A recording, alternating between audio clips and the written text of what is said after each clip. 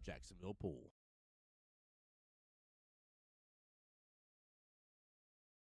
What is up, everybody? Tim Jones here on behalf of Jacksonville APA, the home to the boys Jacksonville Pool, bringing you all the action coverage I possibly can of the 2025 Fall Singles Regionals here. Don't mind the camera there. It's resetting. Guys, we have got a treat of a matchup here for – actually, that is – oh, no. Okay. That's right. We got a treat of a match. Oh, switching tables? Okay. All right, looks like they're switching tables on me. No.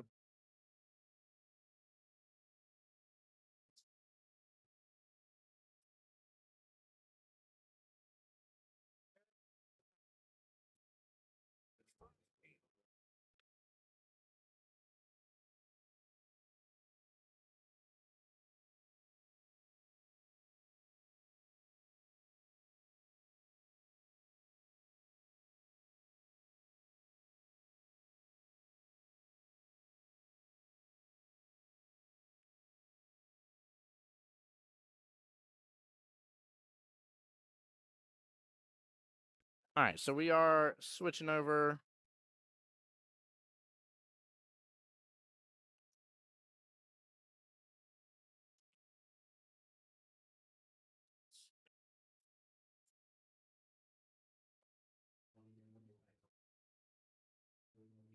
All right, I had it right. There we go. All right, we're good. Hey guys, keep in mind as well here, this is a semifinals match. The wild thing here is that we're down to 4 total players in the semifinals of the skill level 7 purple tier bracket.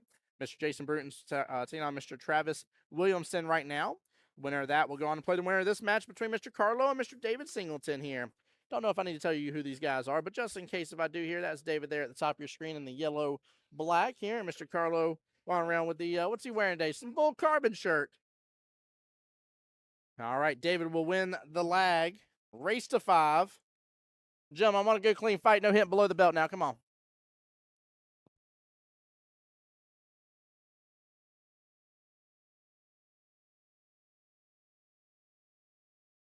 There we go. Looks like maybe a couple of the balls got stuck. Nice thing is probably by the time, because Jason's match has been called, then very likely we'll be waiting on this one, and we'll probably have the finals right after. So, guys, make sure and not go anywhere. Tune in for me.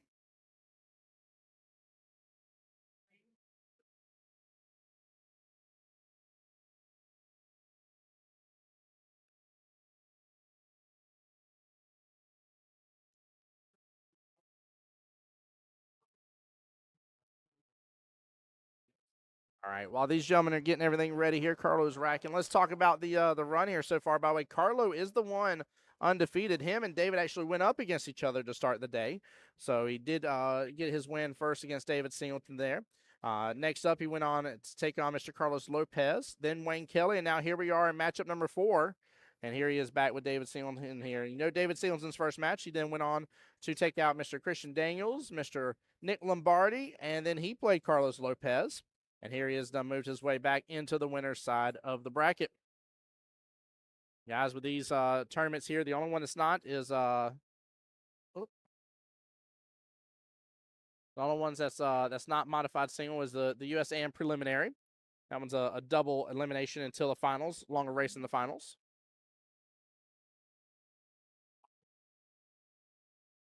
And let's see how these gentlemen do. Oh, you know what? I forgot to share my link. Chat, hit that share button for me if you would.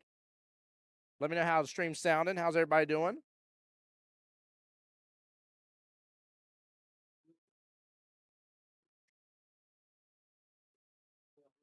Probably by the time I share this here, one of these two gentlemen are going to be out on rack number 1.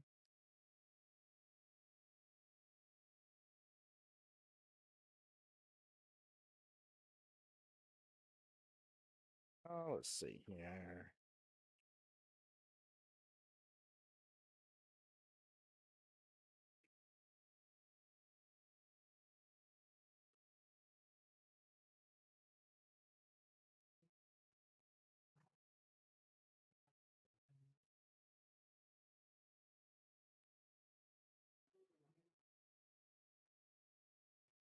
Oh, he might have to do this combo here. I will say David's had some impressive combos. on stream before. So let's see if he pulls this one out again.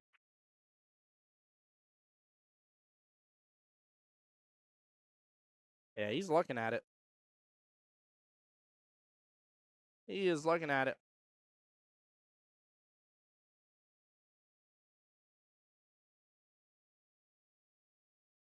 There we go. Finals? No, sir. Nope, no finals yet, Landon Fox. We actually have a different background for the finals here. Let's show you that's the finals when they come up on stream.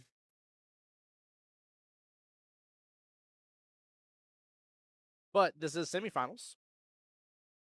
And the only other two gentlemen still in this battle as well is Mr. Jason Bruton versus Travis Williamson.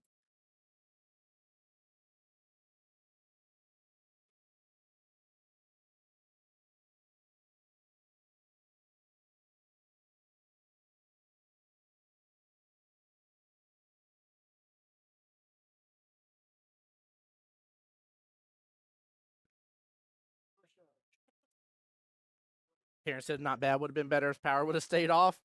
Oh, man. This is messing with your day, isn't it?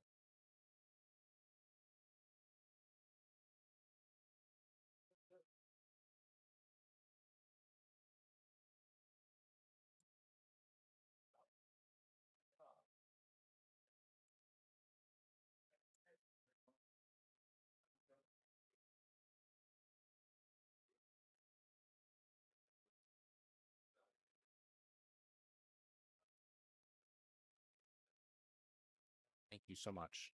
Appreciate you. All right. David in good position right now. 8-ball sitting nice center of the table is going to give him some options.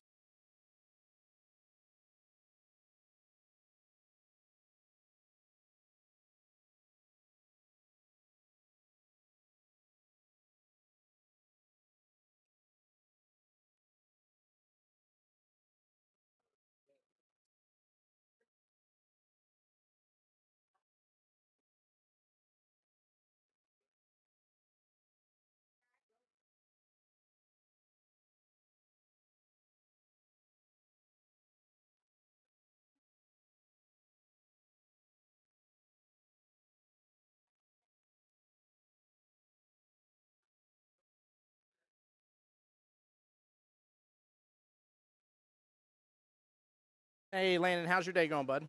How's the stream sounding, by the way, Landon? I haven't gotten your perspective on it. Trying something new here to make sure and cut out a lot of the extra audio. So, Chili, this is, yes, sir. Yeah, Chili recognizing him right off the bat here, asking, is this Dave from the last tournament? Yeah, we got to see him last play at the USAMs.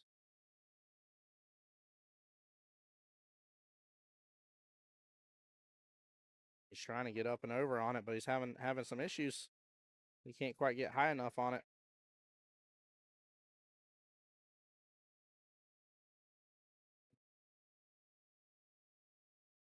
There we go. Looks like he's worked through it. There you go. Nice hit. Oh, right into the one. And Carlos going to say you are good to go. David will take rack number one here up 1-0. But yeah, Chili, you're absolutely right, though, man. Like I said, it was blessed to get to see him play in the USAMs. We had a fantastic USAM preliminary here in Jacksonville, guys. If y'all missed that stream, we had a heck of a good time, to say the least. I mean, it was wonderful. Hey, Miss Cheryl, good afternoon to you as well. Hope you're doing well and blessed. Glad you're here.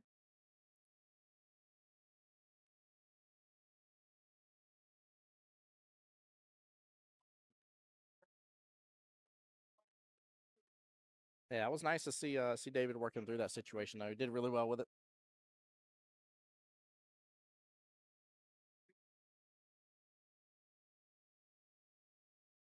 All right. We've already seen a few 8 on the breaks here. Would not be surprised if one of these two gentlemen can pull that off as well. 8-ball got a little movement, though. Kicked straight out, though. Just straight on to the middle part of the table. Not a bad place for it to be, though. Honestly, if you can't make it on the break, as long as you make something, then you're sitting pretty good to have an opportunity on it for sure by the time you clear out the rest of the table.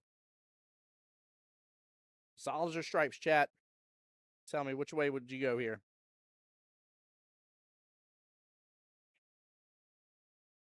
Which way are you going? I almost feel a little spunky here going for that 3 in the side pocket, but then bumping that 13 into the 11 situation. I don't know. That's a little wild combo to start with.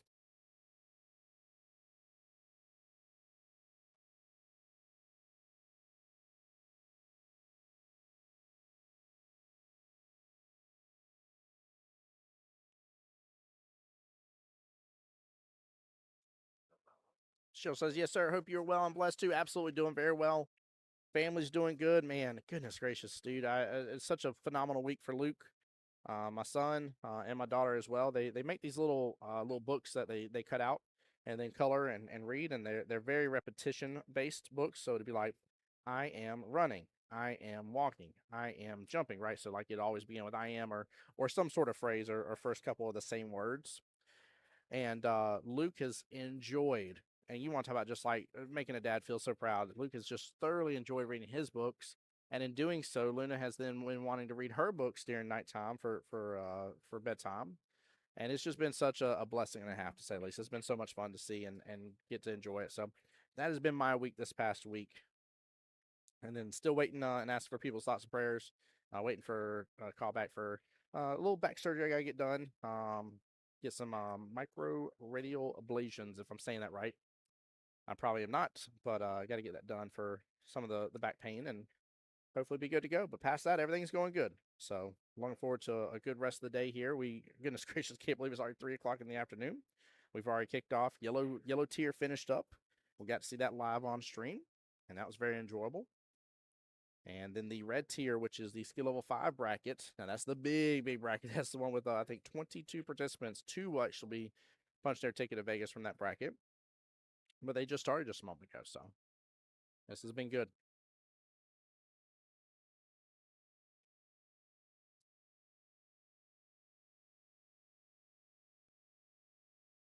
We're taking a moment here. I don't blame on this. I don't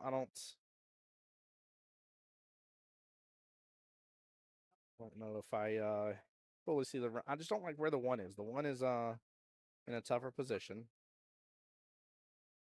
I believe he needs to go 6-7-1. That's what he's looks like he's setting up for. Yeah, kick right back out. He could have went for the 7 there too, but he would have had to draw it over to that left hand short rail and kick back out from there. Now, if there is somehow another window that I'm just not seeing, yeah, I don't think there is. If there's a window right there that I'm not seeing in between that 11-14, some way, shape, or form based on the camera angle, then I'd be like, dude, this run is definitely on here. He's going to rock and roll with this, but.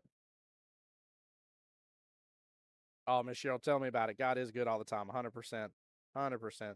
That's one of the cool facts I got to share about this place. When we were here, we did a division rep meeting, and one of the things I love the most was there is written all on the wood of this establishment, and they made sure to write it all through. He just followed that through, chat. He just followed that through. Take a look at this replay. That was beautiful. But there is all sorts of Bible verses and thoughts and prayers and everything written all around this entire room in honor of God and in honor of everybody that pitched in and made this place happen. And it was amazing. Really cool to see. Look at that. I cannot believe he just squeezed right on past it. Great showing right here. Both gentlemen having a little bit of issue on their last object ball though. This is this is indicative of what just happened a moment ago with David. Almost same situation here where in David's case here he had to get up on the table a little bit and stretch across, so the bridge was not helping him. Alan might be in the same kind of boat.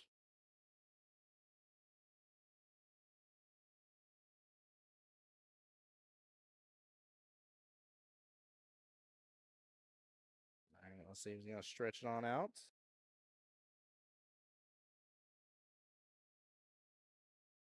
Some nice force follow here would be really good. A little top. Oh, it doesn't spike over too far, but still keeps him in a good window. He's gonna call the top left-hand corner pocket.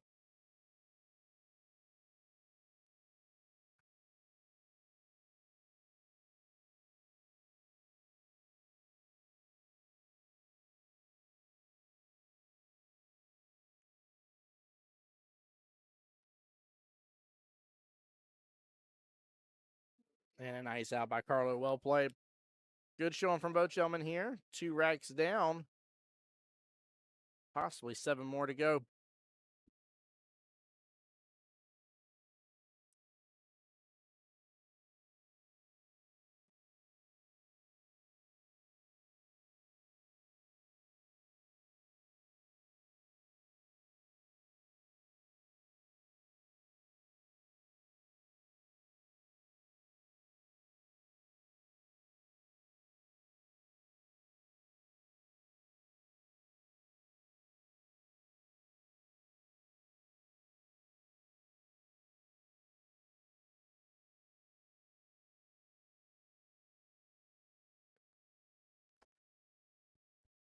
All right.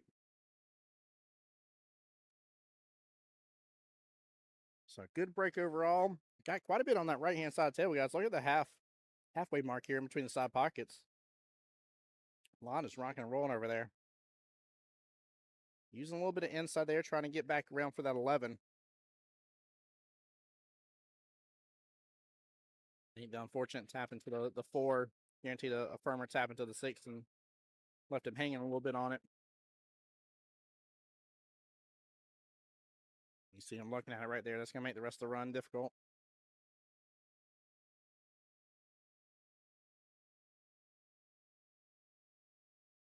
You still got plenty to work with on the table, but plus side though, I mean, it is tying up the access, the natural access for the 4 to the bottom left-hand corner pocket. So it's kind of a give and take, whether it's good or not. Problem is, David has that 3 ball, and with 3 here, he might still be able to get below the 4 to then take the 4 top left later on. So I dare say this is definitely Carlos' problem ball, and that he's going to need to take care of it.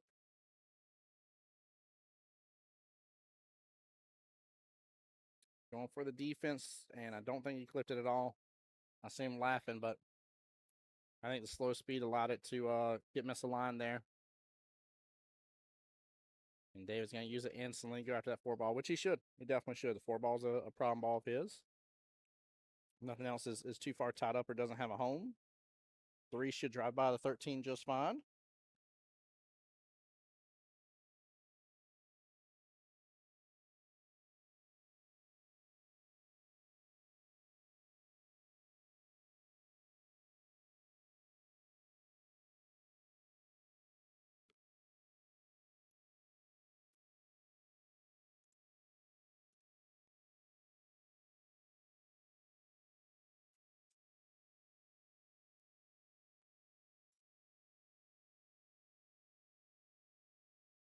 All right, guys, bear with me for just a moment here. I'm going to let y'all finish off a little bit more of this rack here, but we have the blue tier finals coming.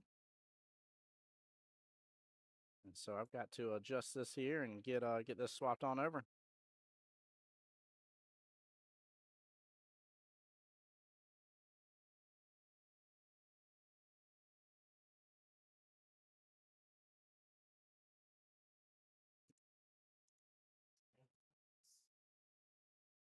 And guys, I'll bring you back to this action right over here as soon as I possibly can.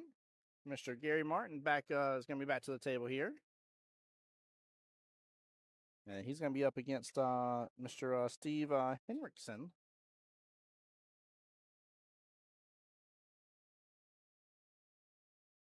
Let's see, both skill level 3, so it'll be a nice little 2-2 race here.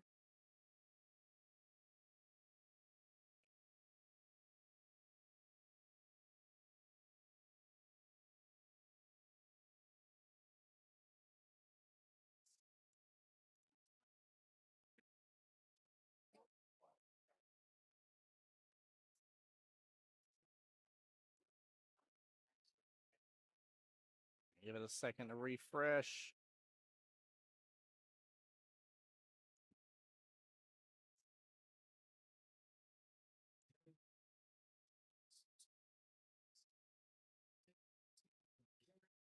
All right, I will switch it back over here in just a moment. This matchup right here between Carlo and David is 1-1 right now. Nice thin slice there in the side pocket by Carlo. And I know I broke away from him for a moment. Looks like David had a pretty good run. Bare minimal if Carlo doesn't feel good about the run here. He can easily punish David on this zone, but I believe the run is on and should be just fine.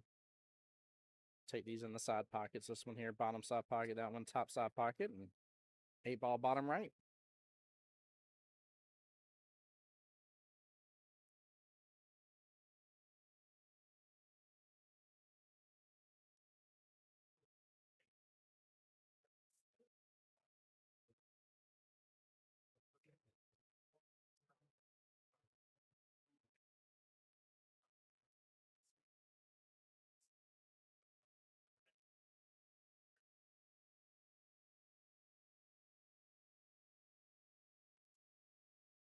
All right. You'll still be able to see the David and Carlo match just based on the way this camera's angled here, guys. But I see Mr. Gary coming on over, so Carlo will be up on that 2-1 right now in the race to 5 against David. Good out. Nicely done. In just a moment, guys. I'll be right back while they're getting ready.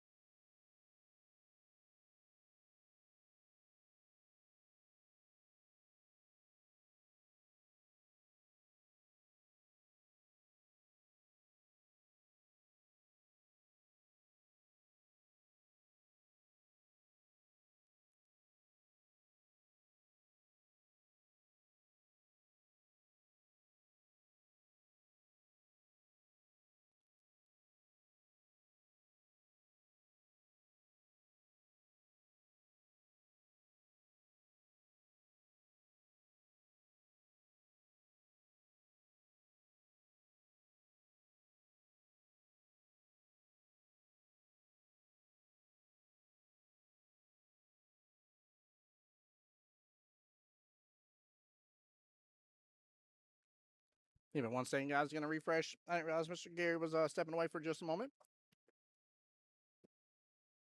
There we go. We're going to come back to this action right now, guys. I'm not going to leave y'all hanging.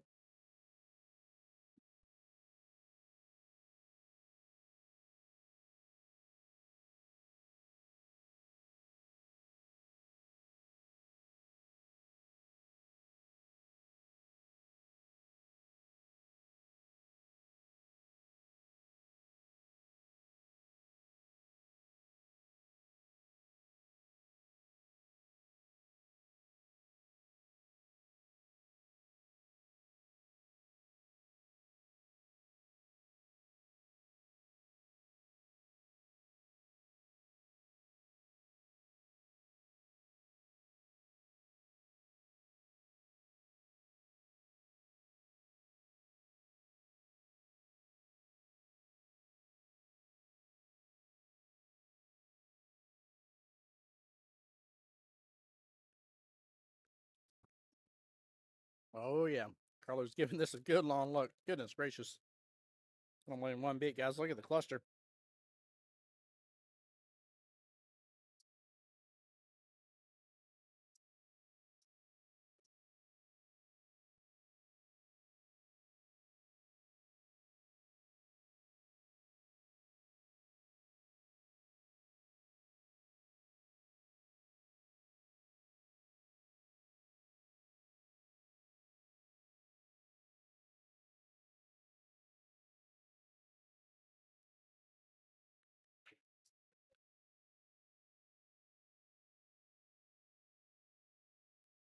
Did a good job. Hit it really good.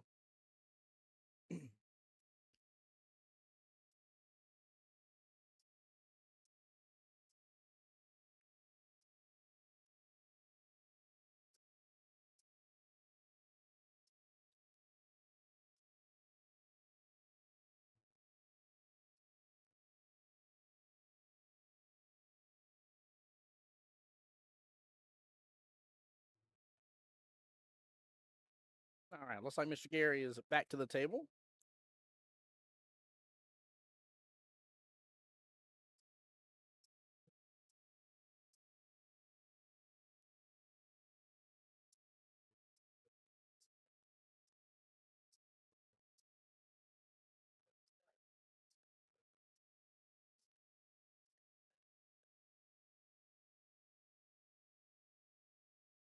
All right. we are going to switch on over.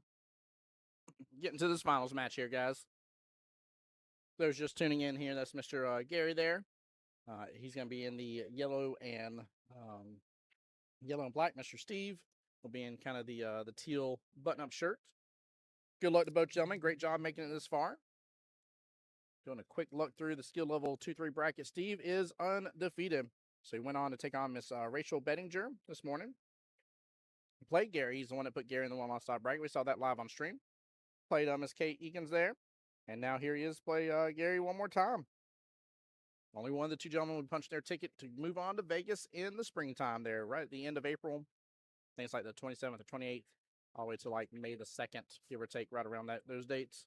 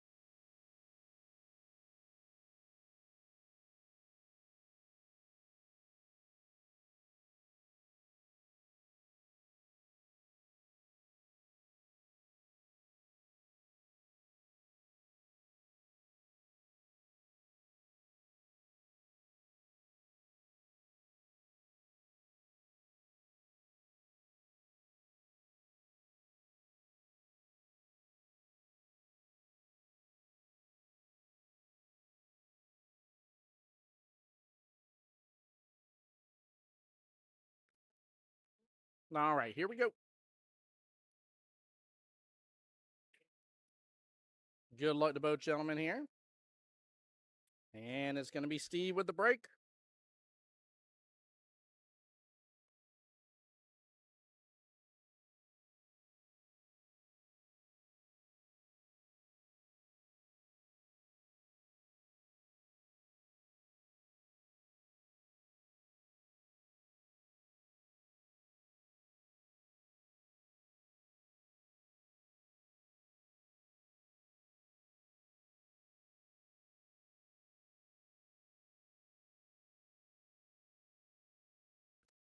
And guys, as I get updates here and can see the match at the top of your screen, I know we started off with Mr. Carlo versus David there, semifinals match.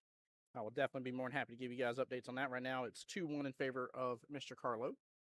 Race to 5 for both gentlemen. Hey, Miss Ava, welcome back, my dear. We had to switch on over now. We couldn't go missing a finals match, right? Couldn't go doing it.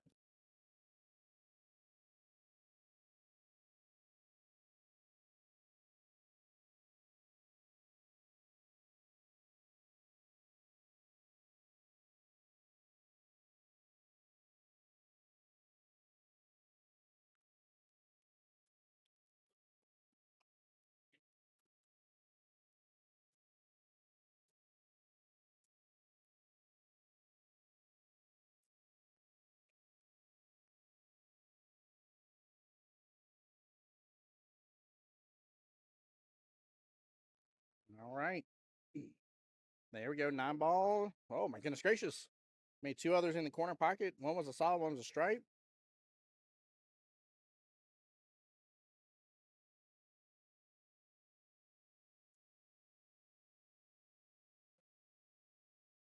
Yeah, 3 balls total. 2 stripes, 1 solid here. Well, I'd be surprised if he does anything but go after stripes.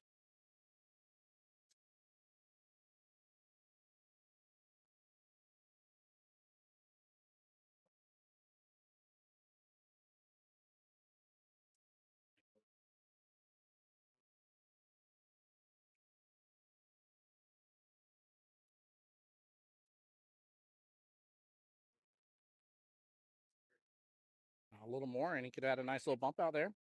He's gonna have a good little start. That's right, Miss Ava. That's right.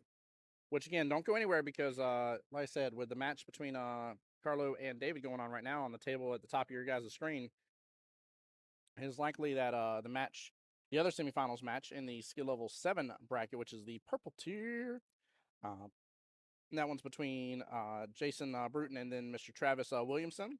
That match was called almost an hour ago. So that match has got to be getting closer to rounding up. It means that we will likely have the skill level 7 brackets here at the end.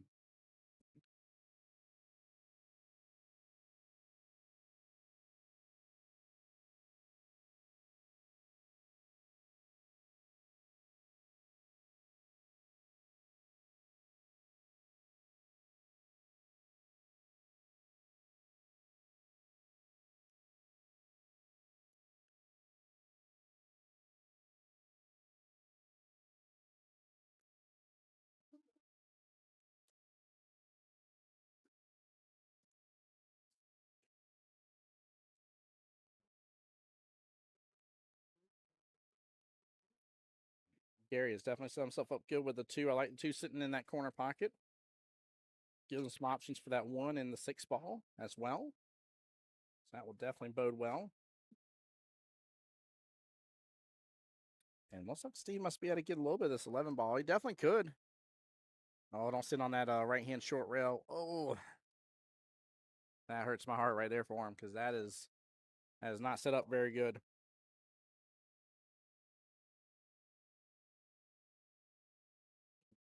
That's going to give Mr. Gary here, a.k.a. Papa G, an opportunity. Chad, for those that remember here, I think it was 2 years ago. If somebody happens to remember and can tell me the exact year, which regionals it was, let me know. But I think it was about 2 years ago. Both Mr. Gary and his wife here won here in regionals together. I don't remember who won 8, who won 9, but they won together as a couple, which was amazing. Jason Lee, right now it is Carlo's favor 2-1, race to 5.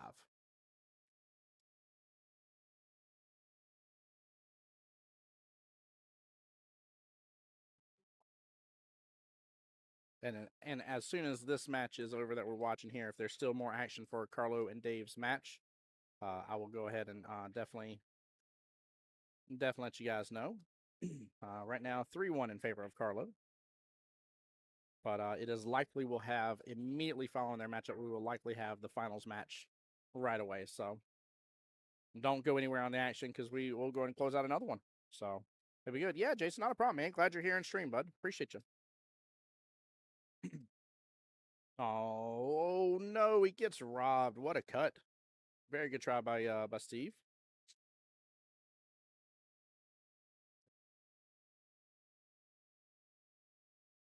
He was still in a little bit of a predicament though, so honestly, him not making that and taking over that pocket actually is not a bad situation at all. Not even remotely bad.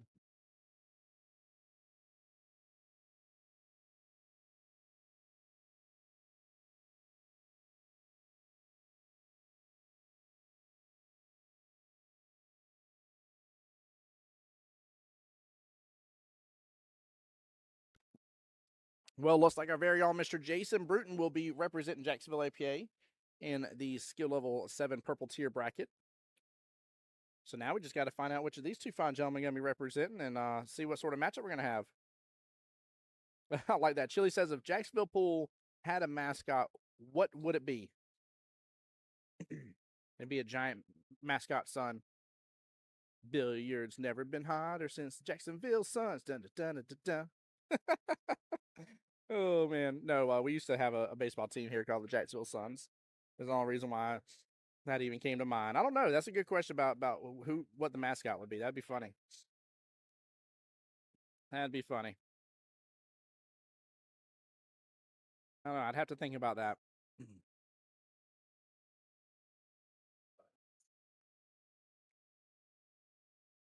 It'd have to be something very creative though,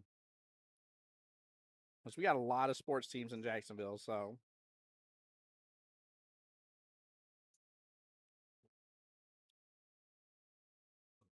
there we go. Karen over there screaming in her office again. She probably just had one of her coworkers. Look at that defense, by the way. Good job, Papa G.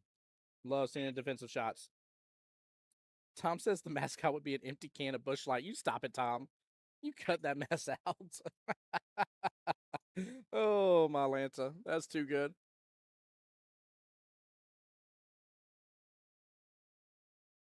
All right, Steve's going to have an opportunity here to get that 11 off the rail.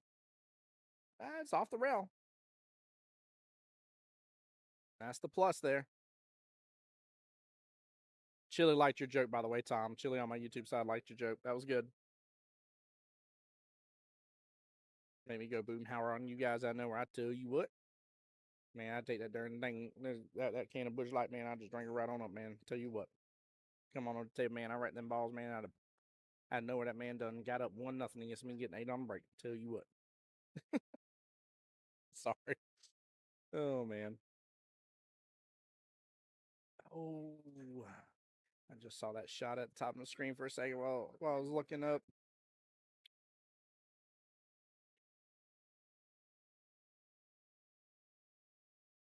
All right, good smooth stroke from Mr. Gary. Set up good for his 1 ball.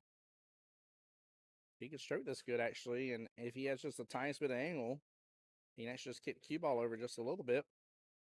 I'll use some bottom here. If he doesn't, if he can still use some bottom and just pull back on it, take the shot in on the 4 in the same pocket. Karen said this time it was my boss. He asked if I was watching football. Let's go. Oh, man. I love it. No, I'm excited. Jason's been shooting good, and it's been fun to see him play. Definitely a good competitor. So I'm actually very, very excited to see how he does in the finals.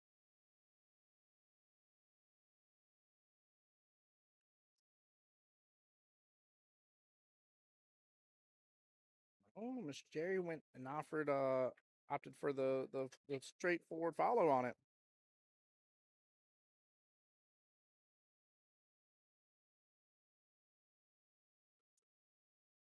Mr. Gary there. It wasn't a bad choice. I mean, I liked. I keep saying Jerry. I'm sorry, Gary. By the way, I don't mean to keep doing that to you, brother. I have a habit of looking over at the names real fast before I start talking about somebody.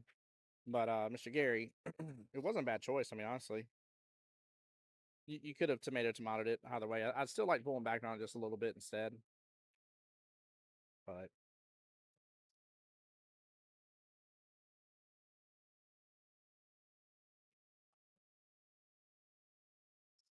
he looks like he's shooting right at the 14 here. Hits it good, actually. That is not bad at all. That is not a bad leave. Very nicely done. Karen says, love the Brutons here. He's one of the reasons I went to a 6 and 9 ball. Let's go. Yeah, same here. Same here. The Brutons are very kind, huge supporters of Jacksonville APA. Great division rep. He's done a lot. So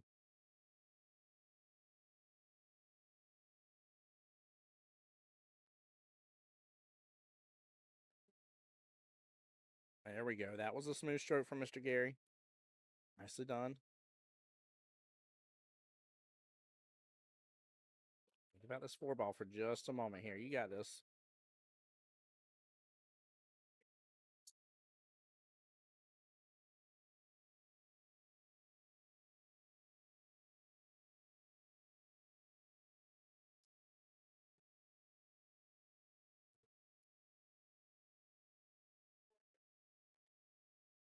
There we go. And that is the reason why that leave of that 14 is not so shabby.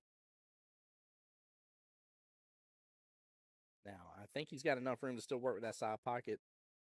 And he needs to in this instance, in my opinion.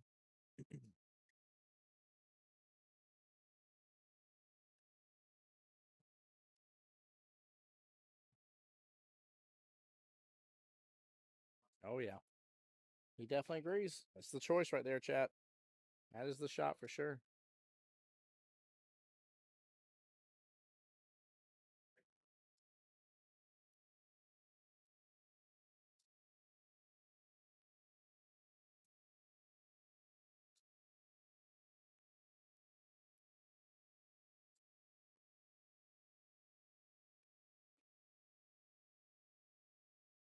All right, Mr. Gary needs to be a smooth stroke here. Let that side pocket do the work for you. I like the speed. Oh, just hits a little bit left of that side pocket. Blocks access to the 14. And that is why you go after that side pocket instead of just trying to go and take over the corner right there. Acts as a little bit of a two-way shot. Has the potential to block up. And definitely did. Hey, there you go. Mercedes says, come on, G Money. Papa G's got it in the bag, Ava, is what he told me beforehand, okay? He said, don't you worry. Papa G is here. I got it in the bag. He didn't say that, but I'm just telling you what I know he was thinking. Oh, man.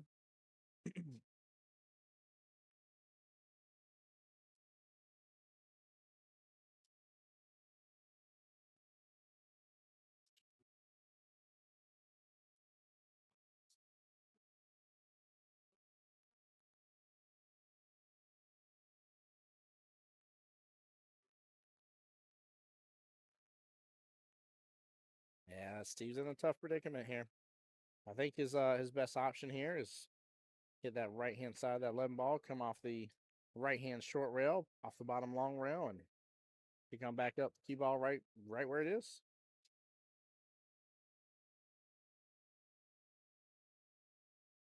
Oh, he's gonna open up the opportunity for that side pocket now. Hey, Miss Ava said no. He would say he left his bag out.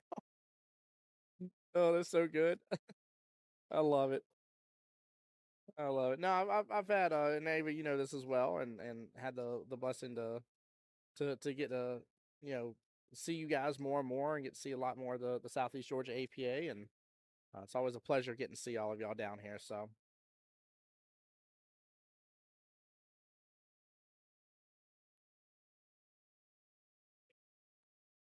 Ava, what year was it that y'all both won?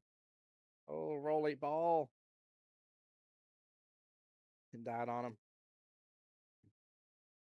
It died on him, ball in hand. Because if I remember correctly, I think it was back when we were at the old 9 ball heaven. I believe. Oh my goodness, my memory's not working the way I want it to.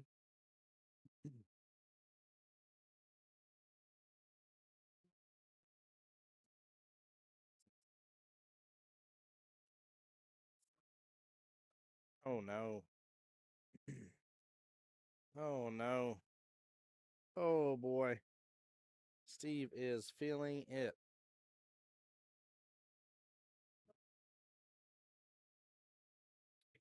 Well, Gary needs to go for the side pike again. Just slow roll it. Tap it on in. Oh, he's gonna switch up and try to go all the way downfield. No, okay, he's just moving the pocket marker. Yeah, that definitely sucked. It was 2 years ago. Yeah, I thought so. I thought it was 2 years ago.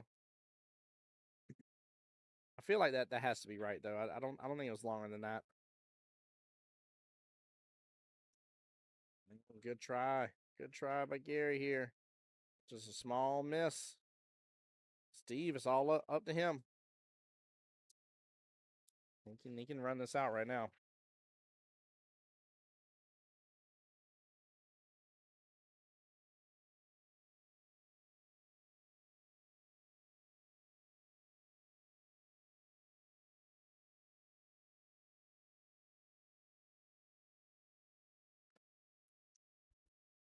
Karen, you were saying? No.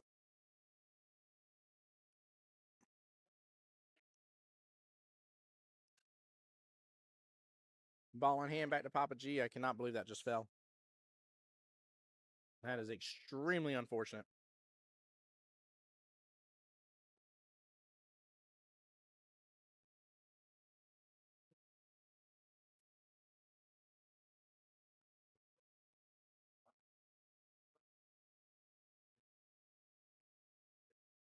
All right. For the potential first rack victory here to be on the hill.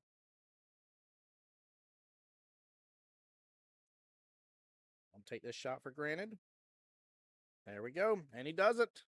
Gary will strike blood first, be up 1-0 here.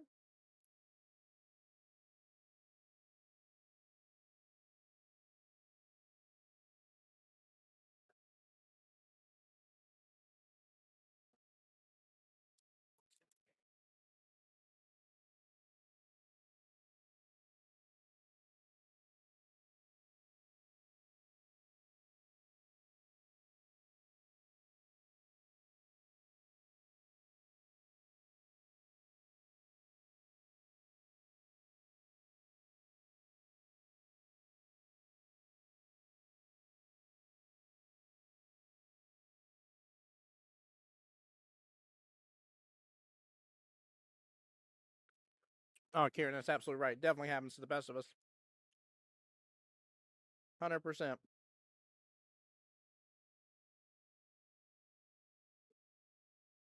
And especially with it being the finals, by the way.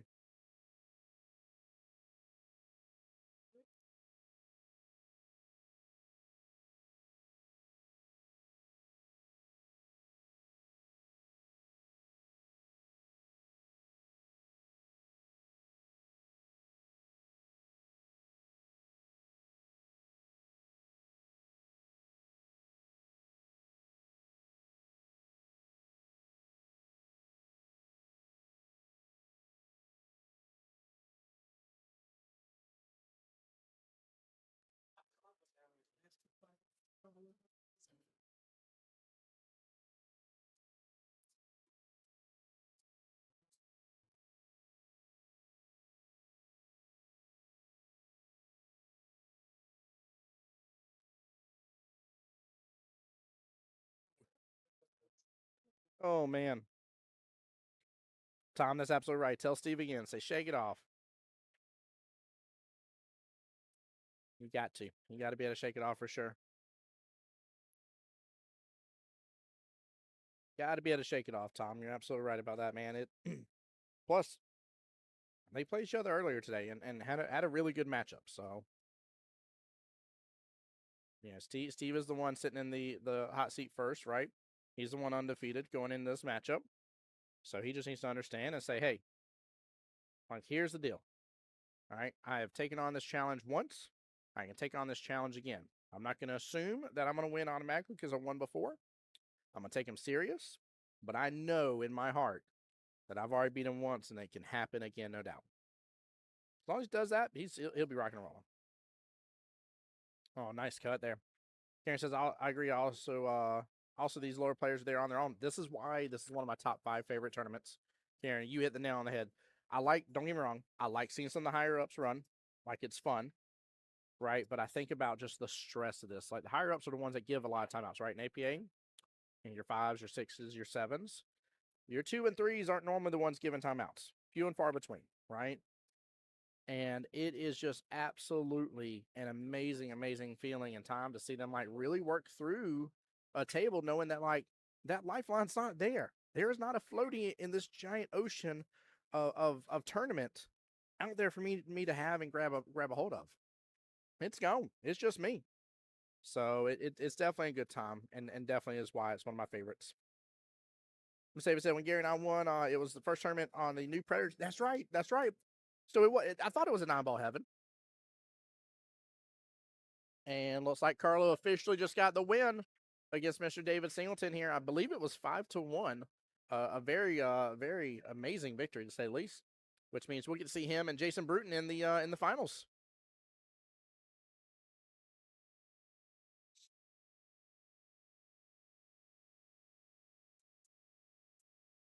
Very well done here. Very, very well done. Tom says, honestly, Legends is so beautiful, and I'm so grateful to have them part of the community. I played first round on that table, and my honest opinion had a severe roll off. Oh, interesting.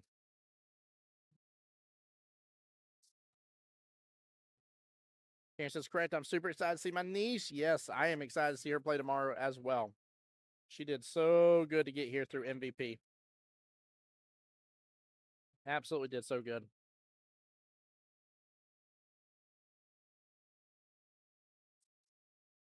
Well, here soon we'll get to see Carlo versus Jason Bruton in the finals of the tier skill level 7 bracket.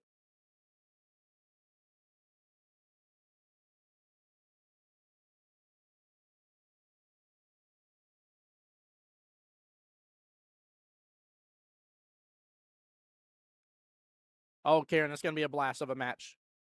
Absolute blast of a match.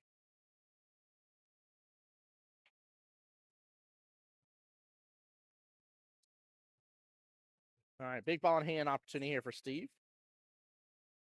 See, he's got a habit, I would say, of starting with some of the easier balls and not going after the problem balls with ball in hand. That would be my main critique here in his skill level bracket is you've got to realize which ball sucks and which one I need to go after with ball in hand.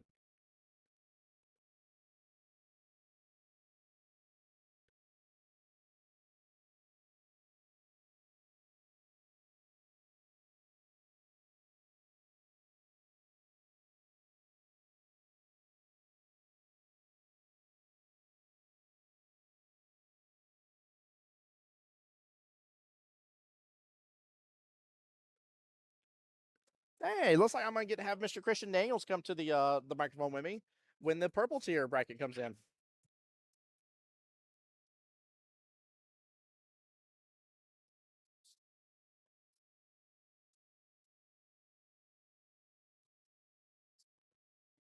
That's right, Karen. She said her niece was from the fishbowl team. Could barely hold a cue at first. She has absolutely elevated her game.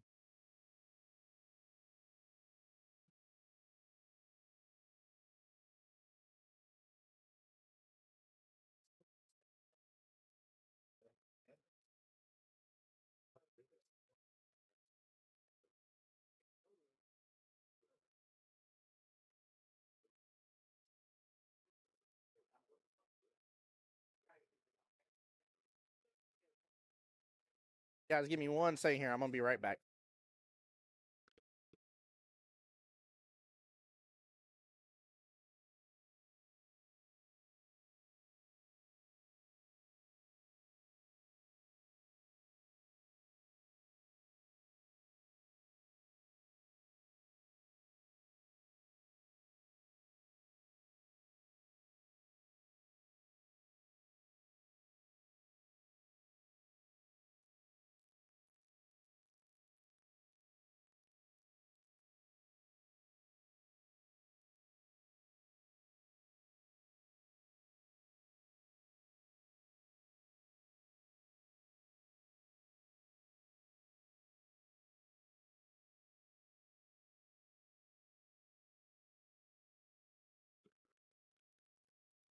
All right, looks like we are going to wait to show the skill level 7 finals here.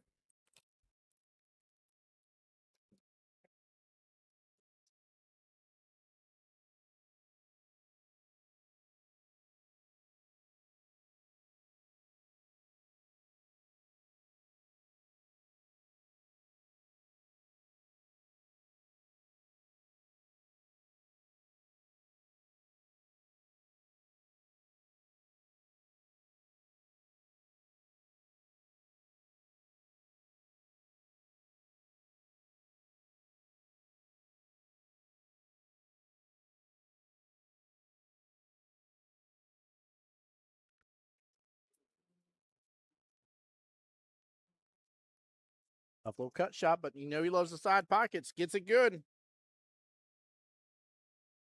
And should still be in view for that 14 ball.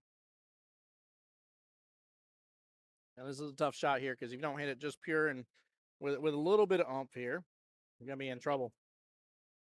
Because it is gonna run in something with that side pocket. But yeah, guys, we're definitely gonna have the purple tier skill level 7 bracket up next for the finals. So don't go anywhere, guys. They're going to give it just a moment and not start that one until this one is over.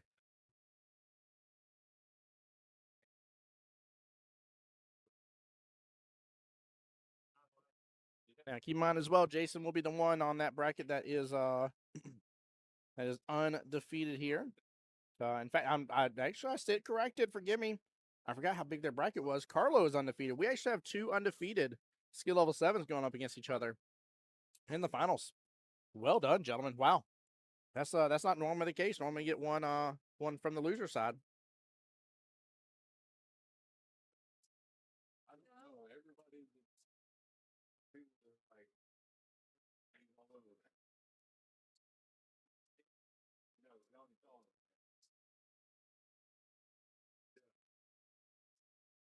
Chili, I'm not sure what you were referring to.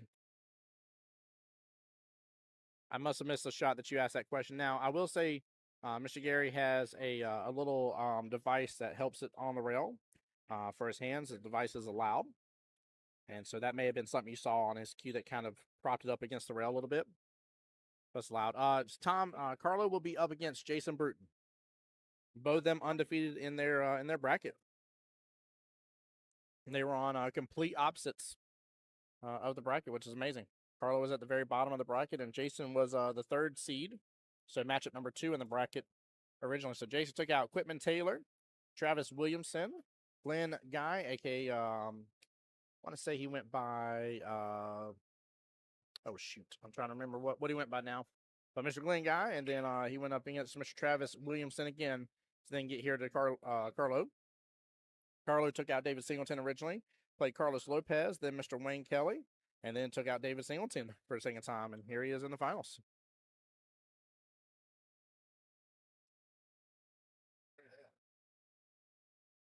There we go. Nicely done.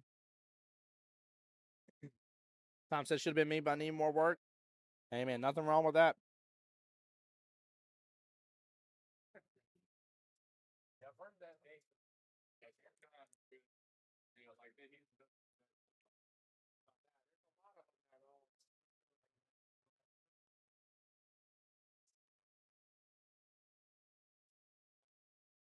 I like his speed. I like his speed. Nicely done. I don't think there's a need for him to try to overdo that shot. Now, the only issue is that cue ball's on the tippy top here. He did not want it to be there. Have a better angle on the 4, so.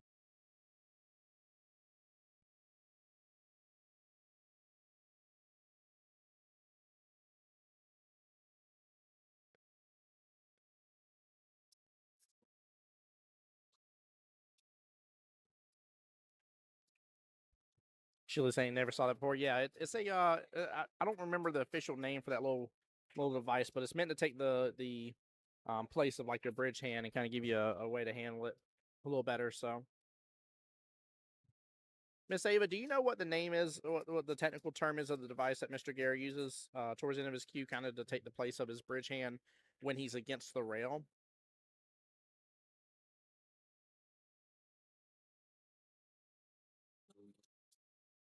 Might even be called a bridge too. Who knows?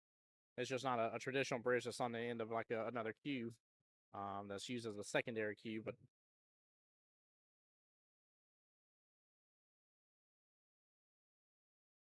ooh, went for the 1 rail kick and full sends the 8 ball down.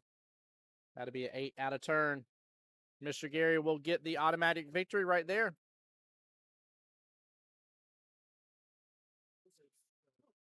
All right. We are going to move on over. It is purple tier time.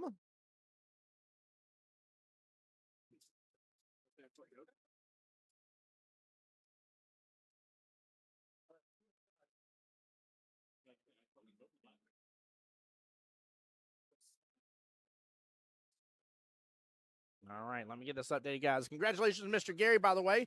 He'll be trucking on over to Vegas in the springtime. Well played.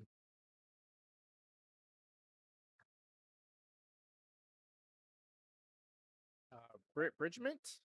Bridgement is the name. Oh, I agree with you, Miss Ava. Miss Ava saying none of us like to win like that. No, absolutely not. Absolutely not. No, that's no fun. Unfortunate turn of events. So, but Mr. Gary did win the first rack for that to be a possibility to happen. So, I will say the better bank shot there would have been come off the bottom short rail. And this isn't even hindsight 50-50 or 20-20 situation. I mean, this is just that's the better shot for him to have gone on it. So, bridge mate or rail bridge. Thank you, Johnny. Appreciate that. Thank y'all for you and Ava talking about that. So it's either called a bridge mate or a rail bridge. I like that. Adam in here cheering on. It says that's my pops right there cheering him on. Big congratulations over to him, to say the least. We get the table swapped on over. Bear with me for just a moment here. Judy saying, good job, Mr. Gary. Yes, good job indeed. Well done, well deserved. Definitely well done, well deserved for sure. Time to get another finals going, ladies and gentlemen.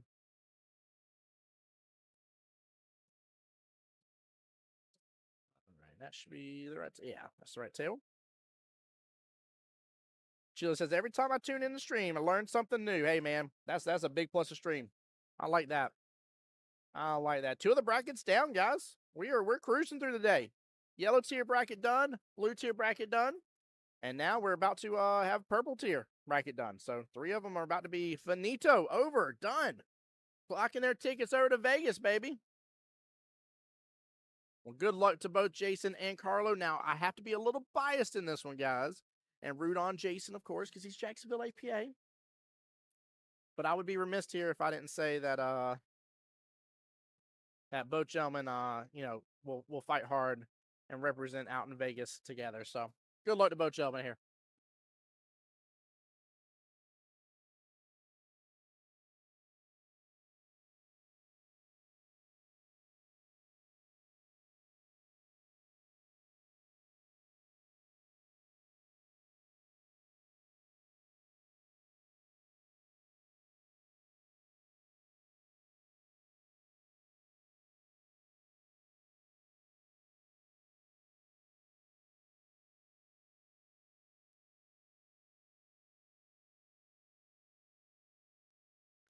Say Papa G, Papa G, Papa G, Papa G.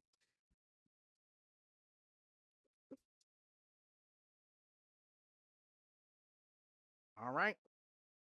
Third finals of the day. And then will only be 3 more finals left to go.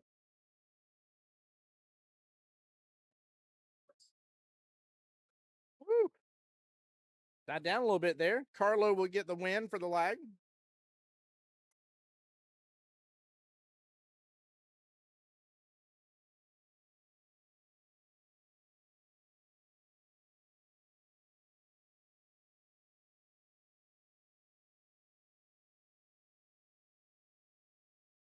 Still hearing that noise background. I think it's weird you're allowed to have that playing. Oh, okay. All right. What's going on, Christian? What's going on, Tim? Thanks for having me. Man, thank you for coming on over and supporting, brother. I appreciate you, man. Yeah, this should be a good match here in the finals. I'm stoked. I won't lie. You know, I go into a lot of these events, and you know, I've been blessed to get to know a lot of people. So I'm like, this match is should go this way or should go that way.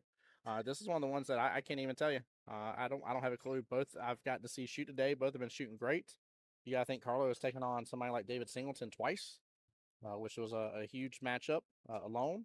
Jason has had multiple 8s on the break, and I think 2 breaking runs. He's going to yell at me now because now I don't remember if it was 1 or 2. But both are shooting good, is what I'm getting at. So nice. I hadn't had a chance to see Jason play either, so it's kind of weird how you know how the brackets work here with this with the regional. So I've been paying more attention to the bracket that I was in, which is the lower bracket of the 7s. yes, But I would tell you on paper, Carlo is supposed to win this, but I know Jason, and if the table is open and Jason has a chance to get out, Jason will get out. yeah, I definitely agree. Yep. I 100% agree, and he's proven that on stream already. That is a backed up fact here, chat. Backed up fact to say the least. Yep. By the way, that was cool. I didn't realize Bobby done walked in the building. Good to see him. Yep.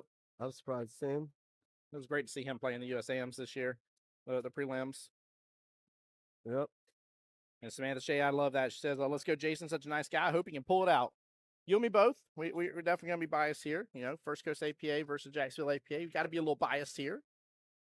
But yep. Like I said, I watched Carlos. I probably watched every one of his matches. And I will tell you, however you want to say it, the pool gods or whatever you say, it's been on his side all day. Yeah. I mean, he's played well. I don't want to take anything away from him. He's played well, but he's gotten a few fortunate rolls. There you go. But hey, you know what? We all need those rolls at times. We all get them. It's a part of the game. Yep. And here he is in the finals.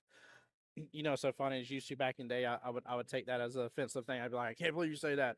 And then like the more like I've gotten to see the game played and myself as well, I'm like, no, it's just a fact of it. Like it's like living here in Florida. It's gonna rain at some point in time. It's probably gonna rain for 15 minutes and then stop raining for the rest of the day. You're right. It's a fact of life. It is what it is. You're exactly right. And I would tell you, like, I'm better at it now, but I'm not the best at it. You know, I still, when the bad rolls hit, I react in negative. And, you know, once you realize it happens to both sides and it's just a part of the game, the best players are able to just forget that happened. Yeah. And go to the next shot. Some of us struggle with that. I'm doing better at it, but the ones that are able just to move on to the next shot. Yeah, that's the ones that win. That's exactly right. They tend to be the ones that go farther in these tournaments. Yeah. Yeah, I was so proud that we had a great matchup earlier. It was for the skill level 4. That was the yellow tier bracket. And I don't know if you got to see any of it, but I don't know if you'll even believe me with telling you this. But Austin. He minus both skill level 4s, both a 3-3 race. Austin started the whole matchup off with 2-8 on the breaks immediately. Yeah, after he won, he walked over to Nick. Nick, him and Nick are friends, and he kind of told the story, and I was like, holy moly. Yeah, if it didn't happen on stream, I'm like, okay, yeah, whatever. Like somebody in the finals of all matches for it to happen on in the finals. So did that go to? It went to the hill. So yeah. I don't know who he was playing, but I would say that whoever he was playing, I would give credit to that. Yeah. That is hard to fade a race of 3, and the guy breaks 2 8 balls, and you're down 2-0, and you haven't shot yet. And just to have that fortitude to come back and take it hill, that's saying, I don't know who it was, but hey, I told props him to him. Yeah, his name's Chance, and I told him that too. I said, hey, I was like, I know you're gonna be disappointed in how this finished. I said, so you may not hear me today. I said, but I hope you hear me in the future here after you're able to work through the situation. I said, I cannot believe how much absolute grit that you just showed on that table. And I said, thank you so much, because everybody else would have given up, man. It takes a real strong player to do what you just went after and had a chance at. It does. So yeah, Carlos hung that ball up. This is kind of what I was talking about earlier. You know, I've known Carlo for years, and he on the 7-foot table, he's such a strong player. yeah, he is. He's the balls he's missing, but then what I've noticed this match is people are not really punishing him for it. So, like, example here, I mean, this is still a tough out here, but he's kind of getting away with missing those balls that he's missed that he normally does not miss. And you know, I've played with him for 2 years now on a 7-foot table, and I've seen some remarkable outs that he does. But the nerves are, everyone has a little nerves right now, you know, and when it's time to pull the trigger, your backhand shakes a little more. And, you know, going back to that breaking the 8, I hate to bring the story up because every time I see him, he brings it up. But Sang, owner of Cue Ball at OG. Yeah.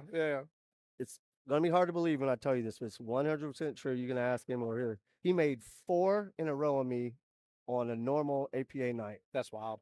And here's the weird thing about it: it was 4 different pockets. Oh, that's even crazier. The 5th one, so he's a 7, right? So it was a race of 5. The 5th one was going, and it got kicked the last second. And I'm gonna be honest with you, I was rooting for him to do it because I didn't think I'd never see that again. Yeah, 100%. So I run him down. It goes hill, and like the donkey I am, I get on the 8 ball and do something crazy, I lose. Yeah. But every time, every once in a while when I see Sang, he loves bringing that story up. But it's a true story. That's wild, though. I'd never seen anything like it. I would have been rooting him on too. I'd be like, dude, do it 5 in a row. Like I'm not even gonna be mad. I'm just gonna high five you. You're exactly right. Like this is one that needs to be written down in the history books. Exactly right. Like, how in the world has this pulled off? Yep. I agree with you too earlier when you're talking about punishing. I was a little surprised Jason didn't play defense on the previous shot before Carlo went after his last object ball in the corner pocket. And Jason did that really well. We saw it on live stream a little while ago. And there's multiple times he still had like 5 or 6 balls left on the table. Yep. And he went in the complete defensive lockdown mode. It was really good. Well, here you're not supposed to make this 7 ball. Nope. So I mean, Jason's a good player. So there we go. Miss Evelyn, this is Mr. Christian Daniels. Tom says most I've seen is 8 in a row, 8 on the break. Oh no. I'm trying to think who it was the other day. Can you just nip that 6 right there? Come off to the right of it?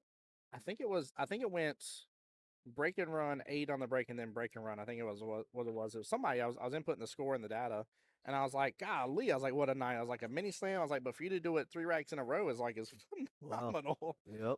My goodness gracious. Yeah, just touch this. I call this the APA shot. Everyone does it in APA good except for me. That's why I was like, what makes it the APA shot? Because I didn't know it until I joined the APA, and I realized everyone in the APA knows it with me. Yeah. Yep. Yeah. We could end up having a potential, depending on how this goes. This can go into a potential stalemate. I don't think it should, but it could. What is the rule on that, Tim? Because I've heard so many different things. Yeah, it's a great question here. So let me cheat real fast, and I'll read the verbatim from the rule book here.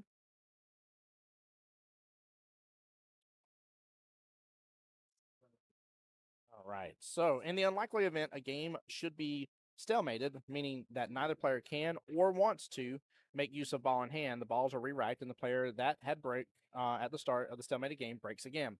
A game shall be considered a stalemate when both players or teams agree. There is no minimum number of turns. That's a common misconception. No minimum number of turns that must occur before a game is stalemated. To score it, you put an 8 ball across the entire game. The innings and defensive shots for the stalemated game do not count. In 9 ball, the game ends, but the points earned stand. Again, the inning and defensive shots remain, and all balls left on the table are then marked as dead balls. So it is marked and scored differently between 8 and 9. Yep. But the big thing there is there is no minimum amount of shots. If you hear some of these guys, they'll say it, they'll throw some numbers out there. Yep. So I'm not sure what.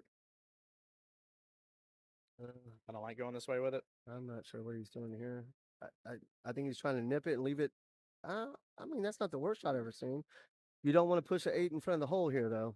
Nope. I mean, there's a big chance to do that. Logan, I think the 3-roomer starts from from one of my favorite rules in high-end pool in some of the tournaments, and that's the 3-foul rule. I think that's where the 3 comes from, because people mix them up. Oh, wow. Yeah, it's got away with it. No, I don't know if he did or not. No, there's enough room off the bottom short rail, isn't there? Yeah, I mean, why take that chance? You know what I mean? There was a lot safer shots to take there, and I like it. Joy in here in chat says Team Carlo all the way. Miss Evelyn says, Christian, what's up? Where's she at? She was just in here. Yeah, I mean, I've been with her all day. Yeah, I don't know where she went. She can't watch Carlo play. Oh, he's got to kick at this ball. So he doesn't have enough room off the bottom. This is where Carlos. I would not be surprised if he doesn't make this ball. Oh, it opened. It opened. Oh, good try. Wow. Oh, wow. Jason got to come on a shot here. Yeah, he does. Here, just forget everything and just make the ball. I know it's hard to do sometimes, but this is your double or nothing situation. That's he's hooked. Yeah, you know what's weird is like what we're looking at here. Yeah. And then when I look at the table, it's completely different. Oh yeah.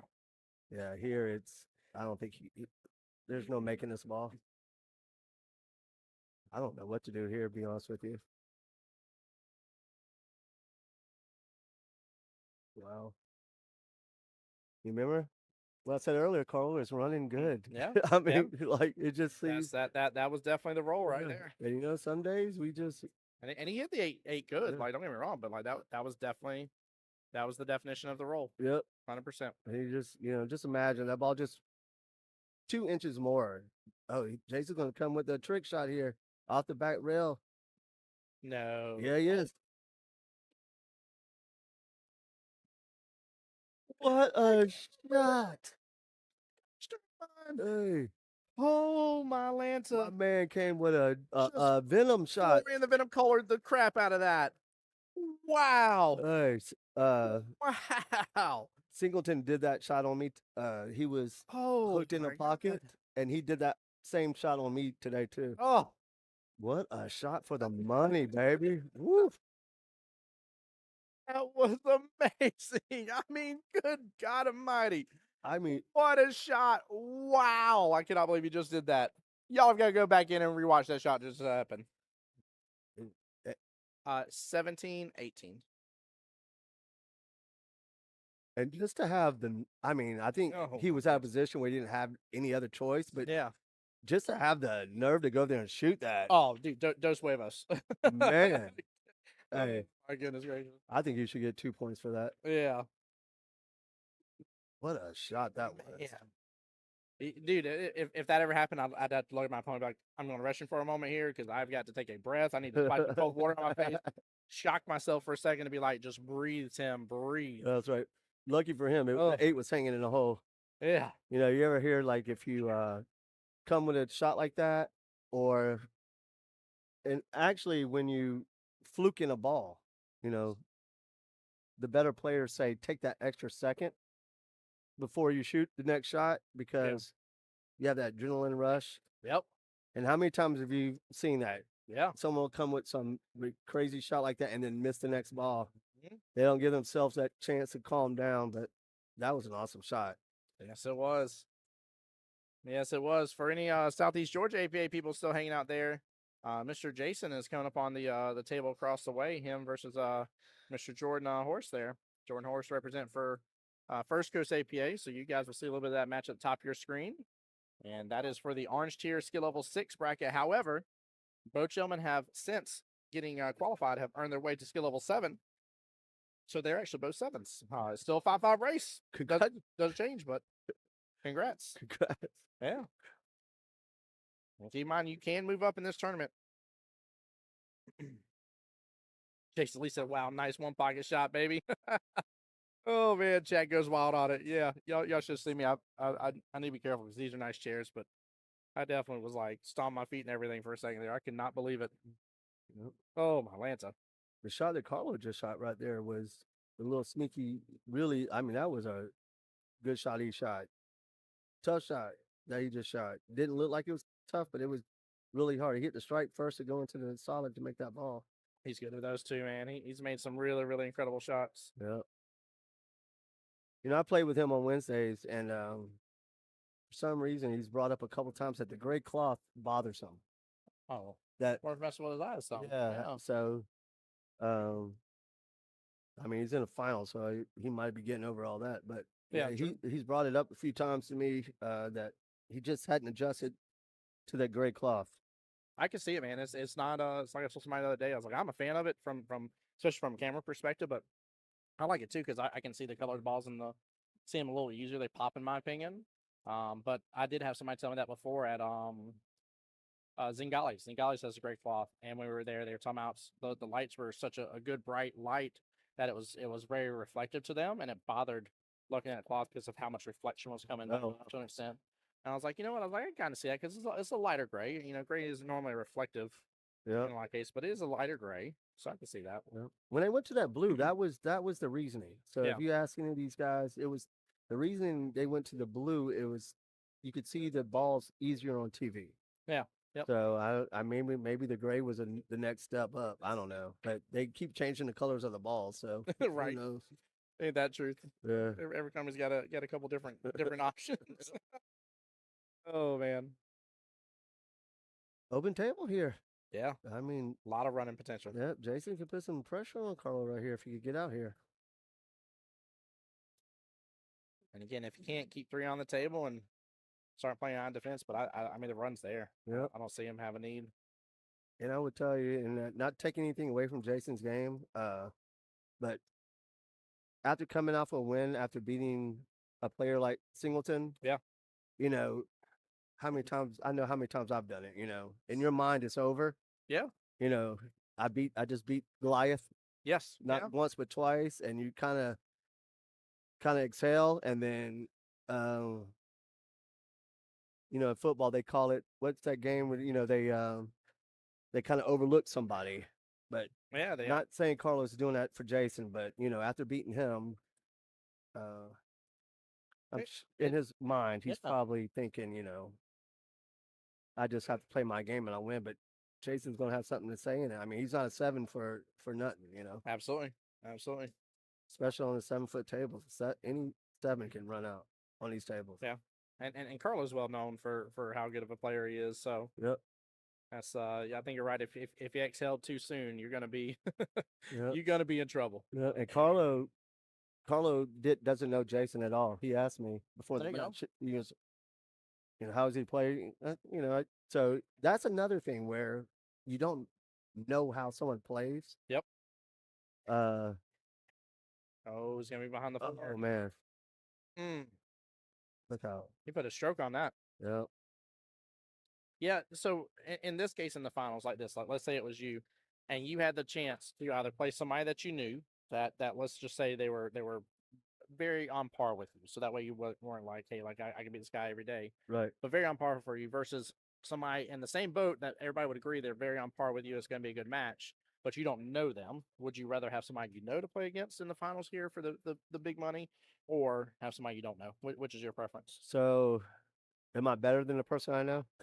That's what I'm saying. Like, like the same. In both instances, everybody around you had been like, whether it's guy A or guy B, it doesn't matter which of these opponents, not guy, but which of these opponents, doesn't matter which, you're on par with them both. Like there's not a day of the week that both of you guys couldn't go up against each other and beat the other. I'm going with the person I know. Yeah. Yeah. It's just a little less nerves. Yeah, that's my thought too. Yep. Yeah, I tend to psych myself out about some other people from time to time. And even if I think you're better than me, I still tend to stroke better and get less nerves Right. because I know you. Right. Yep. Yep. And it's funny with pool, right? So have you ever noticed you start a match and say you miss a couple shots early Mm-hmm. and your opponent's playing really well, they have no fear of you at Yep. that point, and they're playing loose. So, you know, a really good player, a friend of mine, he used to always say, you early in a match, you have to put that fear in your opponent to where he's not free stroking on you. Yeah. Right. Oh, 100%. And 100%. so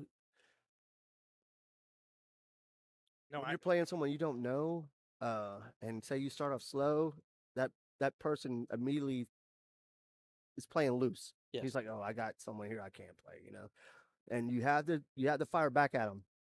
You have to have a couple good outs, put that fear in them that if they miss, you have the capability to run out. Yeah, I agree with you. And that changes everything. Yes, it does. That back arm tightens up a little bit. That's dangerous. Yeah. No, I call it all the time on streams here. Normally it's for a lot of you higher ups, but like I'll notice like there's a shot where like I don't know where you go 2 rails. And it's like, oh man, you didn't have to stroke through that as much to go 2 rails. I'm like, oh no. I was like, I know what that is. They're in free stroke. That's right. It's happy go lucky mode, like it's just normal business as usual. There's nothing stressing them about this matchup, no matter what it's for. Yep. I'm like, that other person's in trouble. I see it right now. You're exactly right. Yep. Gary on my YouTube said he prefers somebody he doesn't know. He says, if I know them, I'm going to focus too much on where I see their weaknesses.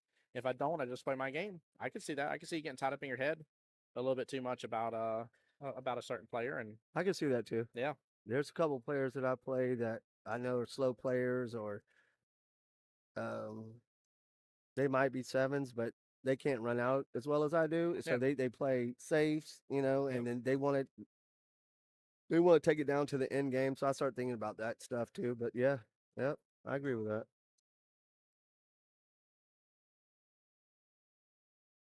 What do you do here? He's gonna I can't tell that thread the needle. Yeah. It looks like it barely does, but just oh no, he went for the combo. Okay. Oh, and he hit that ball right on top of it. You see that? Wow. Yeah. If he nips it to the right, he's hooked. Yeah, that ain't bad at all. That 5 drives right on down, and he can get past 13. A little bit of top. Drive right past it. Don't overstroke it. No need to. You're gonna naturally get shape. You know what? I hate that shot. I don't know why. Did you see how he shot that ball? Yeah. You know how many times have you seen players shoot that ball? I don't care how good they shoot. I think we look at the wrong aiming spot on that shot, because he didn't even hit. He hit the rail above the side pocket. You know. Yeah, he hit rail super early. Yeah. Carl's a super player, but that shot, it gets us. Yes, it does. Yep. Damn. I feel like it's one of the shots that like I could watch somebody like you or Carlo or somebody like practice it and make the shot probably like 10 times in a row. You're right. Like, You're right. And then in this instance, you're like, how'd you miss that? I know where you're like, well, actually, you're right. Like, don't get me wrong. Like, it's not actually that easy of a shot, but somehow or another in practice, it just the difficulty of it goes away. It's like that side pocket reaches out and grabs you. Yeah. Yep. Yeah, guaranteed. I said something bad about that side pocket's mama, and it's like, wait a minute, what'd you say? Just a little punk forward out of nowhere. You flinch. You're like, I flinched. Oh no. Oh, Lord, I can't believe I just described it like that. That's a good way to say it. Yeah. Like when I played single today, I got a text, "Hey, Juwan, he beat me like I stole something from his mama." Yeah. Oh man. I think it was 5-0 in 4 innings. Goodness gracious, yeah. I mean, he was doing trick shots. Jason's up 2-0 right here. Yes, he is. Carlo, good lead. Yeah, I mean. Hey, there we go. Ray in chat here, rooting on Mr. Carlo as well. And then I missed your comment earlier, Tom. Sorry about that. He was talking about Jason was a 6 last year when he beat me in the finals. I remember that. Because we were, that was at Beach's Cue Ball, if my memory serves correctly for that one. That was a good one. Karen, don't be getting in trouble at work now by yelling too much. she's been telling us in chat a couple times when certain people make plays, or whatever. She's like, "Let's go," and she's like, "My coworker just came in to check in on me, make sure I'm okay." Hey, Mama Lane in chat, what's going on? I'm glad y'all are joining us here. Got Mr. Christian Daniels in the booth with me, hanging out. Hello, guys. Hello, Mama Lane. Mama Lane, aka Gucci. Yep.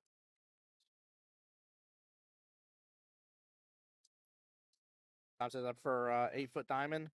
I don't blame you on that. Some people, especially in the game of 8 ball, I'm surprised I didn't hear that more today. There's plenty of people that do not enjoy the game of 8 ball on a 7-foot table, and I don't blame them. It's tougher to get a spread. I would tell you. So you hear people say, 7 foots are so easy. No, it's not. It's a total different game. Yep. You got to look at it like that, right? Yes. You have to look at even between 8 and 9. To me, this is just my opinion. The easiest game in pool is 8 ball on a 9-foot table. Yeah. But the difference between that and this is night and day. Mm-hmm. I mean, it really is. You have to really know how to go into the balls and break them up. If you watch the really high level players, their ability to just go in these the balls that are tied up and just get on the right side after breaking them up and run out. That's another level that they. I always say this. There's players in America that could play with the best players in the world on a bar table. Yeah. Have no chance on a 9-foot. But there's players out there, I can name Jesse Bowman, Jason Kirkwood. These guys are 7-foot specialists. Yeah. They could beat the Sky Woodwards. A shame. I mean, it's tough to do. Beat those, but they would play those guys even on a 7-foot. Would have no chance on a 9-foot. But they play so good on these tables.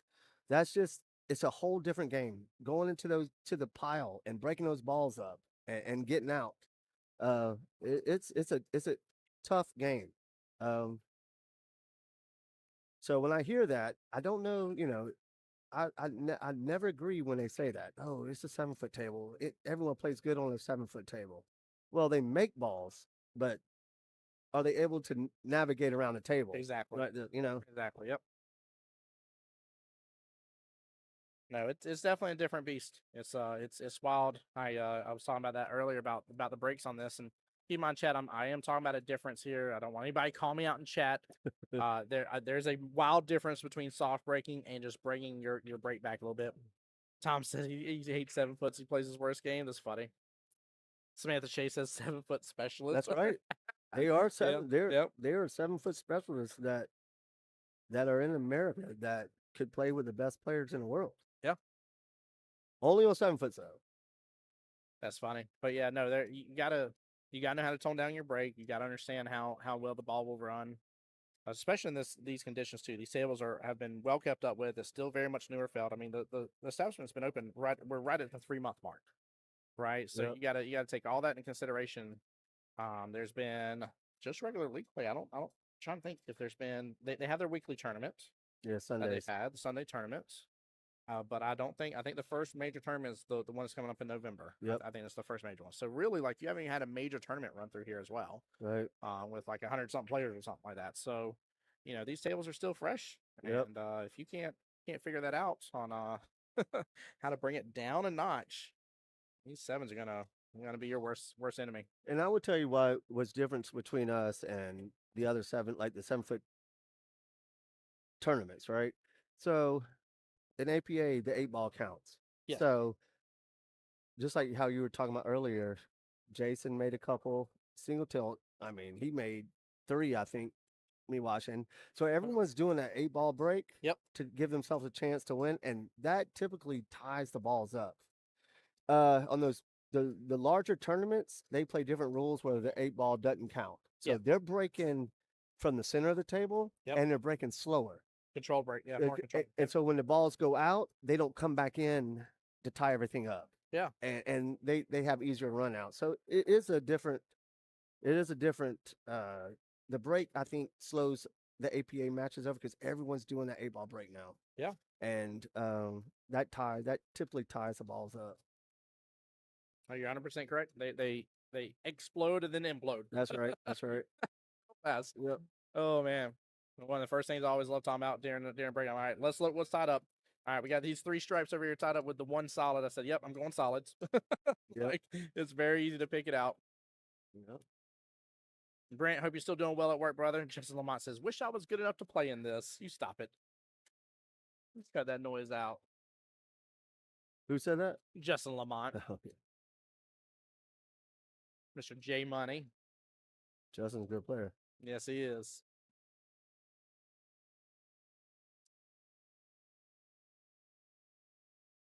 There's an open table here. Yep. I mean, I don't see anything that should stop him here. The two's a little funky, I guess. Not really. We'll see how he plays it. I think I go here 6-4. Yeah, 6-4-2. Yep. Does he have? Well, no, he's got the 7 down there. Oh. Yeah, he's gonna have to go out the 7 right. Oh, you know what? I didn't even see the see 7. the 7, yeah. Well, this is a shot of the rack here. Yeah, what's going on? Since I play on 8s and 9s so much, when I go to Vegas on those baby tables and wide pies, I didn't know what I was missing. Right? Oh man, that's so true. That's so true. That's why I like playing 9s. Is You missed that ball. Oh yeah.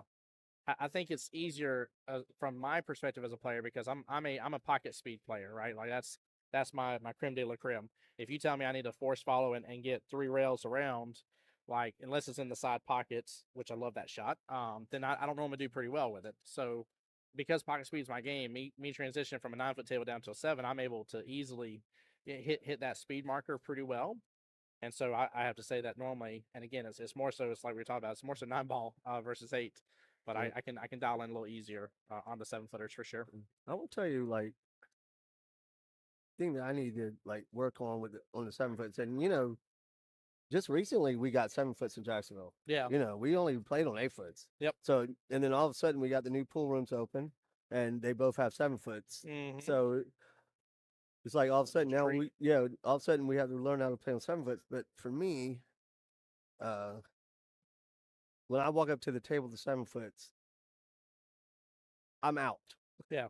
And unfortunately, it never works out like that for me. And then so I run out, don't get out, and then you know how 8-ball goes. If you make all your balls and you don't get out, it's easy, right? Especially the higher level players. So yep. I got to calm down with that a little bit. Like if I'm not 100% sure I can get out, stop trying to ESPN shot it and bingo. Yeah.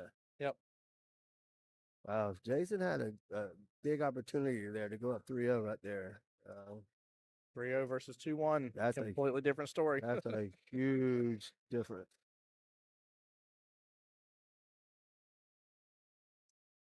There we go. Good setup, Carlo. Nicely done. There we go. Getting on the board, baby. Oh yeah, he got down straight that fast. Yep. I love it. And here's the thing, right? So we don't. And Jason is a good player, but Carlo has a higher gear, and we don't. If I'm Jason, I'm trying to take advantage of those tables because it's a matter of time when Carlos will hit this gear, and next thing you know, he just ran 3. 100%. Yeah, but so far Jason's playing good. I definitely love it. John Hummel, what's going on, sir? He says, who? Correct answer to that always is Tim Jones. What's up, bud? Oh, my Lanta. Whoa, did you see that? Yeah.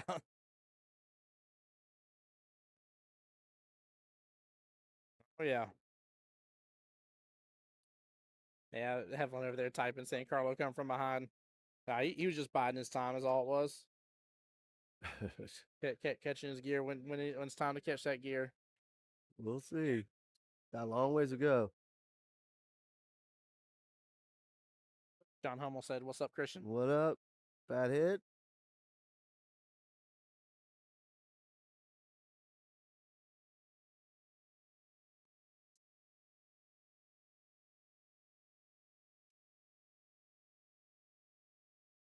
Let's see. So is he solids?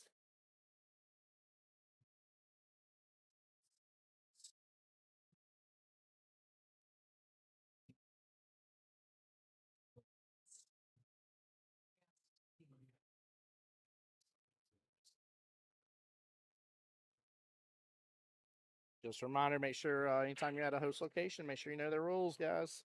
I love that rule. Yeah, I do too. I can't stand it because what happens is y'all didn't hear it over the live stream, but Marianne was just calling out there's no smoking or vaping allowed inside, and some people get those giant puff clouds out of nowhere and it just lingers on the table, and you're like, what am I supposed to do? Yeah. I didn't realize we had a chance of fog over here while I'm playing. So, And exactly. Mr. Kevin Early in the house. What's up, Kevin? How you doing, brother? On the YouTube side. Evan said Carlo can't win off the bat. He has to stress me out. Well, he's doing a good job of it for sure. Oh, I love it. John said, just got home, spent the morning at the soccer field. There we go. And this afternoon at the softball field. Well, brother, I hope y'all are having a blessed family day, man. We, not this next weekend, but the weekend after, we're going to go do our usual at Amazing Grace Farms and go enjoy a family day over there. Oh, what a shot that was. Beautiful carom right there.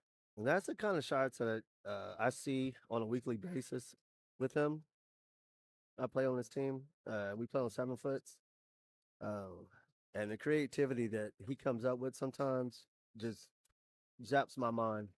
By the way, it's almost like you summon him sayings over there. It says, hi, Tim and Christian, watch from Vietnam. Oh, so really? You'll never believe, by the way, we had the skill level 4 finals, and I was watching, I had the mic or camera on this table where we have right here. And we were watching Wesley and Carlos play against each other. It was hill for them. I'm like, well, I'll jump over as soon as this rack is done because, it ain't going to be long for them to get through the rack. And next thing I know, guys like up 2-0. I'm like, what happened? And the guy in the skill level 4 brackets made 2-8 on the breaks in a row to be up 2-0 in a race to 3. It was wild. Absolutely wild. So I brought up Christian's story about you and yours and his battle. When you made all the 8s. All those 8s, yeah. Oh, yeah, do a fall festival too. Yeah, Amazing Grace Farms is my favorite one. It's a bit of a trek from where we are at the house, but it's always been worth it. Plus, we've went, since before Luke was born, when we first had Luna, and went when he was born. The only year we've missed, I think, was just last year. So, past that, we've been going every year. It's kind of our family tradition. What up, JT? How's it going, brother? What's up, JT?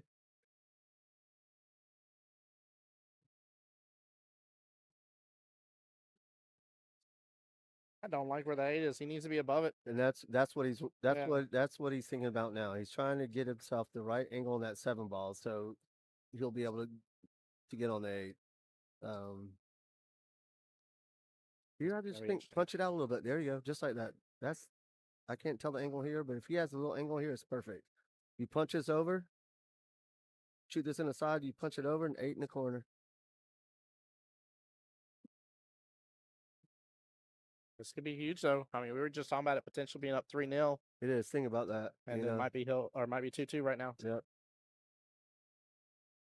There you go. Kevin said Christian keeps being knowledgeable. He stayed below it. Wow, that is brave. That was interesting. I was really worried about all 3 stripes over there. Who said that? Christian what? JT says Christian Daniels. I'll give you the 7. I'll take it. I need it. Stop it.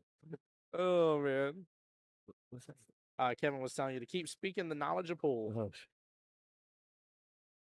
Christian has it, that's for sure. Woo, nice out. Man, that was tough. He made it a little tough on himself, but he did it. I was really worried. That's why I immediately said you got to be above it. Because I was like, anything else, you may run into that crowd and start messing with stuff. He must have been straight. Yeah. You know what I mean? From here, because here it looked like he might have had the angle, but to go forward like that, he had to be straight. That was impressive. I'd never do that. I'd end up hooked. That was awesome. By the way, guys, y'all see the new Razin tables right there in terms of the rack. So you got the little tray, and rack goes on the tray. As the balls get potted, they drop right into the rack, and you just pull the whole thing up and put it on the table. It's nice. When I was stationed in Korea back in, it was like 2012, they had it. Yeah? Yeah, so this is nice. So since this is the first place I've seen had it since I've been over there. First place in the States for sure. That has ever had these new Razin tables. Well, I mean the how it racks it. Oh yeah.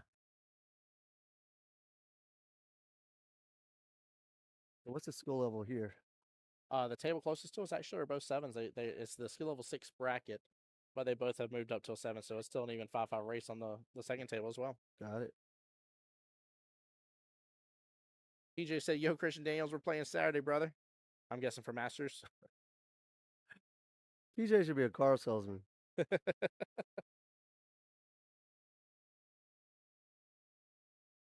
That right there, that simplicity of the shot. Now, don't get me wrong, Jason's been showing it too, but that right there of the pocket speed and stuff is why I kind of favor Carlo a little bit on it. Yeah, and it looks like Carlos starting to feel comfortable now. Mm-hmm. You know, But Jason's had, I mean, he's had a couple breakouts on stream too. We kind of talked about that earlier, the ability to get the breakouts yeah. at an S there without overdoing the shots. He's had a couple of them too, which have been very impressive. So, I mean, really the only bad shot I've seen Jason shoot, and wasn't really a bad shot, was that chance to go up. You know, he had that chance to go up 3-0 there. yeah. Or 3-1. But, you know, again, you don't want Carlo to start feeling comfortable. He didn't know Jason, so when you don't know that player, you got some hesitant. You know, you're hesitant and you don't know how to, like, should I try to run out? Yeah. Because, but if I miss, can he have run out? You know, you're thinking about all that. Now he's kind of, I think he's probably got a feel of Jason's game. So he's going to start feeling a little more comfortable. I agree with you. Yeah, I definitely think about that too. As it's like, hey, like they still have this problem all tied up. I still got another chance at the table, so I'm gonna go and work on this situation or work on that, and you know, or maybe I'll work on a different problem ball early because I'm like, well, there's not a chance I don't get back to the table. Like if they run 6 on me in a row, like it is what it is. I'm gonna clap and shake their hands, like congrats, but I don't think it can happen. And it ain't nothing against them. Like I'm not wishing bad against somebody, but yeah, like you got to think about that. Yeah, like when Singleton beat me today, I was like, dude, that was awesome. Yeah. There you go. It is what it is, man. Say the man's hand. Yeah, I think he felt like he owed us something. We beat their team in that Southeast Challenge. Yeah. So he was even talking about it during our match. Oh yeah. So I think he brought Logan's. So him and Logan play first tomorrow at 9. Wow. He even brought Logan up tomorrow about That's interesting. Yeah. So yeah, that was a little bit of a revenge pull right there, is what that is for sure. It was. I had no say in that match. I mean, I was like, that was awesome, my man.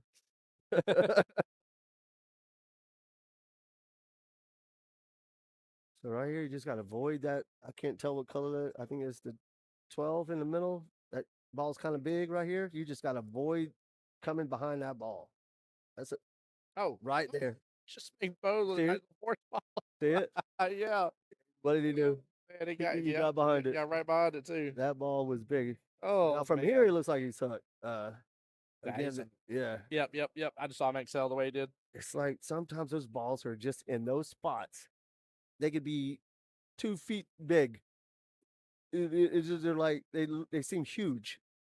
And have you ever heard that the last thing you think about before you shoot is a lot of times that's what happens? Yes. So I promise you, when he went down there right there, he was thinking, "Don't get behind the 12 ball." Yep. Right, and then lo and behold, sometimes I think like maybe I should tell myself opposite. Yeah. Get behind the 12. Yeah. It'll come out perfect. I've started to refuse to take shots. I'll look at a different shot on the table if I'm like, I'm not going to make this next shot, and unless I have to go after that shot, like if it's my last one or something. But if it's not, then I will force myself to change up my shot on something else because I know no matter what I'm going to miss. Yep. So I'll just stop and go defensive or something. Do something else. Otherwise, I'd much rather give them something harder to deal with than me be like, well, I just sold the game out. Yep. Because I knew I wasn't going to make it anyways. Yep. It's just so weird. You watch so much pool, you just see that 12 balls in the middle table. It's going to be here. He's got to be careful here. Coming up behind this ball. Yep. From our angle, he might be. It's a scratch here. It is a scratch shot. Yep, absolutely is.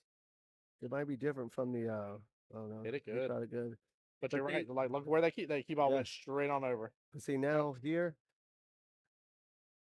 Honestly, there's no reason Jason should ever lose this game, or any 7 should lose this game, because the 8 ball's in a bad situation. Yep.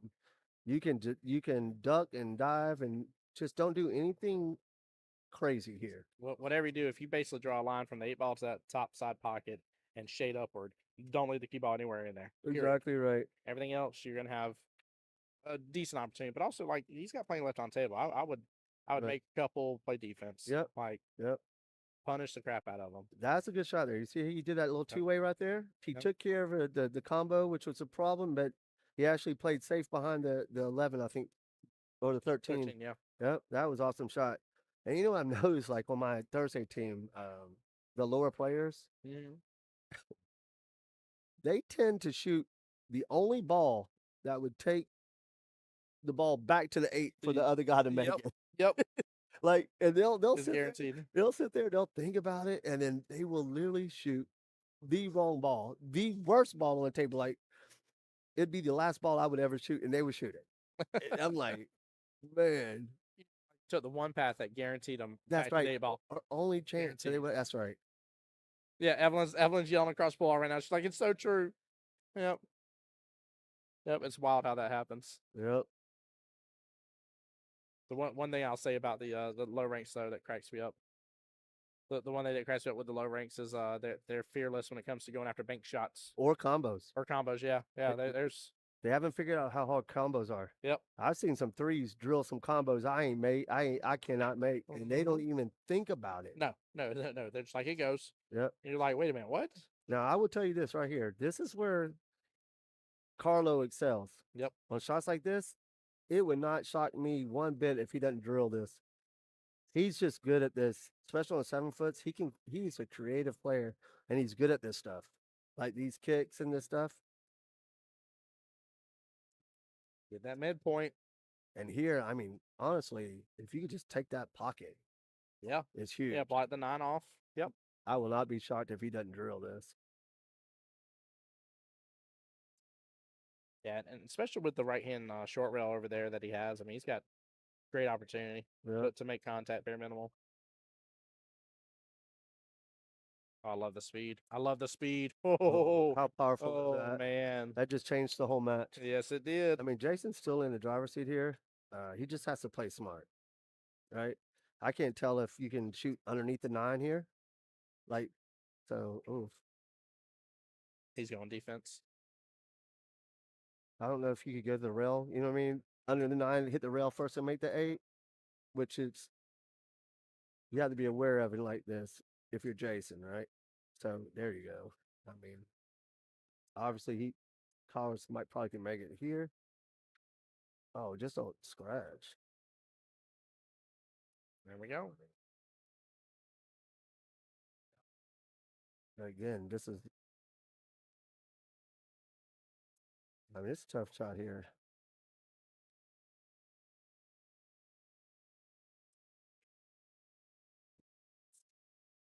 Yeah, this might force a little bit of that 8 away from the pocket. Yeah, I think he has to go to the back rail.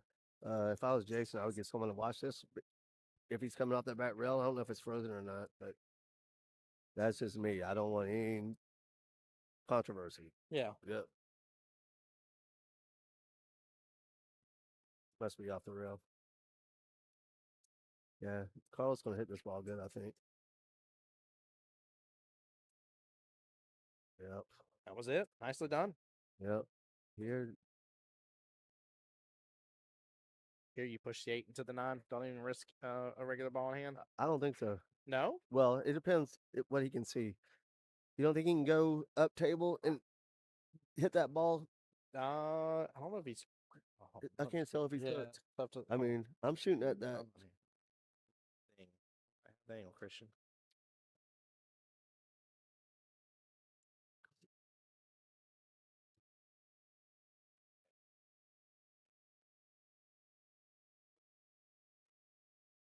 Sorry.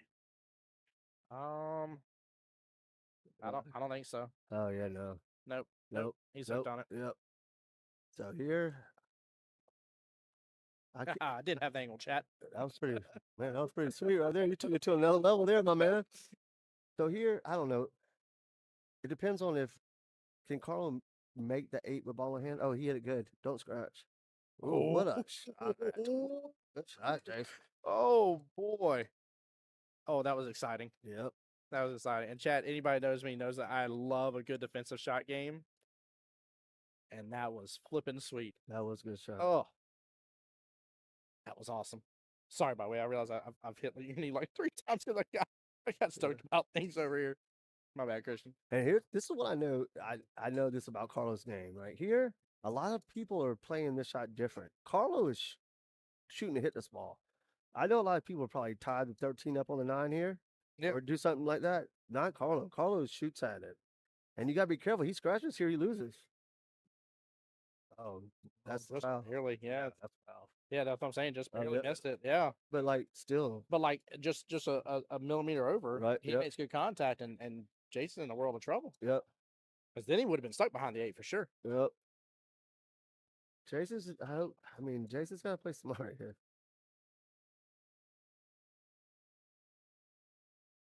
I mean, it's still tough.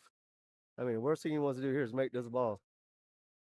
Or unless he's going to go into it. I got a feeling he's going to go into it. Huh? Miss. Yeah, you missed the shot. Yeah, you don't make this ball. He's not. I could see it in his eyes. He's gonna get the break. Trying to get the break. He's going for the bank. Oh wow. That bank might actually be on. Here comes the APA shot, man. Hold on. No. That bank may be on right now. The bank. Oh! No, I didn't roll in front. Oh, he sold it out. He sold it out. See there, take an extra second. Hit him with that APA shot right there. Hey, Tim. Yeah. Christian calling it the APA shot where you just roll into it a little and play the defense. Oh, what a good rack, though. What a darn good rack. Wow. And now, for the first time in this matchup, in the finals, chat, keep that in mind, in the finals here, Mr. Carlo is now in the lead, up 3-2, when just a moment ago, it looked like it was about to be 3-0. Carlo making a good comeback.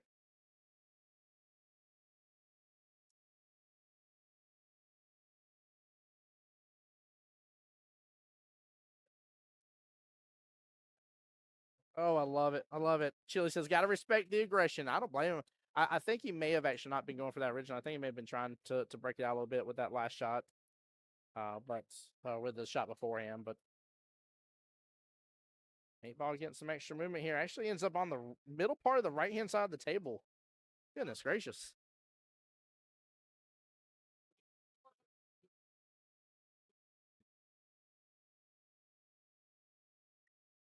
Yeah, this is a great matchup though. This is a worthy finals matchup here.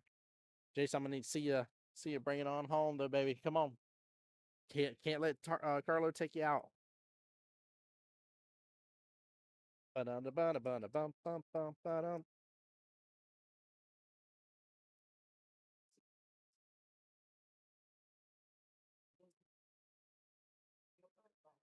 Yeah, Chili said I definitely wouldn't have made the ball in the corner. He gave himself a shot, so can't be too upset with himself. Yeah, I agree. I agree for sure, man. And also, like, if I'm being honest here, I would have probably not lasted that long in that match, anyways. I would have, as much as I love defensive shots, like, you get those 5, 6, inning style defensive shots. By that point, I'm like, I'm ready just to move on. I'm ready for another rack. Like, my eyes are crossing right now. Like, I'm done. So, hey, Miss Mallory, how you doing, my dear? Welcome to the stream.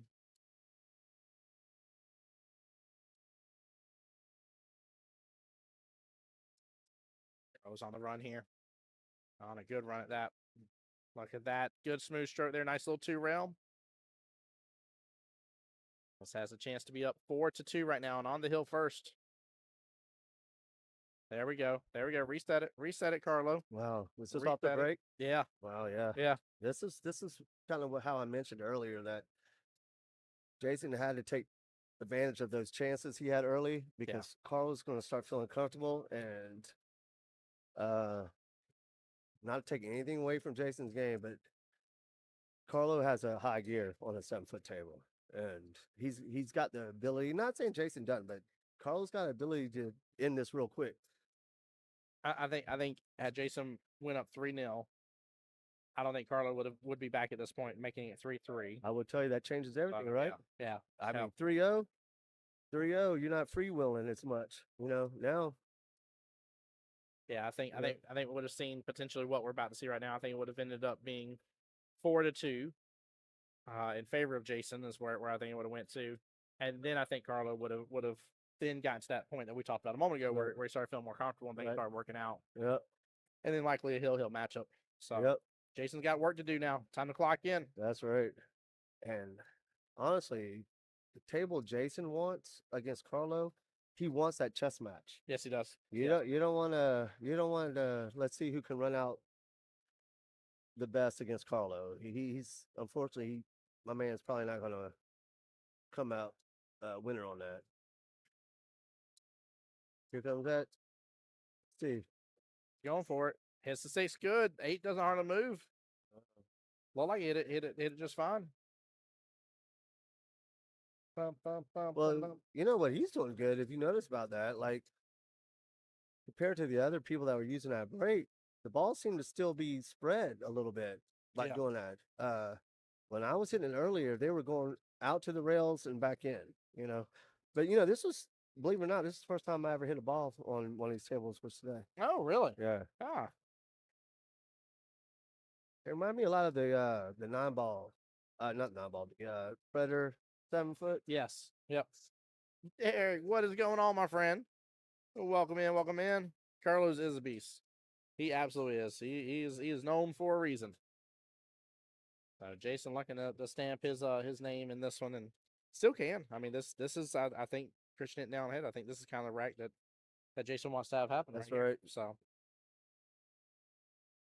Jason wants to take it down to the end game and hopefully. I always say it like this, right? So you want when these chess games, you want to win. You want to be the first person to have a chance to win.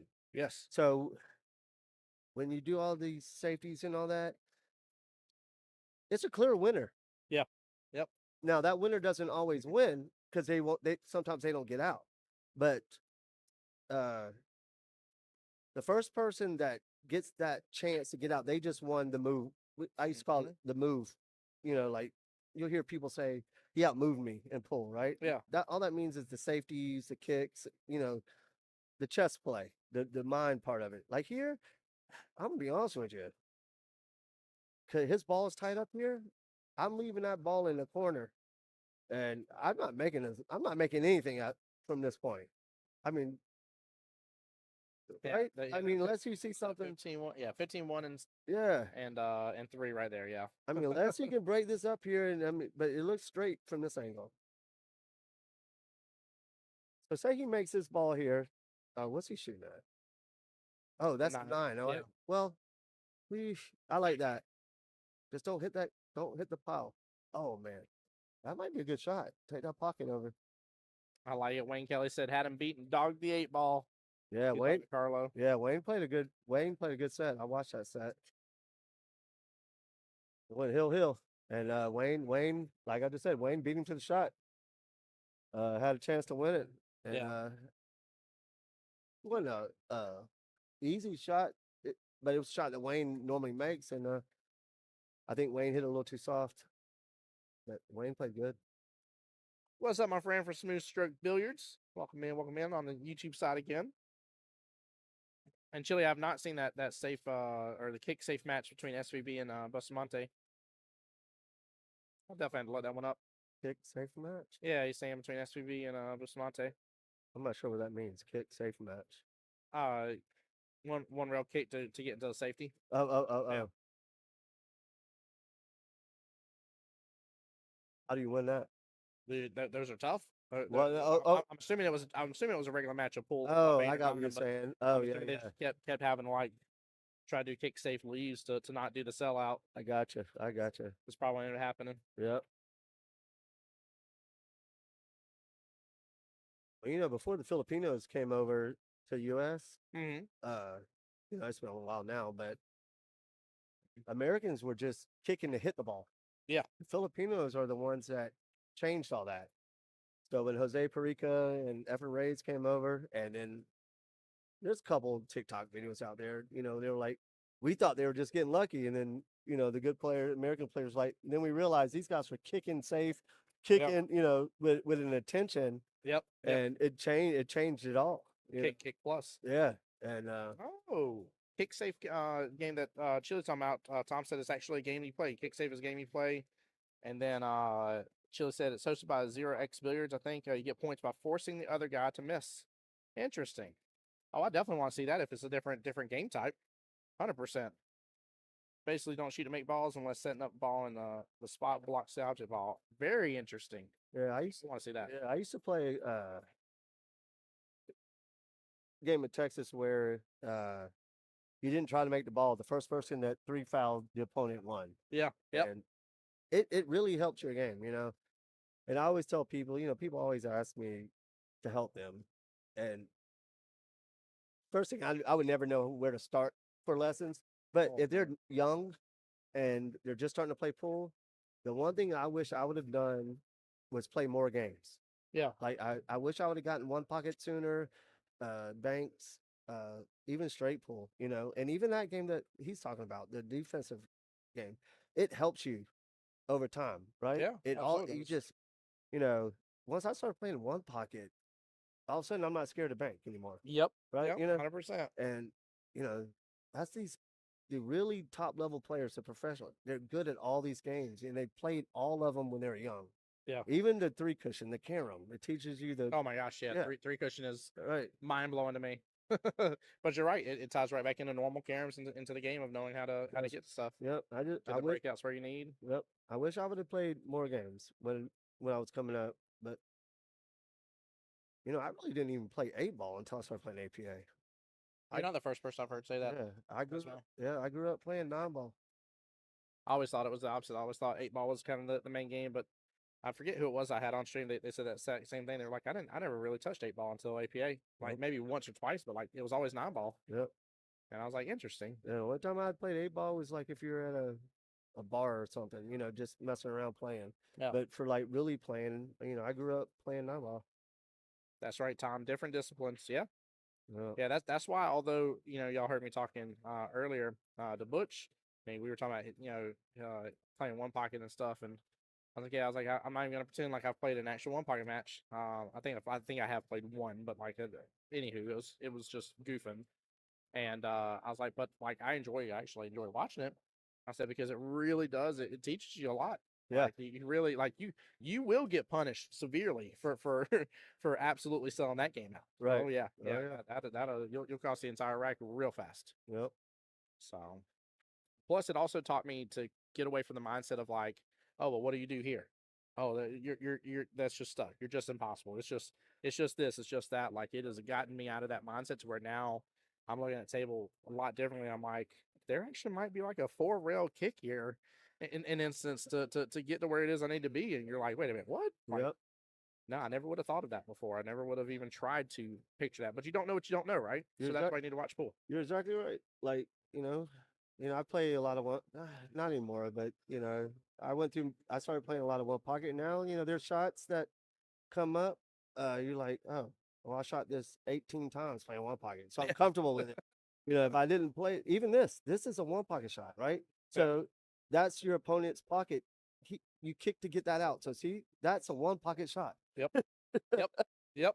So, I mean, all of a sudden, all those shots feel more comfortable to you. You know. Yes, they do. Yep. Tom says you really love pool if you enjoy watching one pocket. I think I just love pool in general. I can watch almost every bit of it in some form or fashion. You know, I'm kind of weird with the one pocket. I can watch one pocket, but when I play it, Yeah. it gets to a point where I'm over it. Oh yeah. So I was talking about the same thing in defensive battles. That's the exact same thing with me in defensive battles. Like normally like 5 innings in, and I'm like I'm ready for another rack. Right. Like I'm. You know, Damn, why'd you saw it there? Because I was over it. I'm done.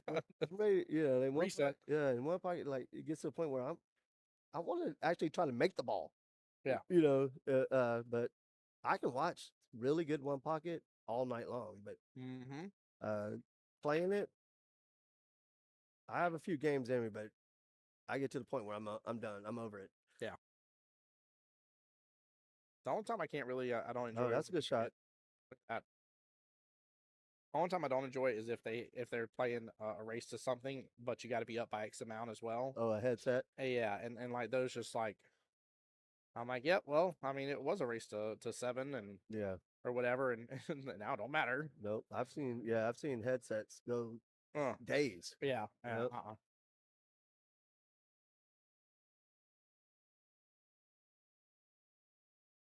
The number one, I wanted to say it, but I'm not going to say it because I'm not 100% sure where one pocket came from. Okay. But I could tell you now. You know what? I'm not. I don't want to deal with the comments Oh Lord. after this, but I'll tell you afterwards. Yeah. What I was told where the game of one pocket came from. Okay. But I wish I would have started playing it sooner.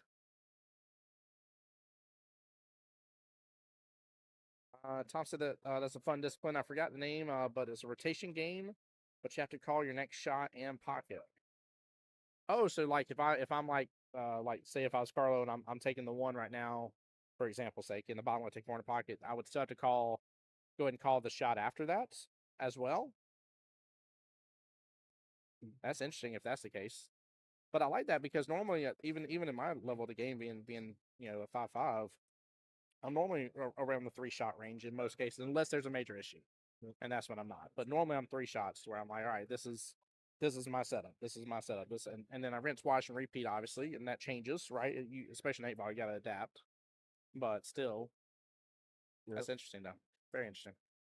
So you know the game. I don't know if you know this, but the game the Filipinos play in the Philippines it's called. They call it rotation, but I don't see them playing it as much. But when the original Filipinos that came over that changed American pool, and in my opinion, they're the best players on the planet.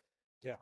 There's a game that they grew up playing. It's called rotation, and it's 15 balls, but they play it like 9-ball. Oh, they play it numerically. Yeah, but it's like a points thing. It's okay. I mean, you get points for each ball almost. Yeah. So like when Efren Reyes they would do interviews with Efren Reyes, he would say, "There he goes." That's it. That's all she wrote. Congrats, Carlo. But yeah, so when they asked Efren when he came over, he said, "Well, when they only had 9 balls on the table, it seemed so easy to me." Yeah, because like they would negotiate. Well, I appreciate it. Congratulations, Carlo. Yeah, seriously, guys. Jason too. To get to the finals, he did well. He did. He did. Very good job. I'll tell you a little story before I get off that Evelyn told me. She told Carlo that if he won either today or tomorrow, he was going to be able to buy the Maserati he's been wanting to get. So let's see. Let's see if that happens. Let's see. I'm hoping for. No offense, Chase. I probably would have been pulling for him the whole time on that one, man. I'd just like to see his Maserati pull up in the parking lot, baby. Yep. Come on now. That's too good. All right. Well, I appreciate it, my man. Appreciate it, Christian. Yes, sir. You be blessed, sir. Thank you so much. Definitely awesome job for sure here, and well played. 15-ball rotation. Okay, interesting. I love it though. I love it. Guys, give me just a moment here. I'm gonna switch over to the orange tier bracket, so I'm gonna do a little bit of this in front of you guys. But I need to get the score updated and get that going. We've kind of seen some of the matchup there in front of us here, so bear with me. I'm not even going to cut over and do the edits off stream here, guys, because I don't want y'all to miss the action. Let me change the camera back first for you guys, though.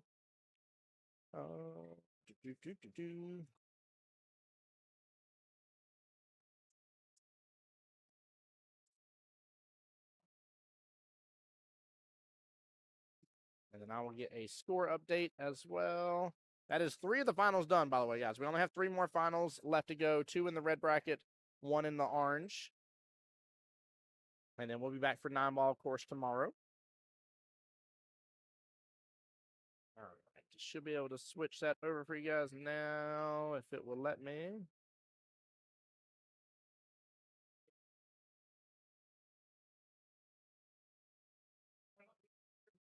There we go. Okay. All right. Now, this is a 5-5 race. Both these gentlemen have earned becoming a skill level 7 since first getting certified and in this tournament.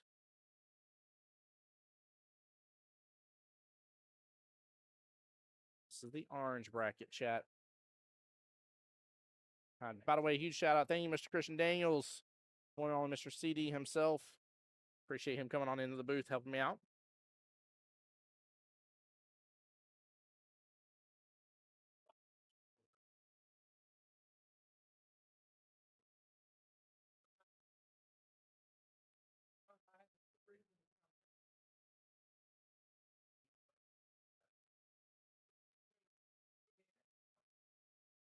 All right, perfect. Let me find out the score real fast.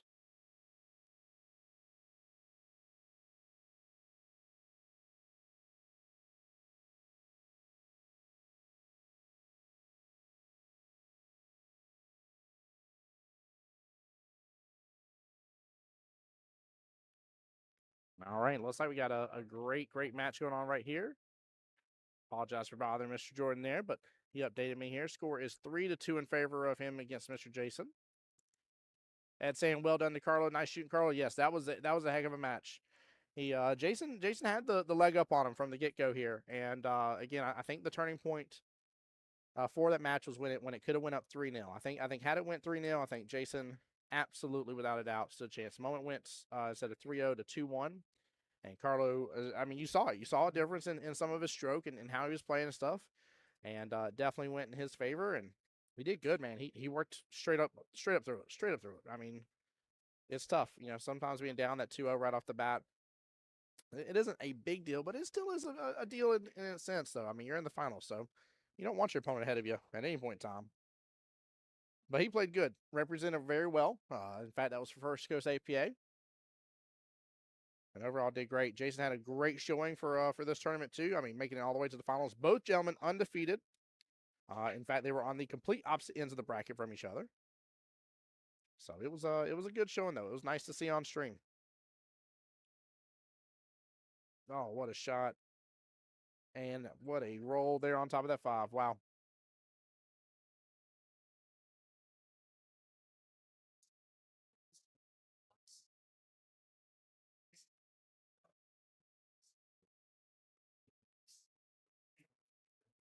Derek, I missed that comment earlier.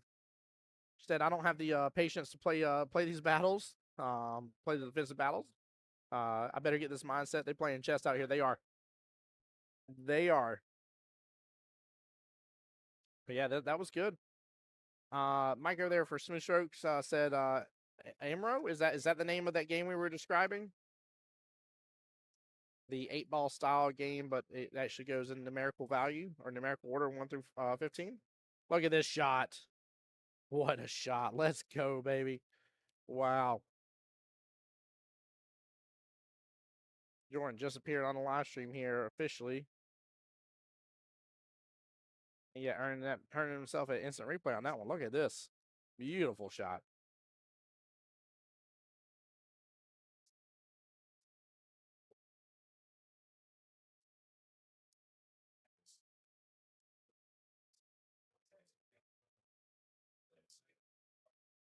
There we go. Nice out. Mr. Jordan will be on to the hill. Well done. Brings it 4-2, making it a 3-1 race left in this battle.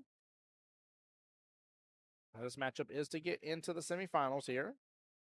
Let me do a refresh because I haven't refreshed the orange tier bracket in a moment. Update you guys who we have still left for the skill level 6 division. All right. Bill got the win here against Daniel Hatch. So Bill's got himself in the semifinals. Whoever wins this will be in the semifinals as well. Right now, the one-loss side bracket trying to get into the semifinals. Right now, Robert versus Mr. Nathan Fitzgerald, our very own. And then to get into the quarterfinals matchup, one behind that one. Randall Smith right now is playing against David Winterling. And then Mr. Sundeep Prasad. Sundeep, where's he playing at? Because I see him. See him on the table over there here. He's up against Mr. Albert Mitchell right now. So we got, what was that, 4, 6, 7, 8, 9 left right now. About to have the final 8 left in the orange tier bracket. And then the red tier bracket, chat. That one has got to book it, baby. They're just getting started for the day. Back what time was it? 3 o'clock, I think. Yeah, 3 o'clock. Let's see. Oh wow. No, they are. Oh my goodness gracious, they are trucking for sure. Wow. Let's see here on the winner side and push ahead right now. Mr. Chris Vanal. Ryan Carter's playing right now against Randy Chitton. Let's see. Chris Latzlaw. I'm saying it right. Tim Porter versus Miss Bridget Simon. Yeah, we got some fun skill level 5s up in there. Definitely got some fun 5s, guys.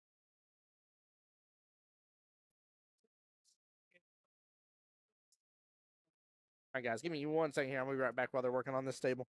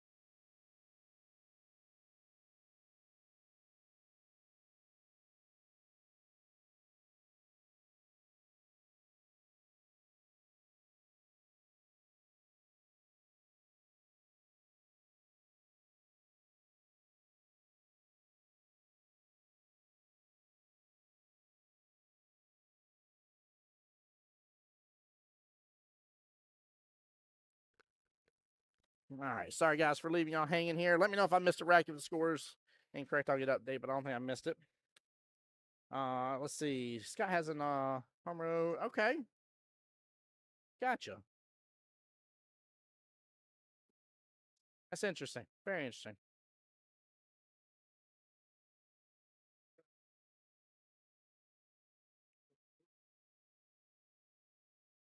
Had to do a quick little drive by when I was going to get my drink refill and see a couple of my people playing. I'm like, you better get your butts over to this final table. That was a good smooth shot there by Jason.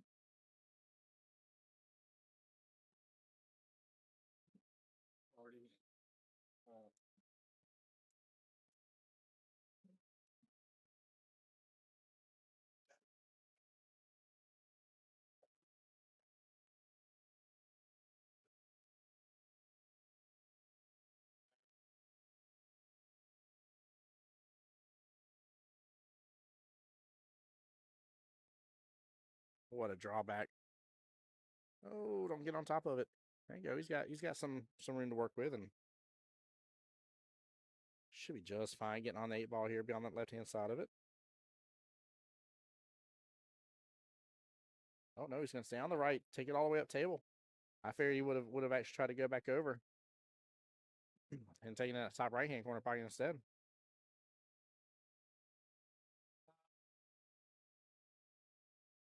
Yeah, even his opponent said that they thought he was gonna try to get back on the left hand side of it. That's interesting.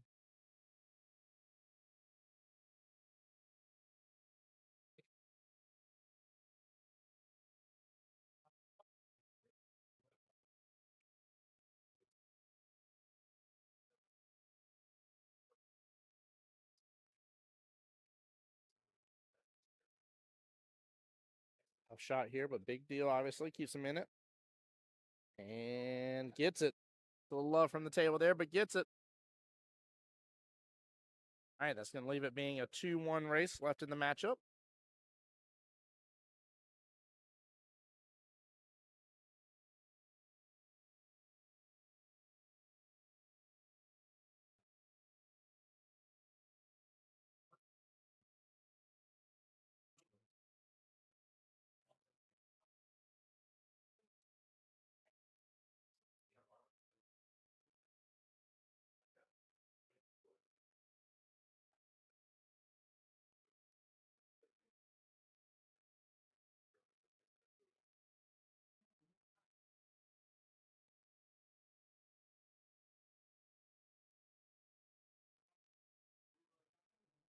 Oh, chat, y'all see that 8 ball right there? Oh, man, almost got it. Would have made it hill thriller right there.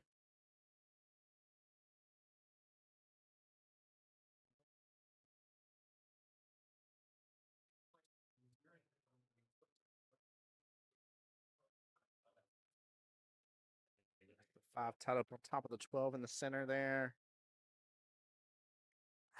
I still,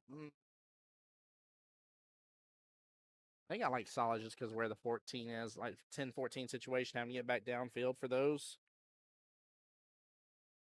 Oh, working his way through it, almost getting the breakout on it. He was trying to for sure. That was a good idea. Really good idea. Actually, that would have been really effective had he gotten a little bit more of a bump out of it.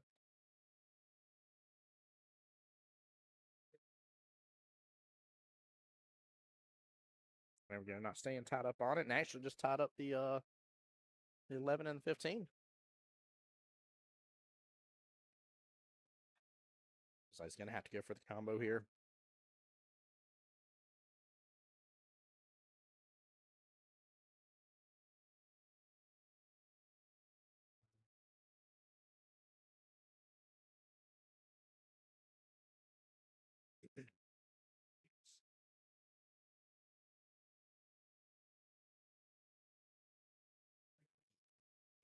Oh, he says I'll make you there. I gotta go for a combo. I'm gonna go for a nice little defense. Like it. Love the thought process. I felt like the 3-2 combo was the way that he may have needed to go, but he definitely had a good defense for there. Hit the 1 ball very nicely.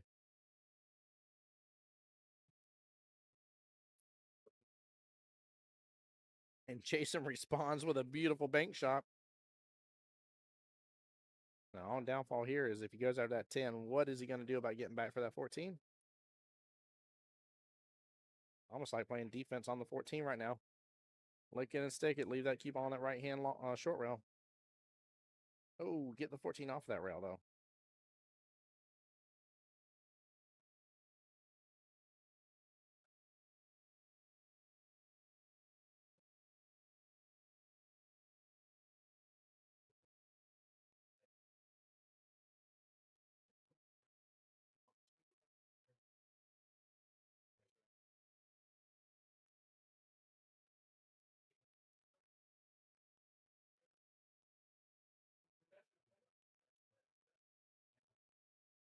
Jennifer, does he prefer to go by that?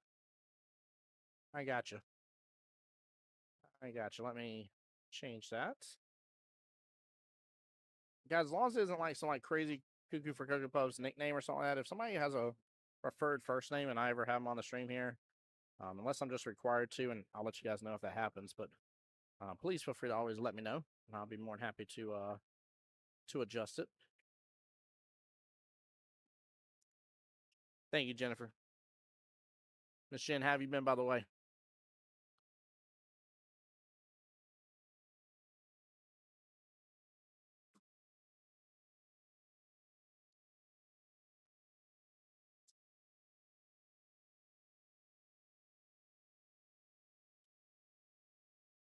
Well, he come just in time here. He's been shooting good. Been shooting really good.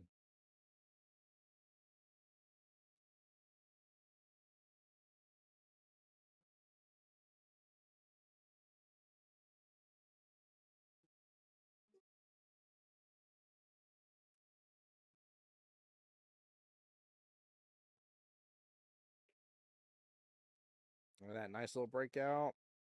15 still rotates down a little bit, but that ain't bad at all. Been doing good. Nice. Glad to hear that.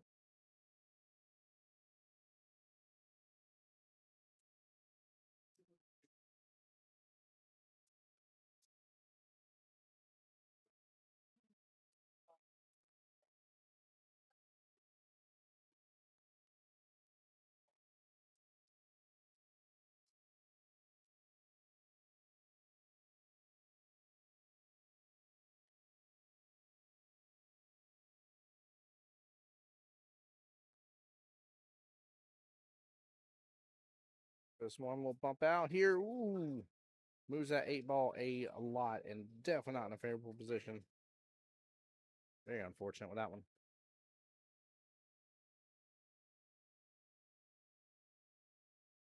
Very unfortunate indeed. Oh, gets the love from the table when he doesn't want the love from the table. Oh, man.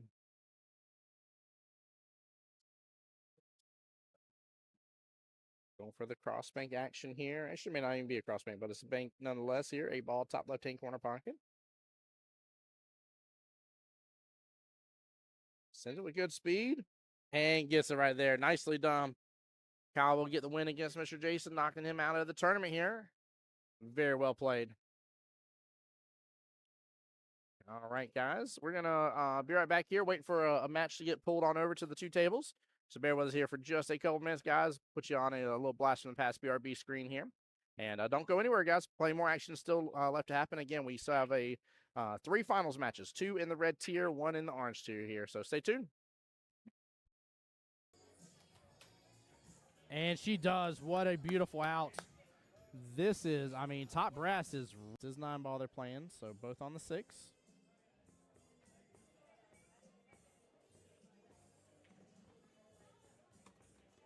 And then after this, we're going to get to see what a bank that was. Hold on. I'm pulling up my paperwork. I'm seeing it go into what's going on and what's going to happen today and high expectations.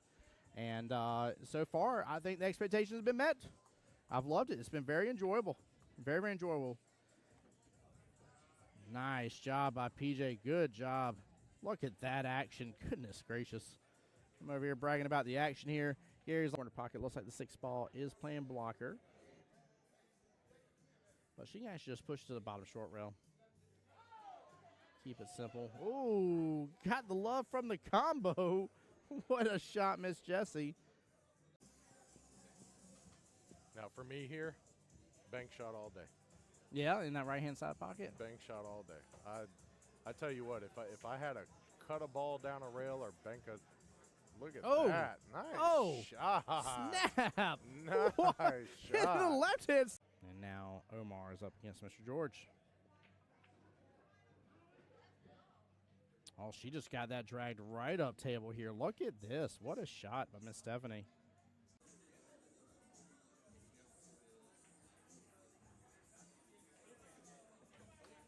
Oh, what a bank by John Hummel. Nicely done.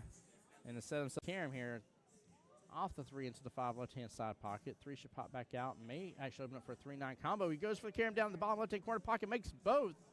He says, I don't need a stinking 3-9 combo. I'm just going to show up and show out on stream here. Great job there, giving Miss D some space here on the other table. Table 25, again, rocking and rolling with strokers versus wreck and rolling. Trying to keep eyes out on that as well, guys. I'll keep you guys up to date on the score as I can.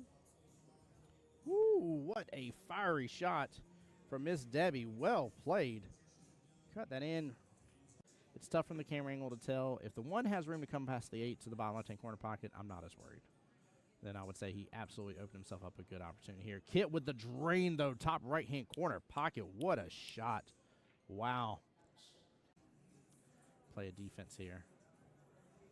He's going to let it stroke out. And that leave will do the trick here. 3 blocking access to the 2 stripes on the left-hand side pocket, the 11 and 14. 8 looks like he's blocking access to the 15 here. That was actually a very brilliant leave. Ben, looks like he may be opting here in just a second to start taking over that top right-hand corner pocket.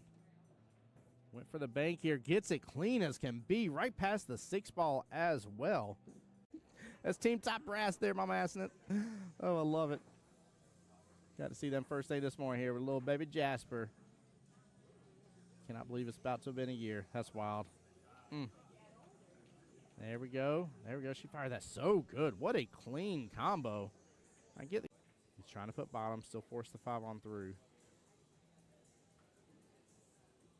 And he's going to get a great leave out of that. Wow, what a shot. That works.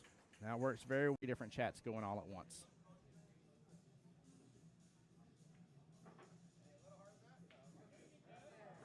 And that will do the trick right there. He lands it perfectly. Great timeout. Well played here. But I'm seeing a little bit more, I want to say, just letting go of his stroke here. Really letting it out by Hugo here. Play to safety, and it's up against the rail. I don't think George has good enough eyes to be able to go after it. Hugo here. Hugo here, let's go. Gary there on my YouTube side saying, pocket still mean. Woo-hoo-hoo-hoo-hoo-hoo. George added a little spice to your life on that one here. My man wanting to earn himself instant.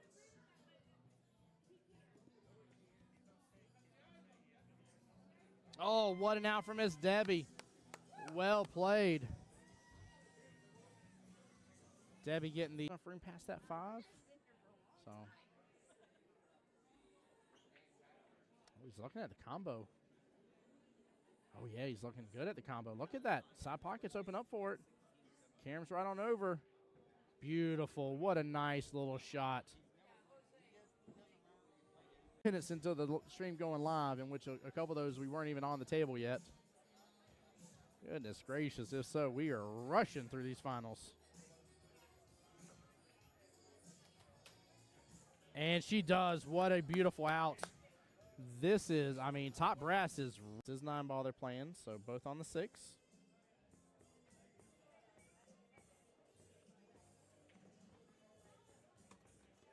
And then after this, we're going to get to see what a bank that was. Hold on. I'm pulling up my paperwork. I'm seeing it go into what's going on and what's going to happen today and high expectations. And so far, I think the expectations have been met. I've loved it. It's been very enjoyable. Very, very enjoyable. Nice job by PJ. Good job. Look at that action. Goodness gracious. I'm over here bragging about the action here. Gary's corner pocket. Looks like the 6 ball is playing blocker. But she can actually just push to the bottom short rail. Keep it simple. Ooh, got the love from the combo. What a shot, Miss Jessie. Now for me here, bank shot all day. Yeah, in that right-hand side pocket. Bank shot all day. I tell you what, if I had to cut a ball down a rail or bank a, look at that, nice shot. Snap! Nice shot. The left hand. And now Omar is up against Mr. George.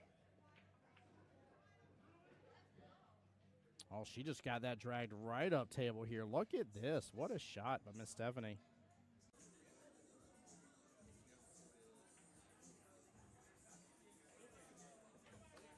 Oh, what a bank by John Hummel. Nicely done. And to set himself Karam here off the 3 into the 5 left-hand side pocket. 3 should pop back out. May actually open up for a 3-9 combo. He goes for the Karam down in the bottom left-hand corner pocket. Makes both.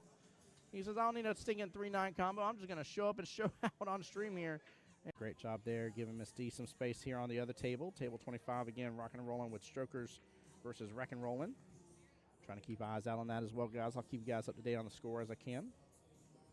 Woo, what a fiery shot from Miss Debbie. Well played. Cut that in. It's tough from the camera angle to tell. If the 1 has room to come past the 8 to the bottom left-hand corner pocket, I'm not as worried. Then I would say he absolutely opened himself up a good opportunity here. Kit with the drain, though, top right-hand corner pocket. What a shot. Wow. Play a defense here. He's going to let it stroke out. And that leave will do the trick here. 3 blocking access to the 2 stripes on the left-hand side pocket, the 11 and 14. 8 looks like it's blocking access to the 15 here. That was actually a very brilliant leave. Ben, looks like he may be opting here in just a second to start taking over that top right-hand corner pocket. Went for the bank here. Gets it clean as can be. Right past the 6 ball as well. That's Team Top Brass there, Mama Assing it. Oh, I love it. Got to see them first day this morning here. All right, and back off to the races we go. We got Will over there on the right-hand side in the Yankees jersey. And then we got Mr. Derek there on the left-hand side. Both these gentlemen skill level 5s. So this is the red tier bracket. This was the last bracket to start for the day. And this is the only bracket that will have actually 2 people. There will be 2 finals, 2 victors. Moving on to Vegas. Just because of the sheer number of people we had participating in it.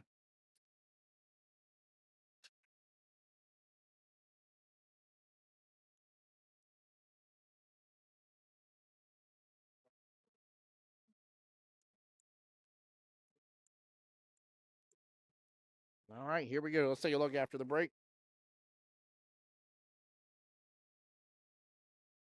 I was about to say, I don't mind stripes here.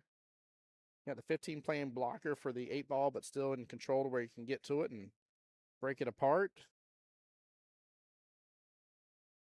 Really, he's going to be able to work on his main prom ball right there, that 9 ball, right off the bat. Yeah, not a bad start. Now, I don't think you want to get that far over. You want to maybe work with that 13 a little bit, and now that becomes a problem. 6 is blocking up access to it.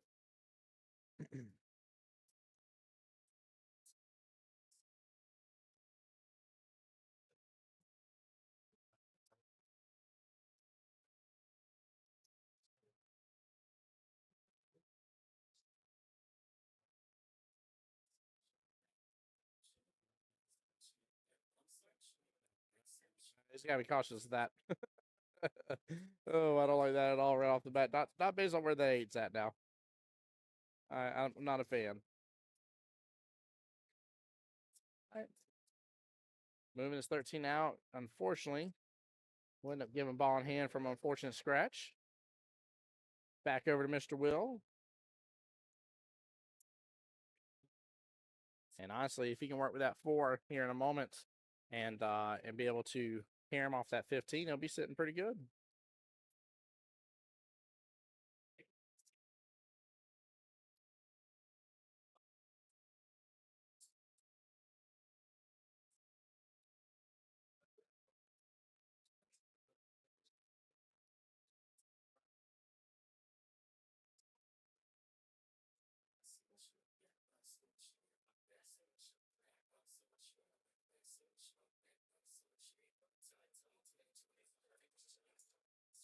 There we go. He's setting up good for it. And when you hit that too, by the way, you just want that 4 to go off of it just a little bit. You want to just brush that 15 just enough out of the way. You can't block up access to your 1 ball.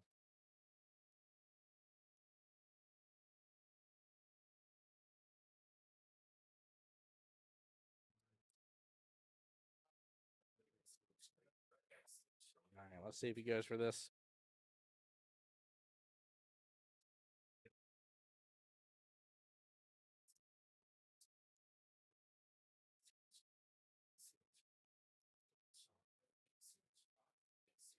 Oh, hits it full. 4 ball just takes the place of it. Honestly, that's not bad, though. It looks like he was going for that, going for the defense to block it with the 8. Thought he might have had enough room to still slice in that side pocket, but I might say corrected though. He might have blocked up access to the 1 ball no matter what.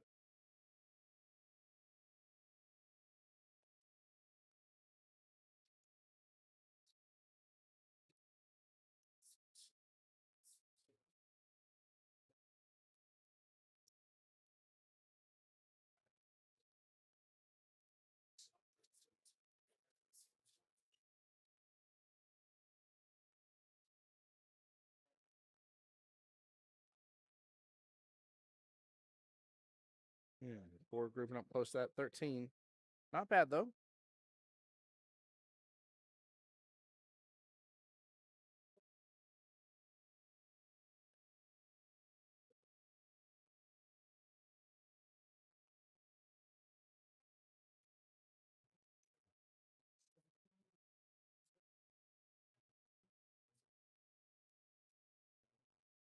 Really good first shot starting off his run.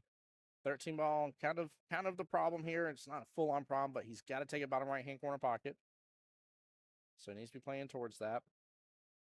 Oh, unfortunately missing that side pocket, though. That may come back to haunt him on this one.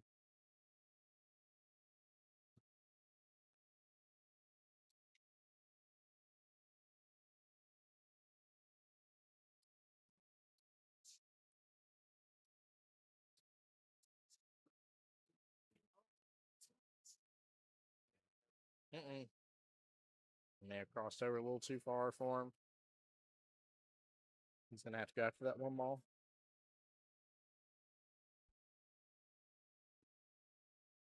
Does he have enough room? He must feel it.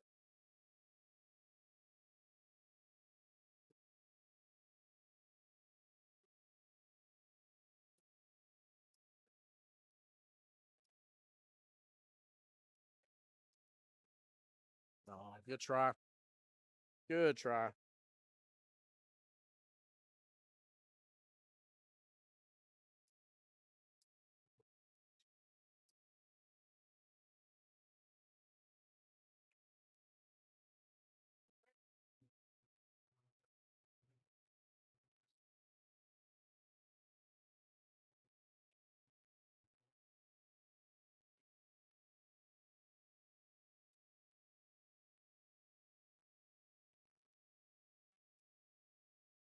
We'll say good first rack between both gentlemen here. Nothing getting really away from the other. Nothing too major I'm seeing as an issue here.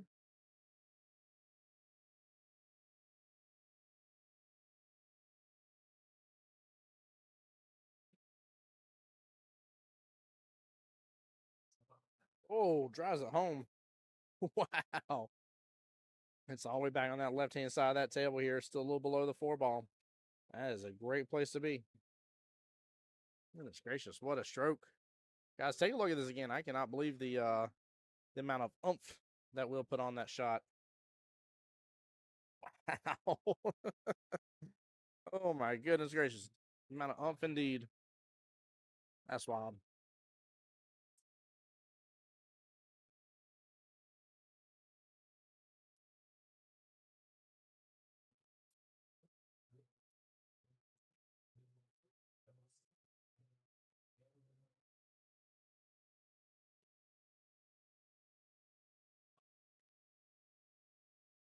Flip on side pocket there. Come all the way down, back up.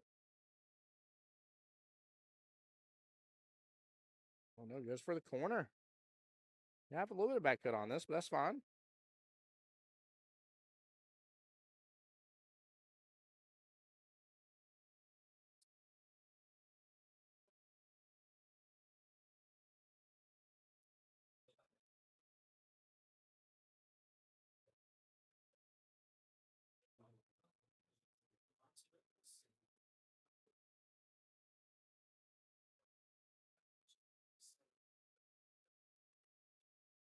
Good speed. Nice out by Will. Up 1-0.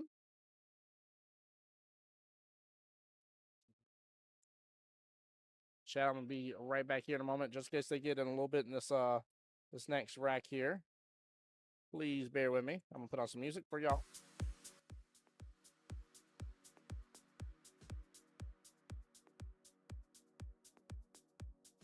All right, I'll be right back, guys.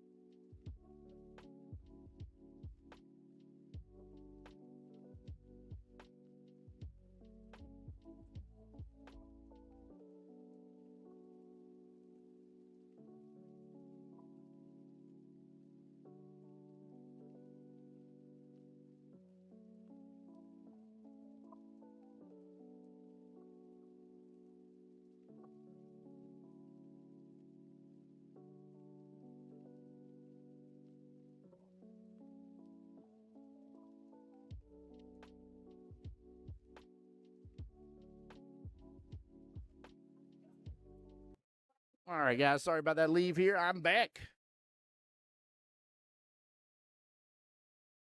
Chat, if I missed a rack, let me know.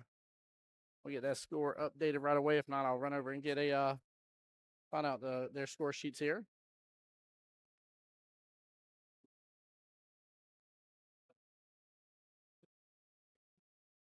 Oh no! And he makes the 6 ball at the same time too. Wow! How do you make all three? You scratch, make your object ball, and make the 6 ball in the bottom side pocket. Goodness gracious! That's a wild situation.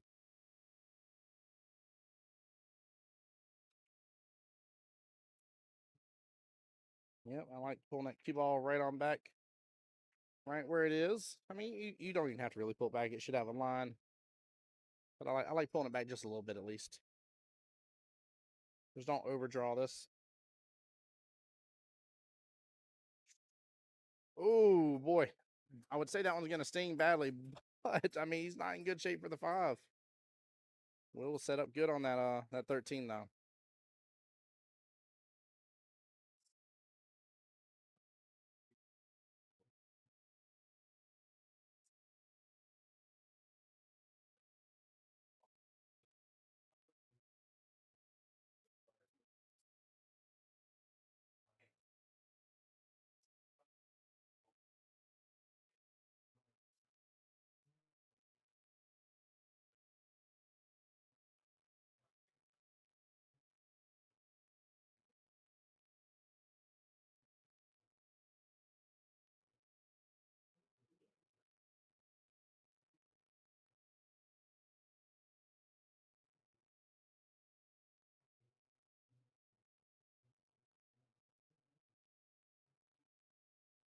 There we go. He set up good now. Jason, what's up, sir?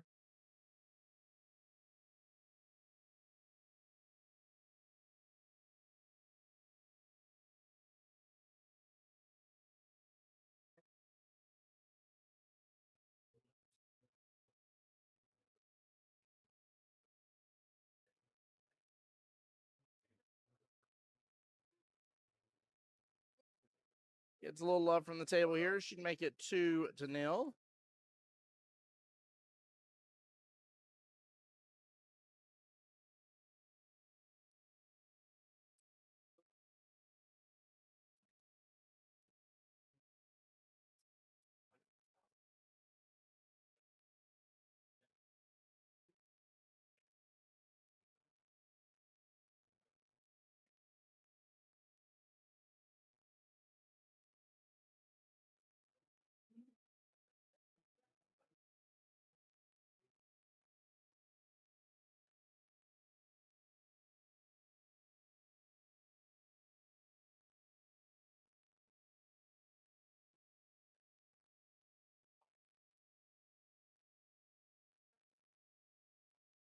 Man, I thought 13 was going to clip a little more in that 8, sitting in that top side pocket.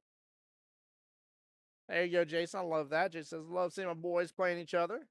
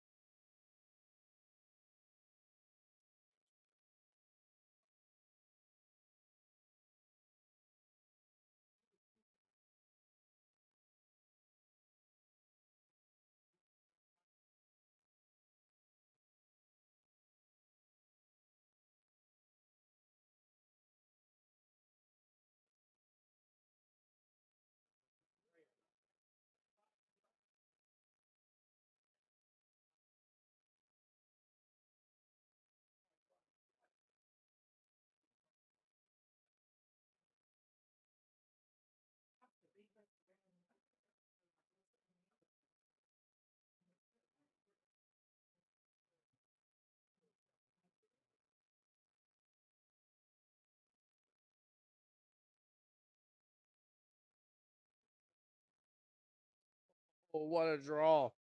Oh, unfortunately, getting punched in the corner pocket for that, but he almost had it in the side. He overdrew the bejesus out of that, trying to ensure that he was going to make good contact and not make a double hit. That was a good attempt for sure.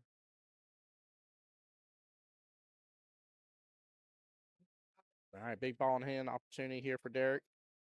Going to start with a 13 ball. Not mad at this because it can lead him to his 10-14 combo situation that he's probably going to have to take.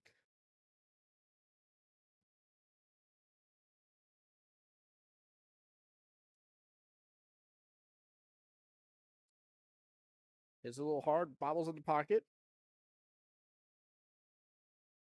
Mr. Will back to the table now. This isn't a bad lead though. I don't think Derek really left him with a world of opportunity here.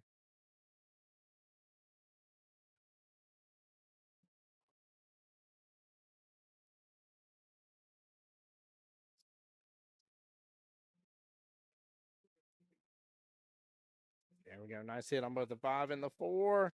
No, Will back-to-back punishing with the scratches here. This time in the top side pocket.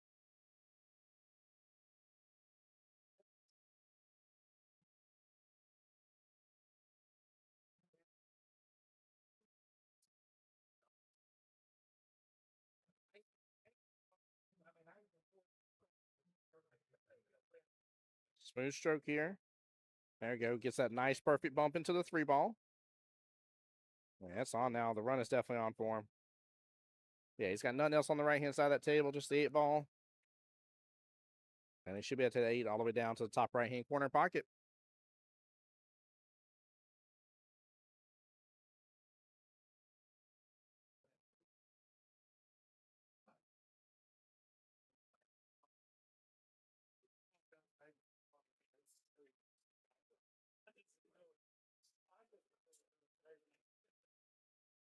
Yeah, just smooth stroke this. You got the 2 to play blocker for you, scratching in the side. Focus on making the 8 ball, though. That's all that matters here for you.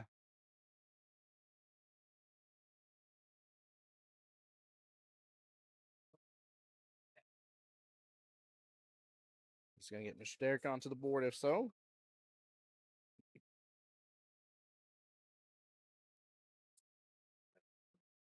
Overstrokes a little bit. Oh, no. 8's in a tough spot now. Will's going to have opportunity to really punish him for that one.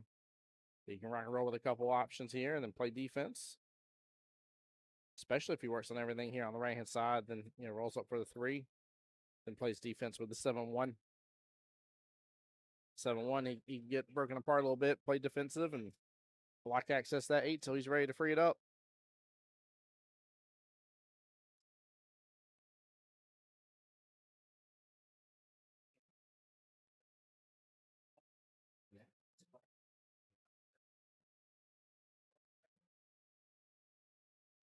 There we go.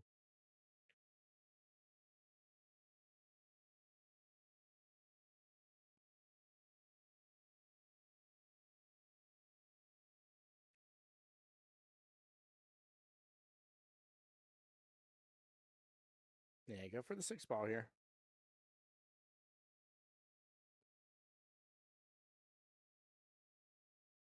He's opting for the 3 now.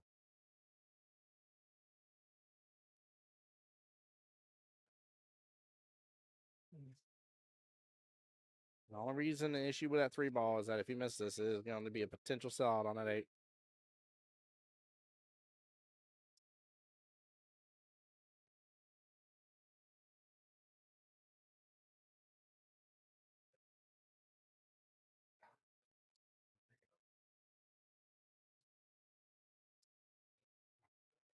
And it was here.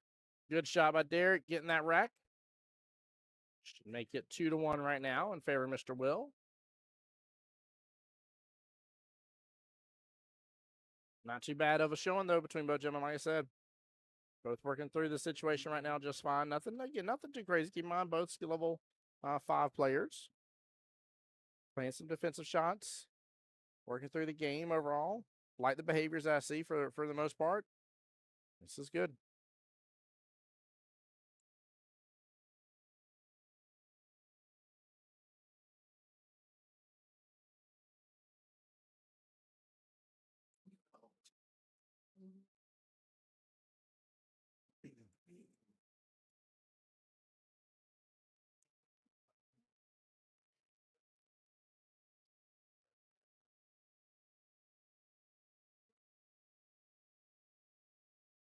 Going for the 8 on the break here, trying to hit full into that 10. Looks like he did. A couple times we've seen this this break here. It does looks like they're hitting full in 10. Maybe something else is happening, but they are not getting a lot of action from that 8 ball at all.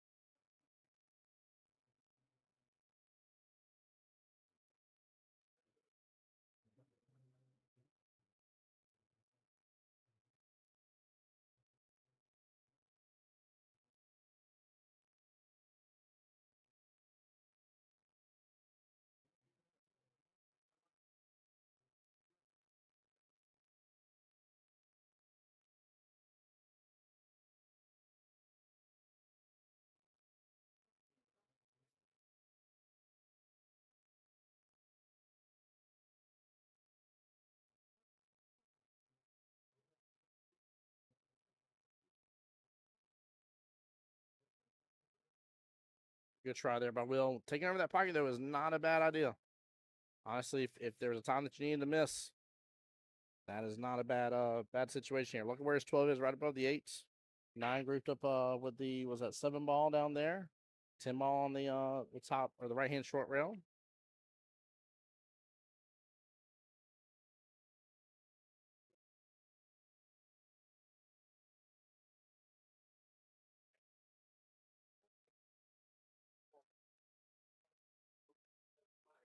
Yeah, you need to save that one.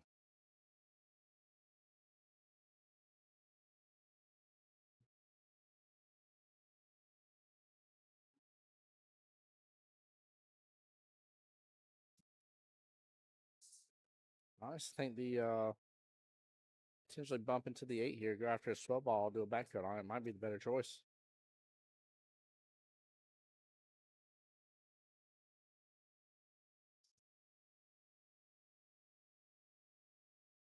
Oh no, he was jacked up, which man put the top. Oh, unfortunate scratch there.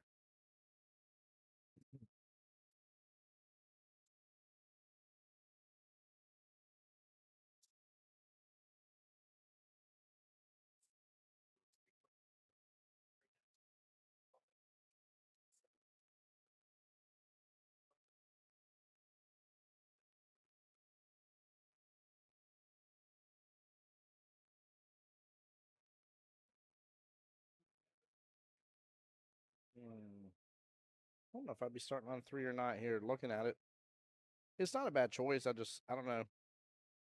I guess the 7 is still doing the work, and honestly, he can still have a way to get back with it with the 6 ball. But he's gonna be a little struck. A little struck here. Oh man, I thought he was gonna end up hitting the 5 and stuff.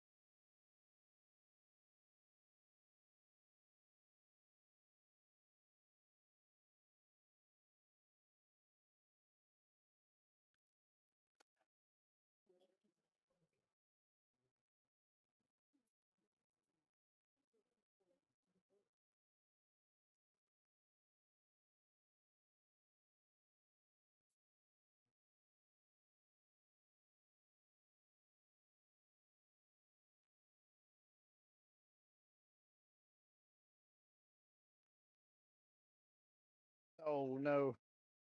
Oh, man, when things are not going Will's way. He's just trying to get that off that rail. Get it away from there. Give him some better opportunity. He's got the right idea, though. That I mean, bare minimal, that's the plus, right? Like, he's having the right behaviors here, going after the right shots. Derek must feel the run is on. He's going to go and take out the 7-ball now. Above that 5. I don't think he quite meant to use, I think he was using a little left there, a little outside.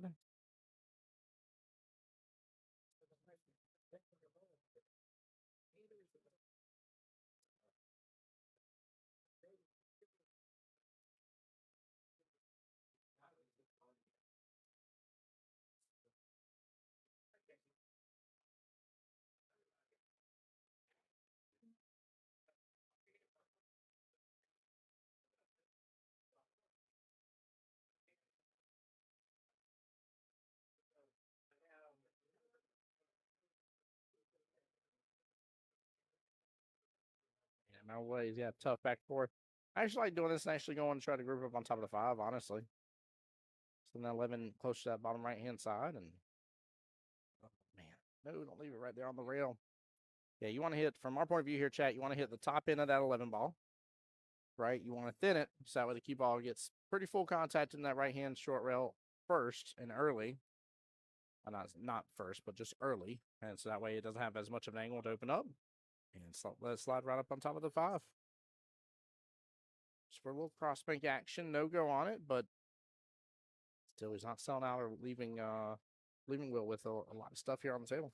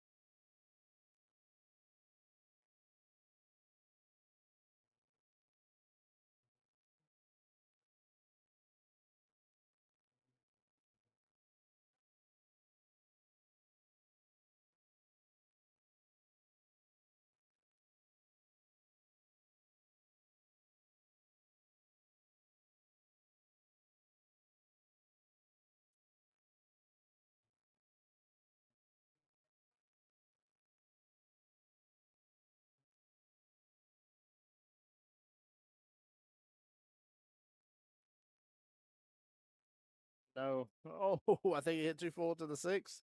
Yeah, he's stuck behind the 8 with the 4.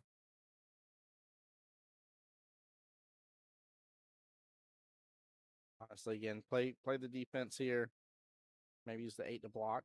Hit the left-hand side of the 6 ball from here.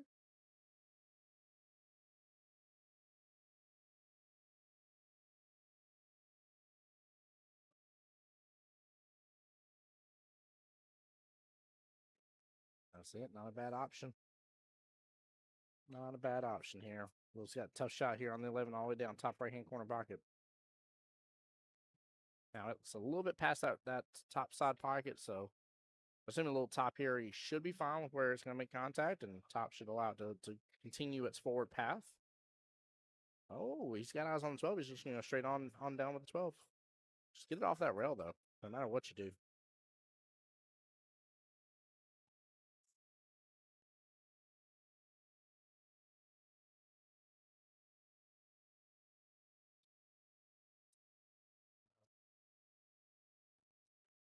Not too shabby. He may have had Derek right there. May have been up 3-1 had that dropped.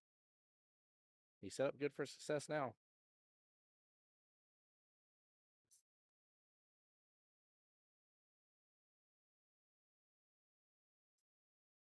Derek responds very kindly here with a nice shot.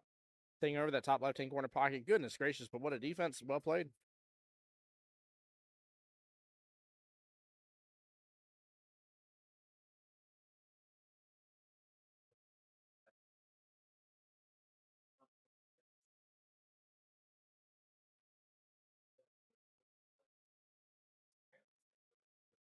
All right, good hit there by Will.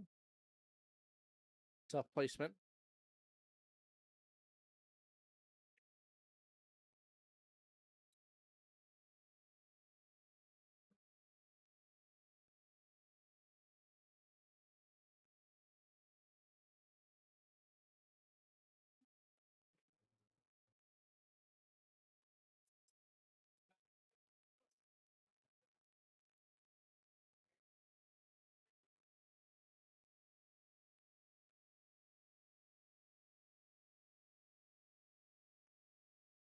Oh boy.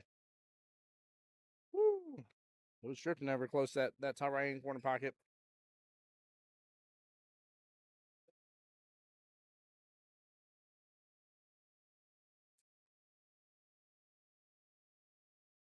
Which that will be a good hit. Nice little defense here.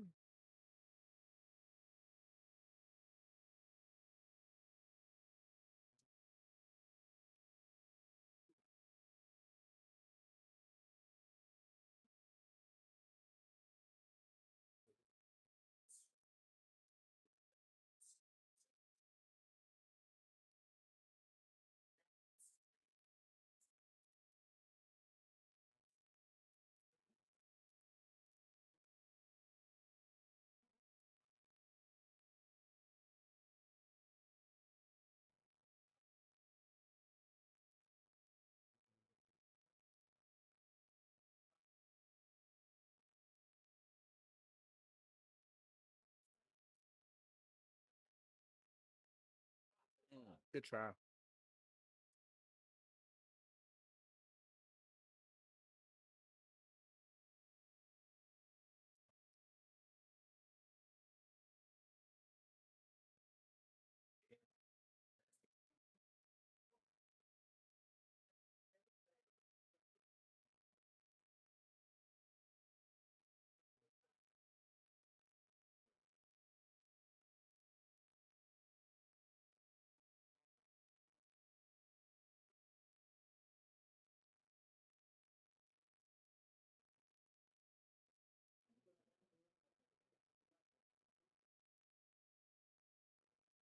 Oh, man, good try.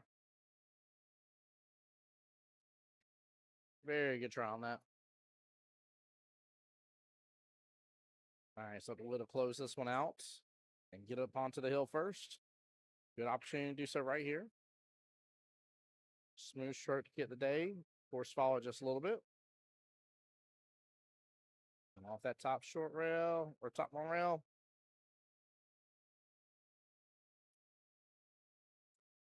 Still a tough shot here on the 8.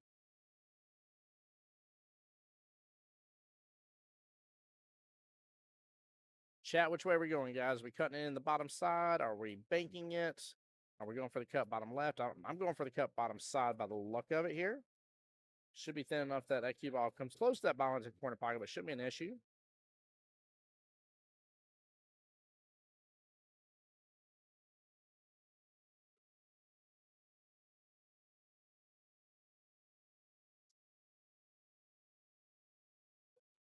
All right, bottom side is the way he goes.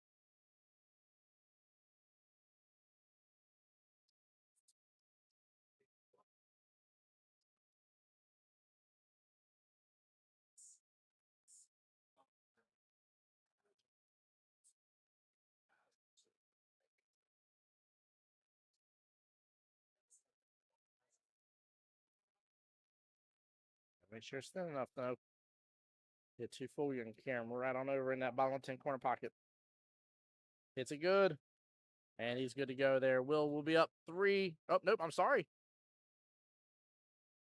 Did I have it wrong? Chat, okay, no, I didn't. I was about to say, did I actually miss a rack while I was away earlier? All right, that will put Will onto the hill. I saw him kind of fist bump almost as if it was done.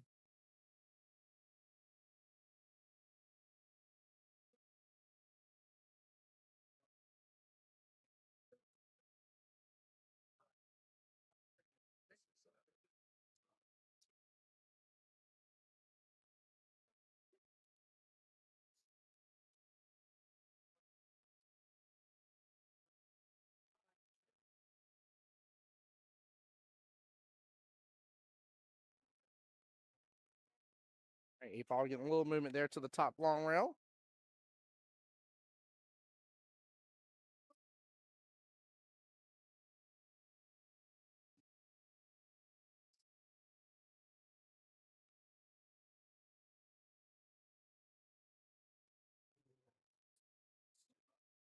All right, we are off to the races now.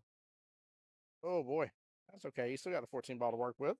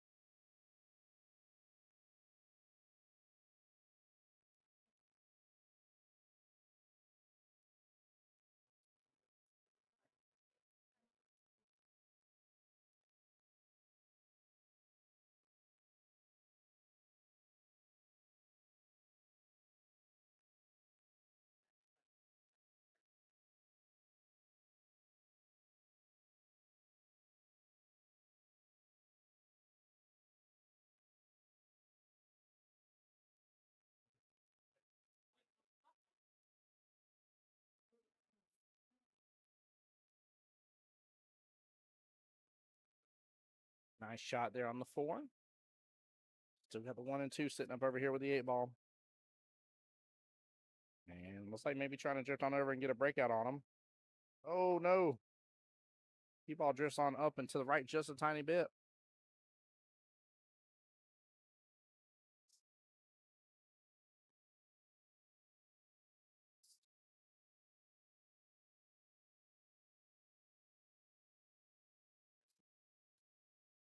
That leave will do, though. As long as he wasn't trying to pot that 3.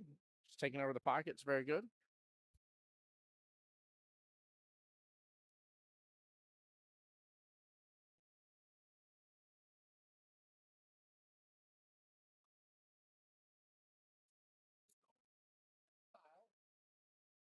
Rail kick here. Ends up being 2 rails. That's fine. And kind of a similar leave here. Kind of tit for tat there, if you will. That's not too bad there by Will.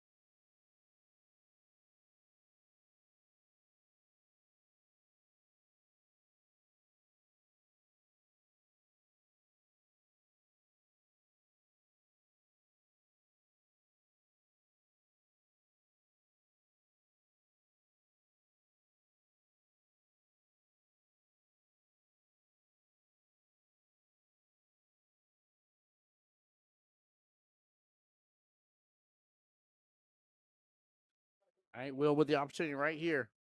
Get the victory and close us out 4-1 against Mr. Derek. This is a 1-loss side match here, so really big deal. Oh, and it hangs. You see his reaction right there. Goodness gracious.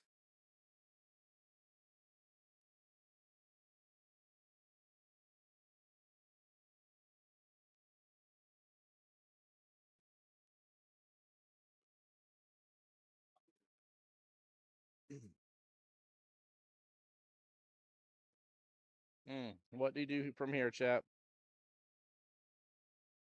That 8 is Maple from majority of the table here. He's going to fist bump and say you're good to go. All right, Will will get the win overall, 4-1. Very, very well done.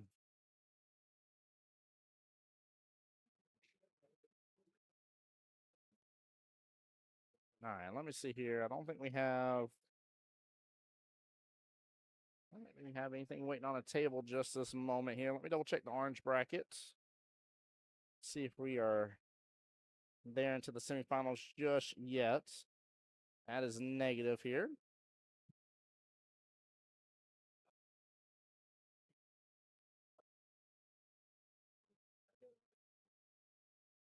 Oh, actually, no, we may be. Let's see here. Table 20. Nope, that match is still going. All right, guys, give me just a moment here. We'll be right back here. And as soon as I can, get you another match on one of these two tables, guys. Stay tuned. Brass is 9 ball they're playing, so both on the 6.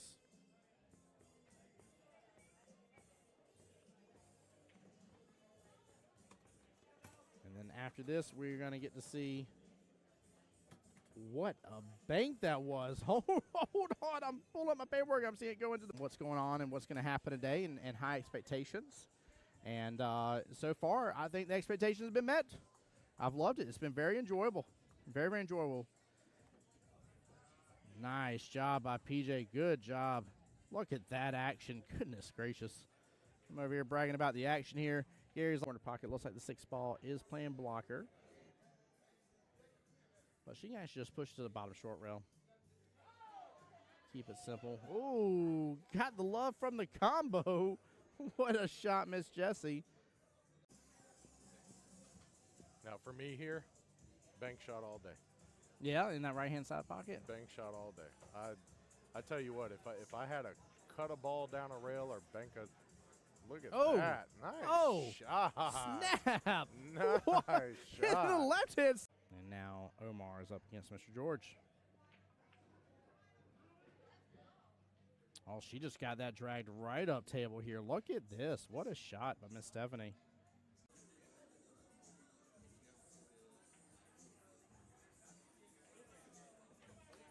Oh, what a bank by John Hummel. Nicely done. And instead of Karam here, off the 3 into the 5 left-hand side pocket. 3 should pop back out. May actually open up for a 3-9 combo. He goes for the Karam down in the bottom left-hand corner pocket, makes both. He says, I don't need a stinging 3-9 combo. I'm just going to show up and show out on stream here. And great job there, giving Miss D some space here on the other table. Table 25, again, rocking and rolling with Strokers versus Wreck and Rolling. Trying to keep eyes out on that as well, guys. I'll keep you guys up to date on the score as I can. Woo, what a fiery shot from Miss Debbie. Well played. Cut that in. It's tough from the camera angle to tell. If the 1 has room to come past the 8 to the bottom left-hand corner pocket, I'm not as worried. Then I would say he absolutely opened himself up a good opportunity here. Kit with the drain, though, top right-hand corner pocket. What a shot. Wow. Play a defense here. He's going to let it stroke out.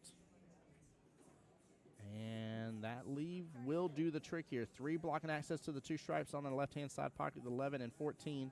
8 looks like he's blocking access to the 15 here. That was actually a very brilliant leave. Ben looks like he may be opting here in just a second to start taking over that top right-hand corner pocket. Went for the bank here. Gets it clean as can be. Right past the 6 ball as well. That's Team Top Brass there, Mama Assing. Oh, I love it. Got to see them first day this morning here with little baby Jasper. Cannot believe it's about to have been a year. That's wild. There we go. There we go. She fired that so good. What a clean combo. I get the. He's trying to put bottom, still force the 5 on through.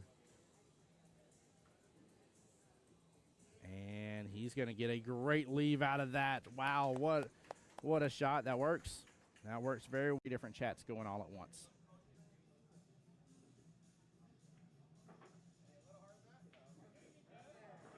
that will do the trick right there. He lands it perfectly. Great timeout. Well played here.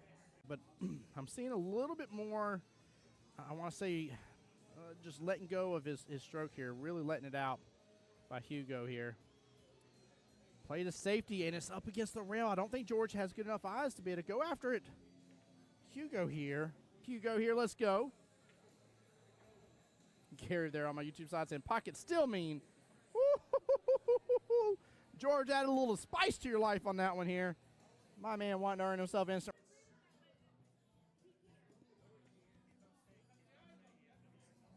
Oh, what an out from Miss Debbie. Well played. Debbie getting the enough room past that 5. So. Oh, he's looking at the combo. Oh, yeah, he's looking good at the combo. Look at that. Side pockets open up for it. Cam's right on over. Beautiful. What a nice little shot. Minutes into the stream going live, in which a couple of those we weren't even on the table yet. Goodness gracious. If so, we are rushing through these finals. And she does. What a beautiful out. This is, I mean, top brass is 9 ball they're playing, so both on the 6.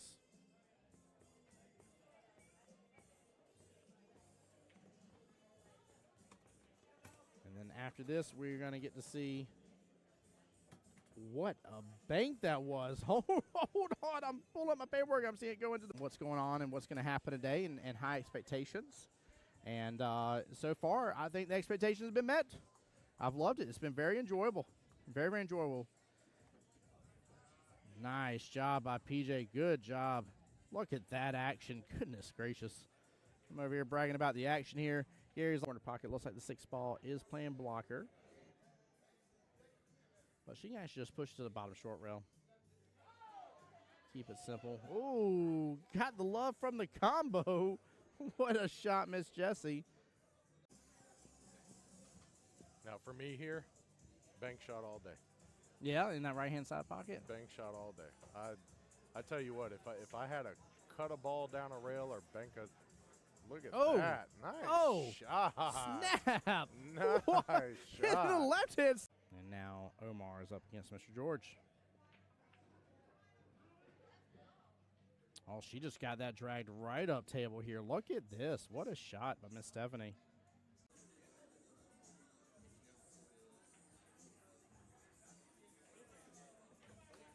Oh, what a bank by John Hummel. Nicely done. And to set himself Karam here off the 3 into the 5 left-hand side pocket. 3 should pop back out. May actually open up for a 3-9 combo. He goes for the Karam down in the bottom left-hand corner pocket. Makes both. He says, I don't need a stinging 3-9 combo. I'm just going to show up and show out on stream here. And great job there, giving Miss D some space here on the other table. Table 25, again, rocking and rolling with strokers versus wreck and rolling. Trying to keep eyes out on that as well, guys. I'll keep you guys up to date on the score as I can. Woo, what a fiery shot from Miss Debbie. Well played. Cut that in. It's tough from the camera angle to tell. If the 1 has room to come past the 8 to the bottom left-hand corner pocket, I'm not as worried. Then I would say he absolutely opened himself up a good opportunity here. Kit with the drain, though. Top right-hand corner pocket. What a shot. Wow. Play a defense here. He's going to let it stroke out. And that leave will do the trick here. 3 blocking access to the 2 stripes on the left-hand side pocket, the 11 and 14. 8 looks like it's blocking access to the 15 here. That was actually a very brilliant leave. Ben, looks like he may be opting here in just a second to start taking over that top right-hand corner pocket. Went for the bank here. Gets it clean as can be. Right past the 6 ball as well. That's Team Top Brass there, Mama Assing it. Oh, I love it. Got to see them first day this morning here with little baby Jasper. Cannot believe it's about to have been a year. That's wild. There we go. There we go. She fired that so good. What a clean combo. I get it. He's trying to put bottom, still force the 5 on through. And he's going to get a great leave out of that. Wow, what a shot. That works. That works very well. Different chats going all at once.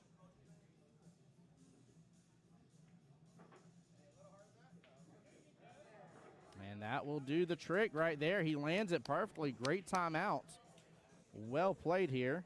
But I'm seeing a little bit more, I want to say, just letting go of his stroke here. Really letting it out by Hugo here. Play the safety.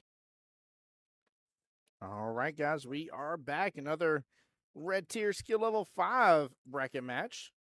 Mike's on the top there in the red shorts. Chris on the bottom here in the gray.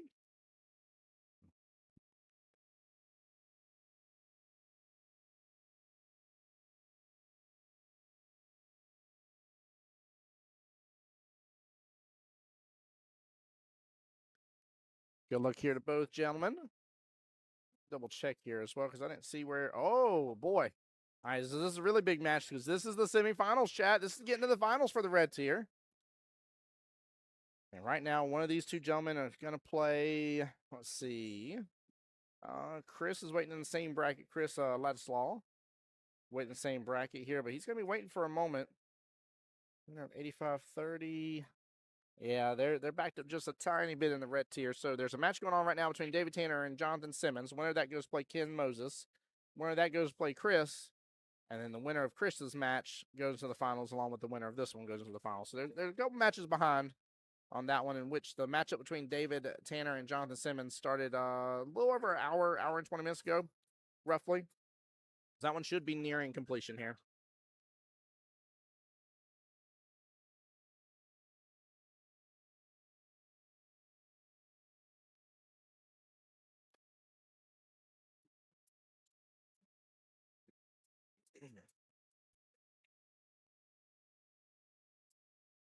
Hey, there we go. Tom rooting on Mr. Chris here.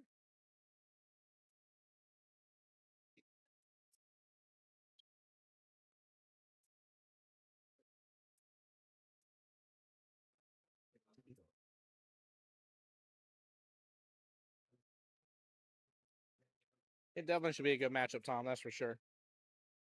Not like these two don't know each other, so.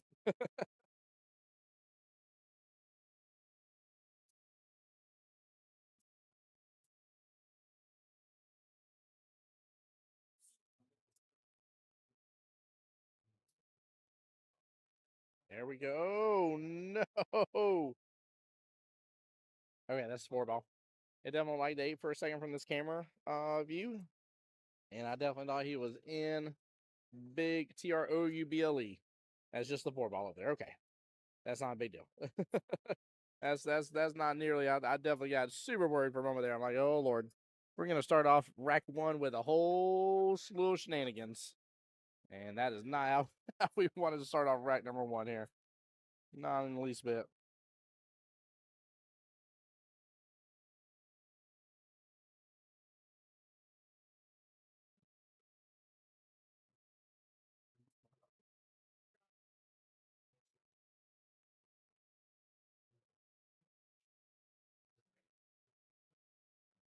All right, Mike's going to go for the combo here with a 3-4.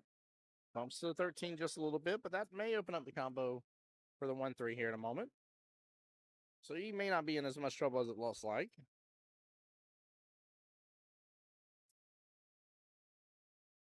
Oh no, force falls a little bit, hits that side part of the pocket here and just drifts its way on in. On hand opportunity back to Chris. And see if he can come up with something on this 13. He knows that's the problem ball. He says no, I'm going to go for the 12, which is his other option, other issue. Well, he could have just went for this and done a big draw shot into it, actually. Would take him a little oomph, but they have broken out some better options here for him.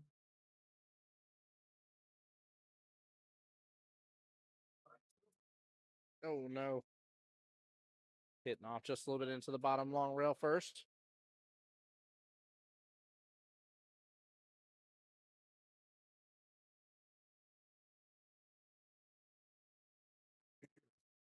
Great shot by Mike here.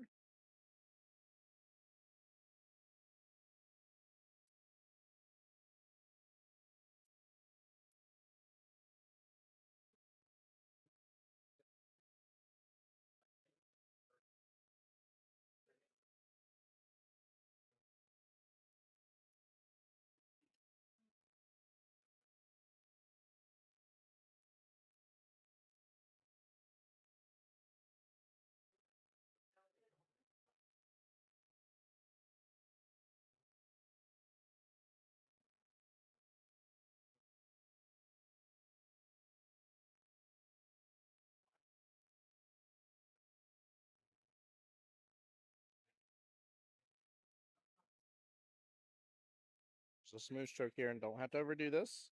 Nice pocket speed. Holds the cue ball. Just drifted off just a little bit on that shot. A little bit lower there into that pocket.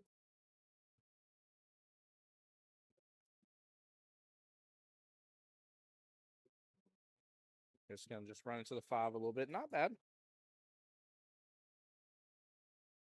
If that 10 goes in that left-hand side pocket, I don't know if I'm going after right now. If it doesn't, I'm definitely going after that 10 right this very second in time. Uh-oh. Yeah, I think the 10 ball was the call on this one.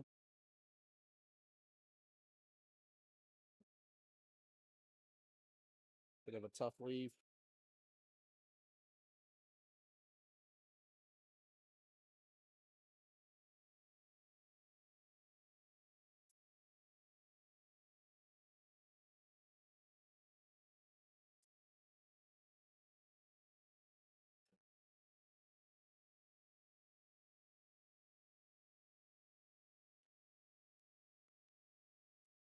All right, good shot.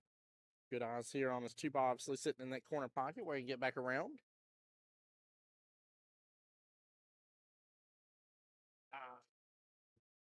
Doing control work. I just pointed to Elliot, pointed to the mic, and I'm like, come sit down, brother, come join. By the way, again, still big shout out to Elliot. I don't think, well, James helping a little bit now too, but Elliot's been here since the beginning. So.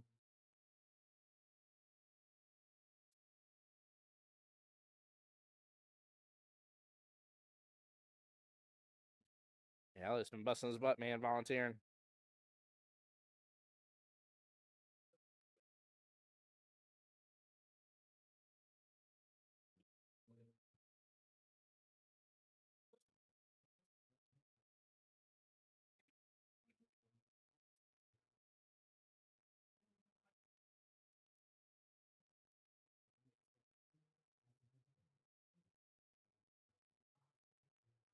Oh, went for the defense.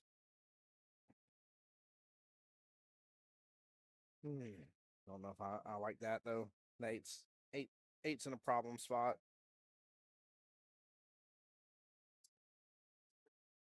And honestly, Chris is gonna have the chance to potentially just rearrange, how his board is, how the rest of the balls are laying on the table. He's going for the bank here.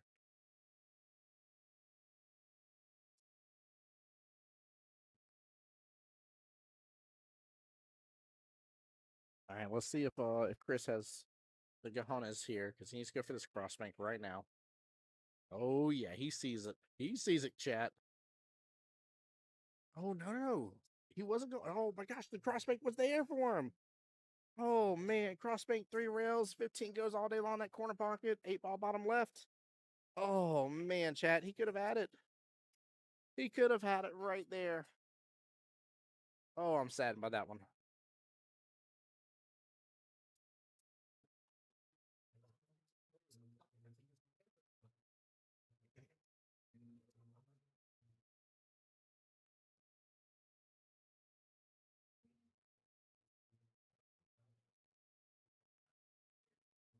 Yeah, that was a free cross bank swing that he should have taken. It wasn't easy, but he should have taken it.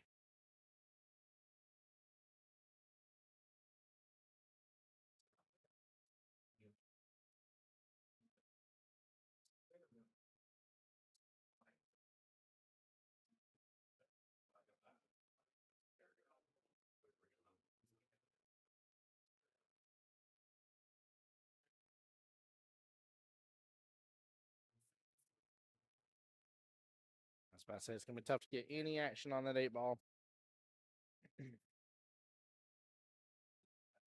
Oh, chat. He's gonna go for the bank. Dangerous play right here.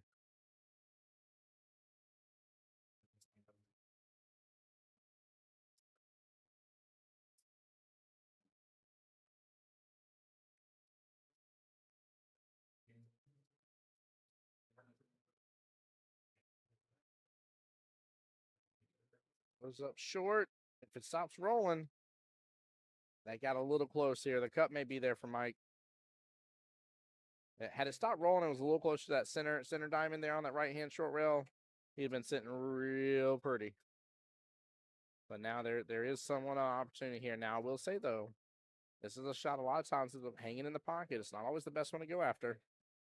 It isn't hanging in the pocket, but the cue ball's driving down to the corner pocket.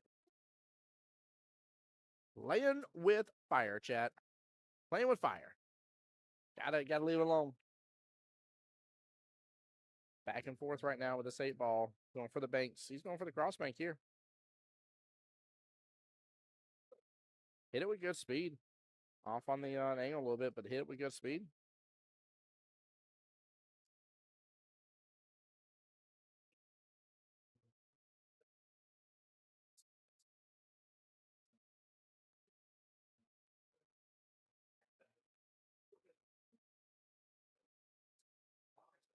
Bank after bank. Stop rolling, 8-ball. All right, the opportunity is now open up for Chris here. Best chance anybody's had on that 8 so far.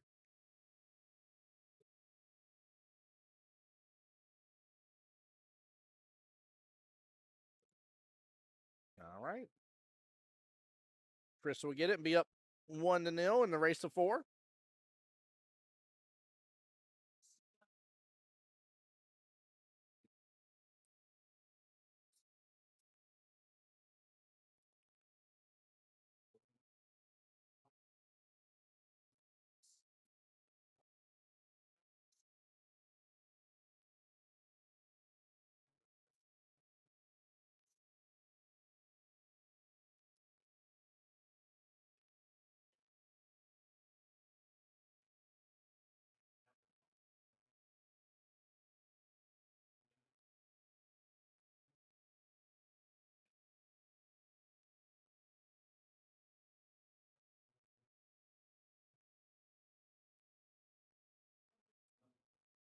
Nice little center pop there. Smash in the side pocket. 5, 6. Might be solids here. Nope, 7.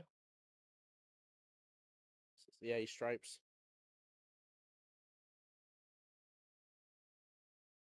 Oh, I love the stroke. He stroked it really good. Now that was a good call on the stroke on how much oomph he put behind it. Not too much. Very confident stroke at that. And then blocks access for the 3-ball. Honestly, that's not a bad leave.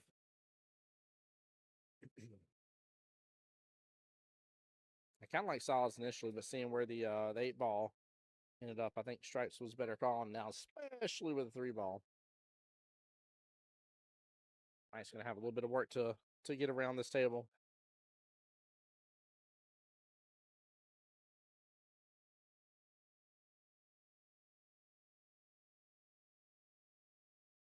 Oh, nice try on that one. Hangs up, takes over that top right-hand corner pocket with a 7-ball, 6-ball playing blocker now for the 10, or the 14, I'm sorry, and the 10. 10, not so much, but oh my goodness gracious, Chris drills it right on down. Nicely done. Well played. Good shot.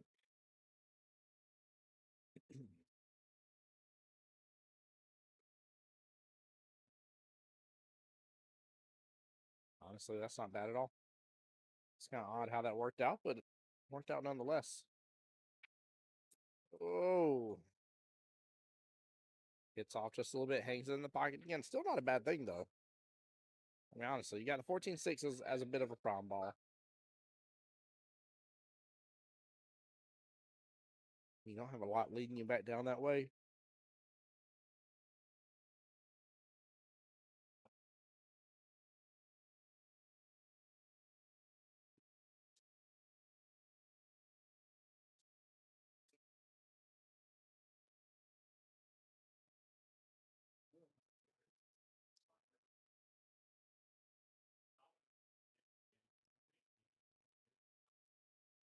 Oh, I had it slow down just a little bit. He was going to be in a great window for that 13.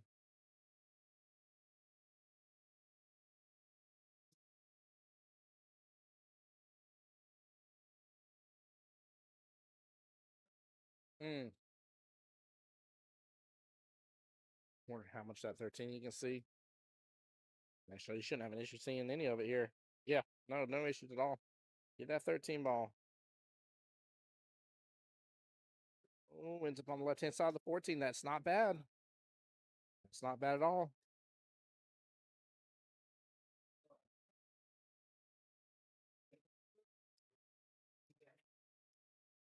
All right, I hit it in this firm, take over that corner pocket. Oh, that's what he's trying to do, but hit off just a little bit. A little bit of bottom there, a little firm. Take right over that pocket. Don't let it turn in the top.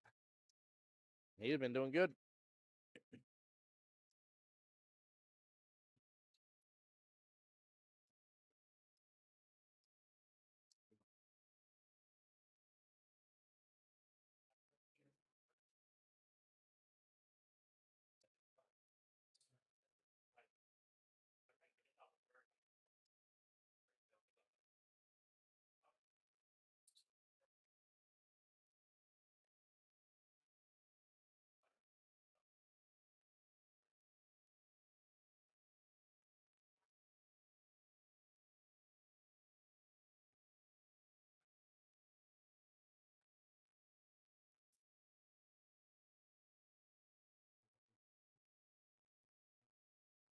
There we go. Get it off that right-hand short rail. That was a great call by Mike.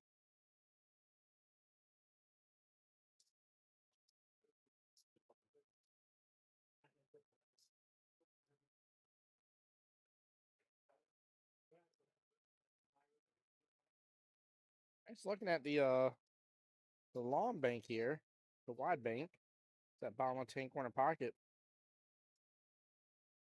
I feel like it's a little short based on the angle that it's at here. It's going to hit by that first diamond outside of that bottom left-hand corner pocket. Oh, no. He hit off on it. Good attempt, though.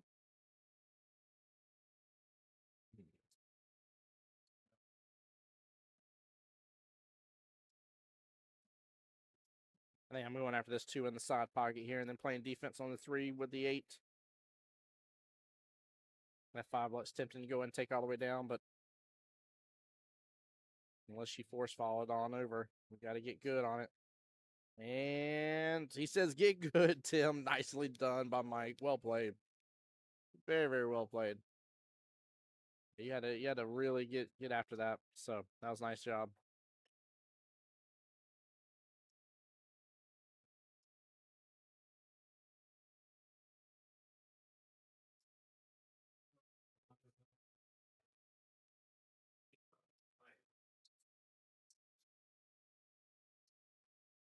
There we go. Let it just drift. 8-ball top left-hand corner pocket.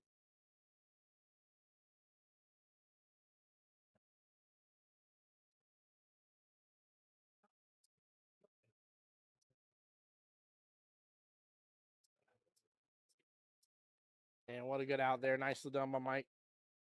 Well played. 1-1. Nice 3-3 left in the race here. Oops. I just haven't put 3 because I said that. Give me chat. There we go, guys. Be right back here while they're racking.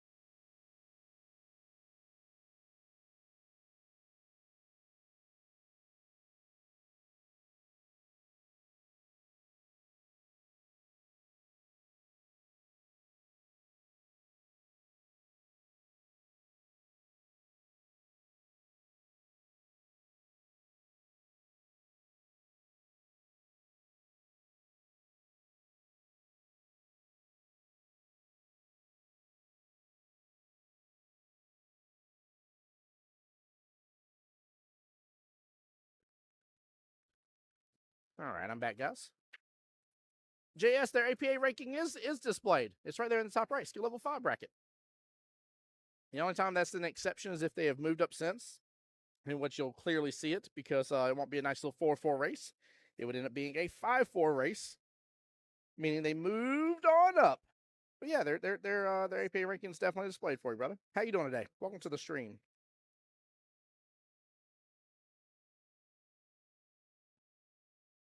Nicely done. Mike feeling a little invigorated after that last rack, huh?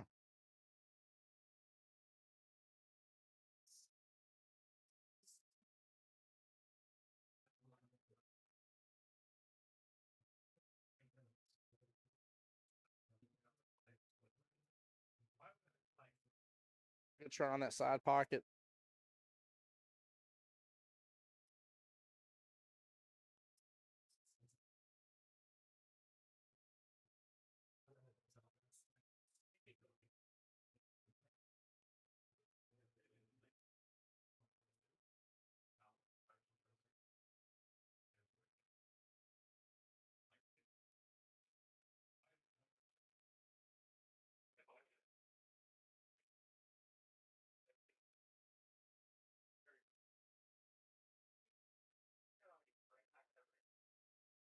All right, the run is on for Mr. Chris here. Definitely roll up for this 13, or for the, I'm sorry, the 9, and then go to the 11.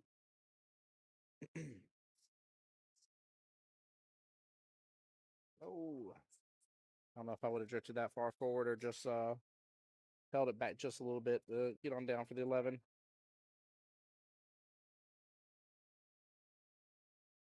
Oh, good shot on the 15, though. Honestly, that's a better run now I'm looking at here. I was definitely wrong. I did not see that 10 ball. Was not paying attention to that right there.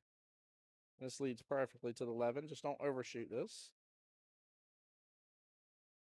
There you go. Cheats the pocket just a tiny bit. Nicely done.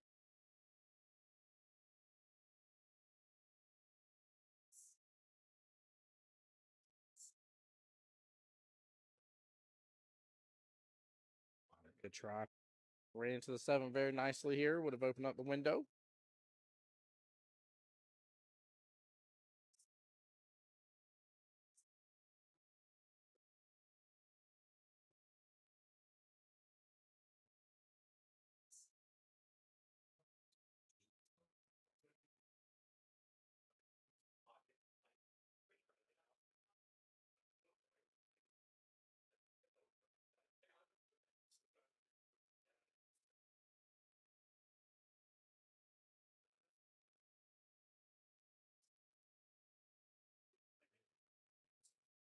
Good try on that 5. And there might have been a window right there for him to work with that 7. Either taking over that top left-hand corner pocket or actually potting the 7 over there. That's not a bad leave at all.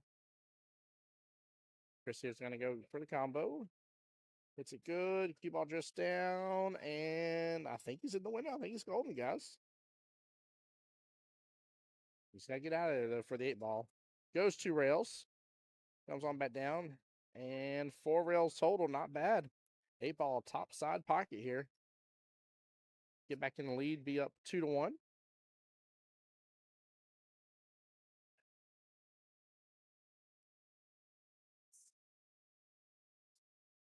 All right, nicely done. Good out.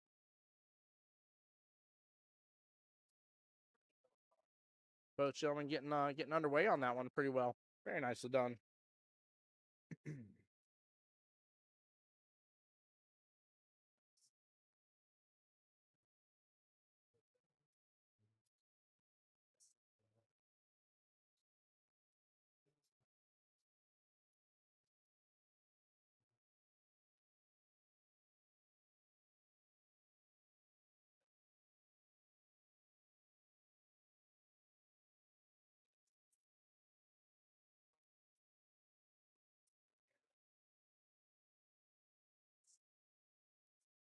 All right, Chris on the break here. Still kind of going for that center break.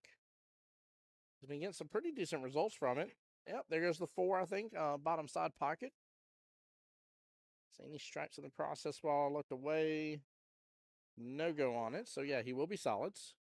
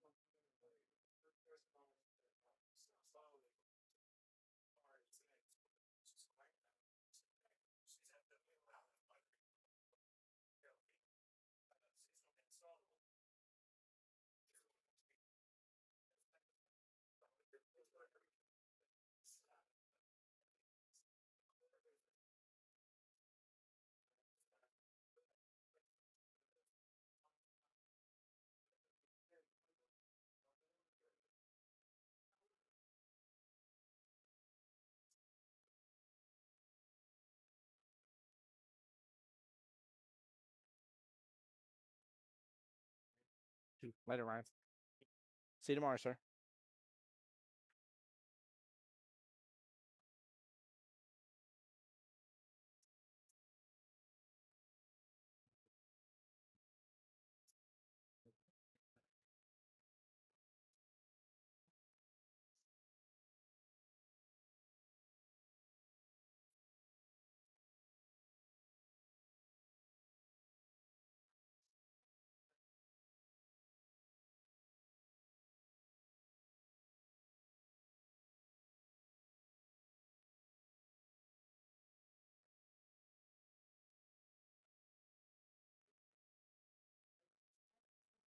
There we go.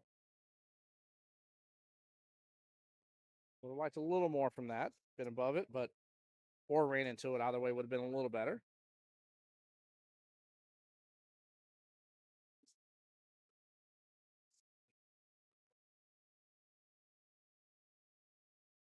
Well, it's not going to be bad at all.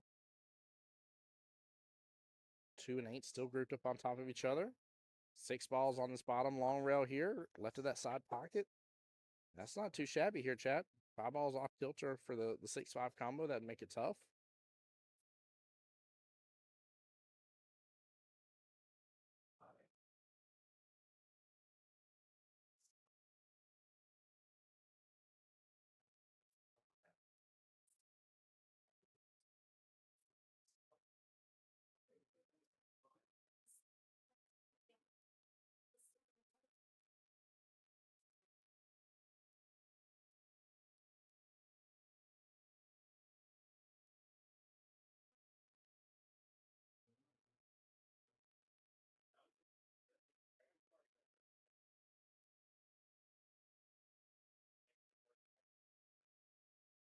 Good try there. Hey, Peter, how you doing today, my friend? Peter here on Team Chris. Welcome to the live stream. Glad you're here.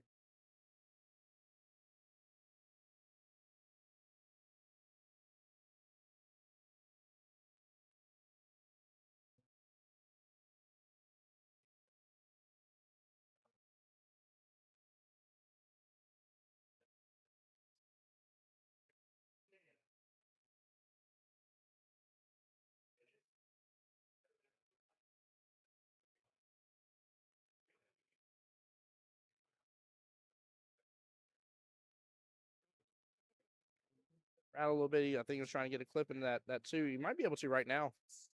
Honestly, that cue ball should kick back up into the 8 by the look of it.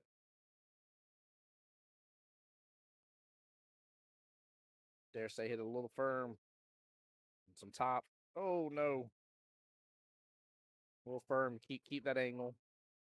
Granted, you did run the risk of potentially rattling it anyways, but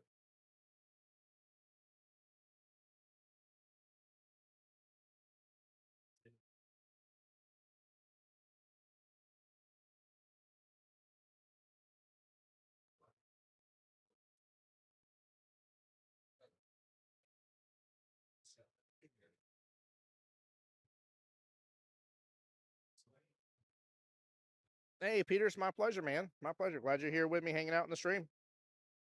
It means a lot. I know these guys definitely appreciate it for sure. This is a, if I remember correctly here, I don't want to misspeak. Yeah, this is a semifinals match to get into the finals, so this is a big deal for these two gentlemen. Obviously, you know, anytime thinking about myself personally, competing in singles regionals, like, not saying I want to take it all the way, but bare minimal, and knowing I made it through the day, getting to the semifinals, into the finals would be a big deal. Oh, you want to get better on that 8 here. He is on the rail. Gotta shake that off here.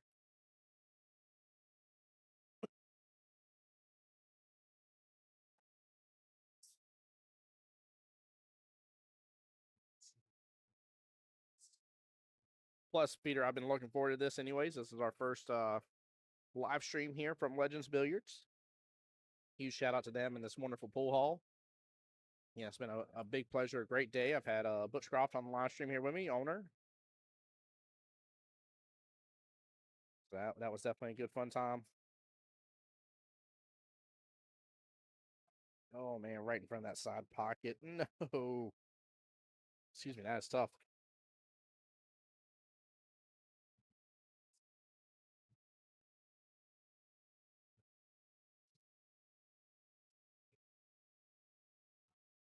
Nice thin cut here.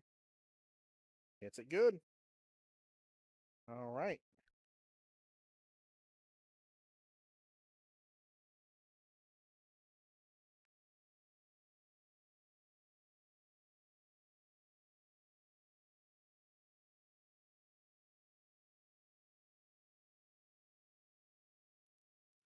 All right, and on the other table, looks like we do have a semifinals match coming.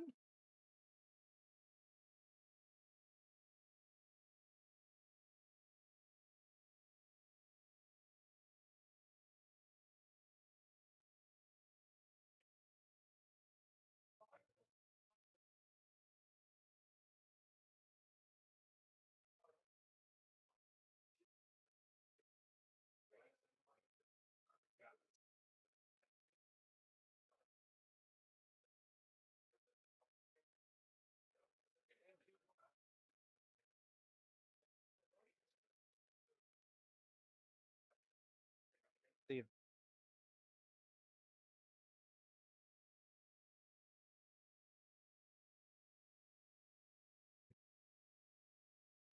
All right. PJ, I appreciate y'all too, man. Thank y'all for that. Seriously, I appreciate the kind words, man. It's definitely long days, don't get me wrong. But it's fun. It's absolutely fun, man. It's a good weekend to look forward to, and like I said, get to see the play, and again, it doesn't hurt that this is one of my top 5 favorites. Love seeing the singles regionals play out. Plus, we get it twice a year, so we're blessed on that front as well.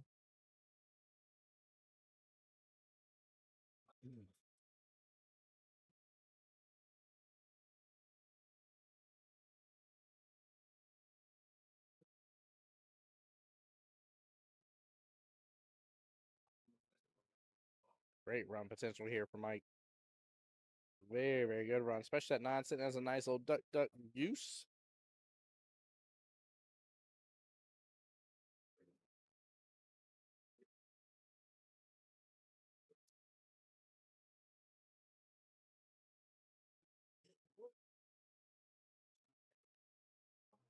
Uh-oh. Get past that 1. I think he got enough momentum on it. He says, very nice establishment, in my opinion. Been a few times, enjoyed my time in there. Oh, dude, I love it here. I love it. I love the tables, love the staff. Great food. Always nice cold AC. Good running tables. It is definitely a fun place to be. Very well lit tables too at that.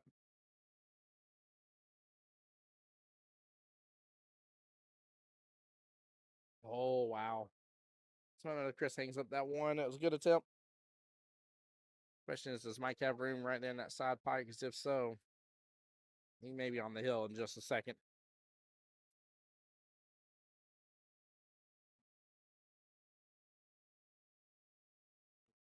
Oh, good try.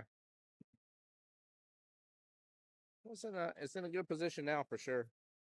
Makeable from a little chunk of the table. Chris is gonna have to be very thoughtful about his potential leave. No, don't mess that 1 just yet. Chris, leave the 1 alone. What are you doing with the 1 ball? What are you doing with the 1 ball? No, he was jacked up over it and followed it right on in. No. It's like you see somebody basically climb a mountain without mountain climbing gear, and you're like, don't do it. Don't do it. Oh, man. Now, this you shouldn't do either. Stay in that top side pocket. Come off the rail just a little bit to the 8 bottom left. You'll have to reset this 4 times. Then you take a long distance shot, just come off rail.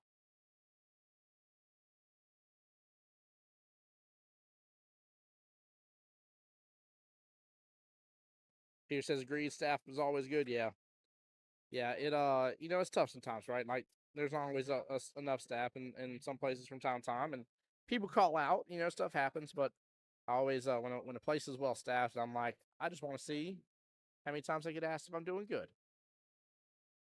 Because sometimes I feel a little stuck over here, and I always feel like I have time to run over and get a refreshment or something. Well, I've been checked on a lot today and loved on, to say the least. So, All right, Mike up on the hill against Chris here, 3-2. It is a 1-2 race left in this battle for the skill level 5s.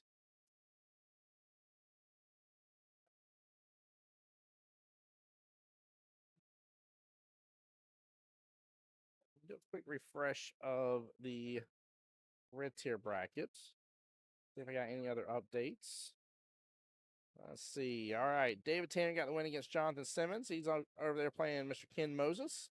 That match was called about 30 minutes ago. Miss Danielle Harpin there playing Joshua Walker. Match has been going on for about an hour. Let's see. Winner to 85-35. Winner that goes to play Mr. Tim Porter. William Jameson, who we got to see on the stream here a little while ago, is playing Miss Mary Hatcher. Winner that goes on to play Mr. Daniel. Mr. Daniel there. Oh, there you go.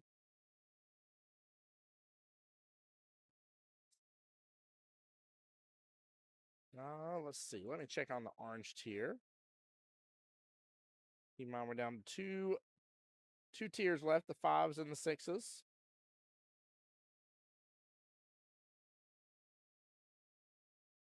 Let's see. Looks like the semifinals is going on right now. That is one of them right this second.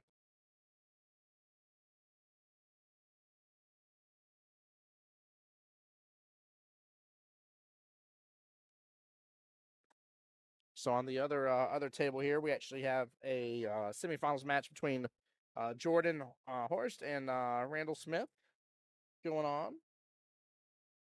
Just they haven't begun yet. They will be soon. But we'll get to see Mr. Jordan play a little bit. So that's to get into the finals. And then Bill Normal versus Robert Kerr going on right now. So 4 remain in the orange bracket.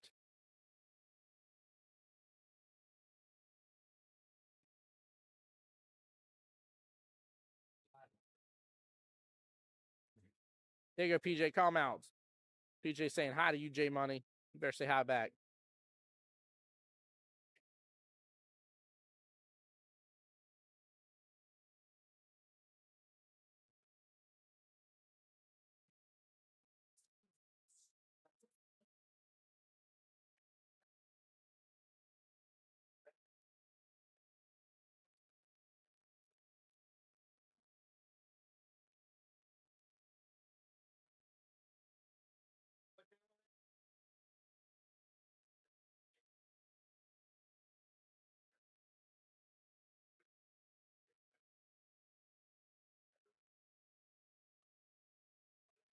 A little force follow there, hitting into the rail, but some rattles in the pocket for Mr. Chris.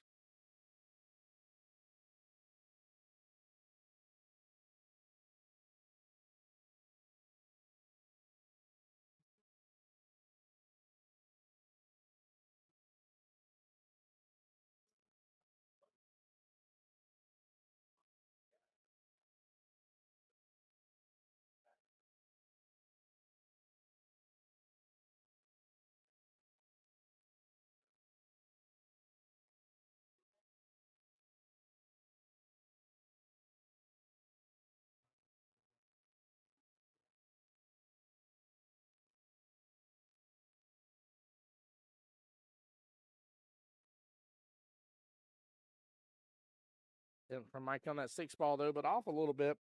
Now it's in the weeds. I dare say Chris has more to work on, though. He's got a lot tied up there. A lot of stripes tied up.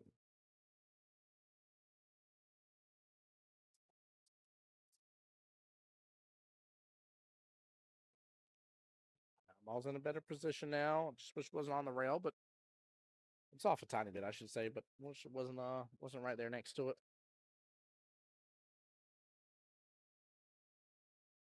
That's what we need to start doing, seeing what pockets he can take over.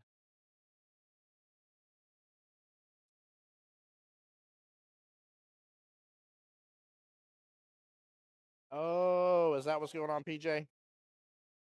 J Money, PJ said you're just scared because you're playing him next Saturday.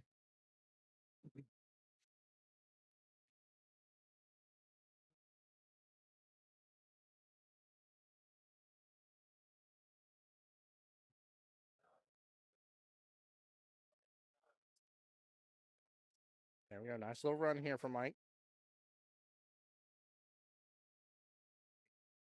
6 ball is going to be the real trouble here.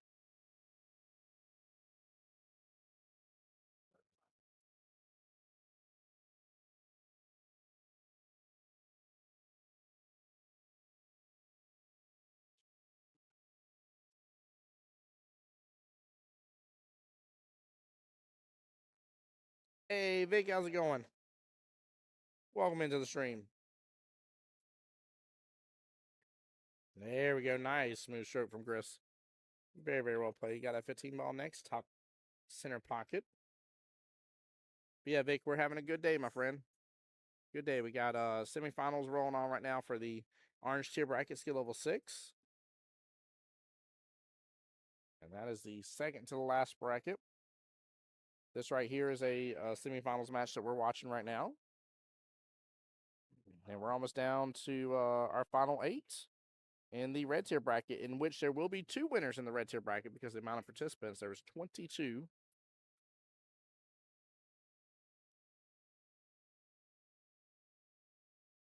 But yeah, three more victors to crown for the day.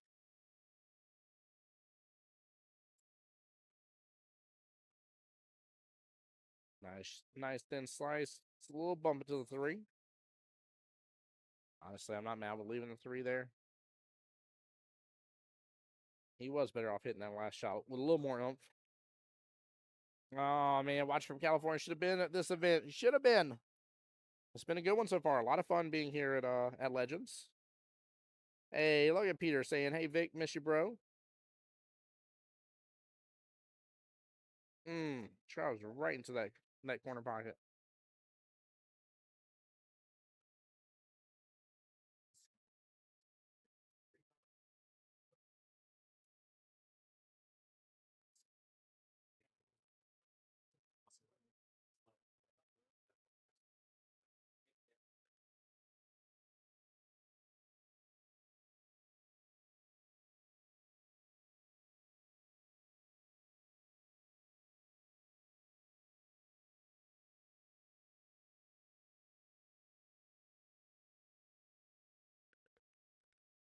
All right, good old Mr. Gary there, a.k.a. Papa G, heading on out for the night. Told me, he's like, I'm beginning to like Jacksonville. I was like, I bet. Come on over here and win, baby. Let's go. That gentleman shot very, very good, but shout out to him and Southeast Georgia APA. Well played. Very, very well played.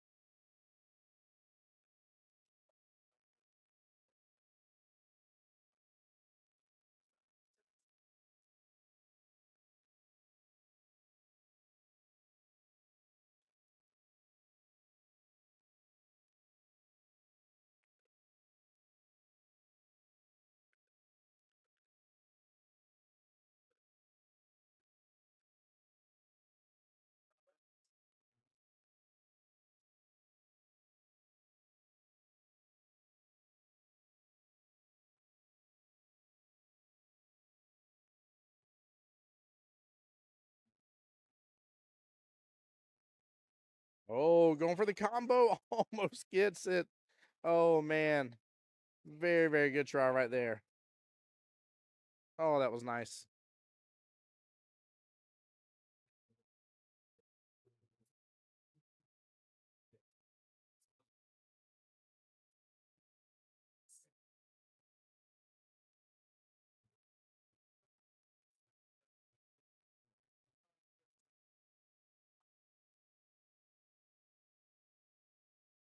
Oh, no. He slices it right on into an unfortunate scratch. Big deal. This is going to give Chris the opportunity to make it hill. Very important ball in hand right here. Oh, no need to go for the combo. Come in from the that left-hand short rail. Get into it. Come off the top long rail back down. And that combo's dangerous. He hits it good. Was not enough. I might have called it a little too early for hitting it good. Oh, man.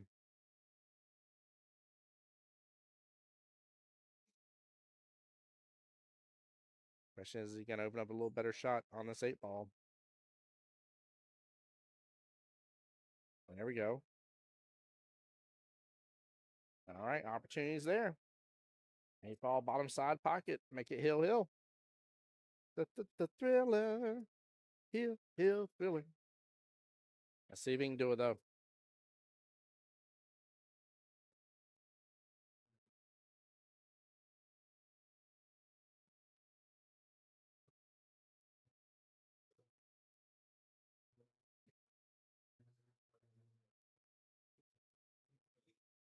And he does. Hits it really good here. Nice. 3-3, 1 rack to roll them all and get themselves into the finals. Oops.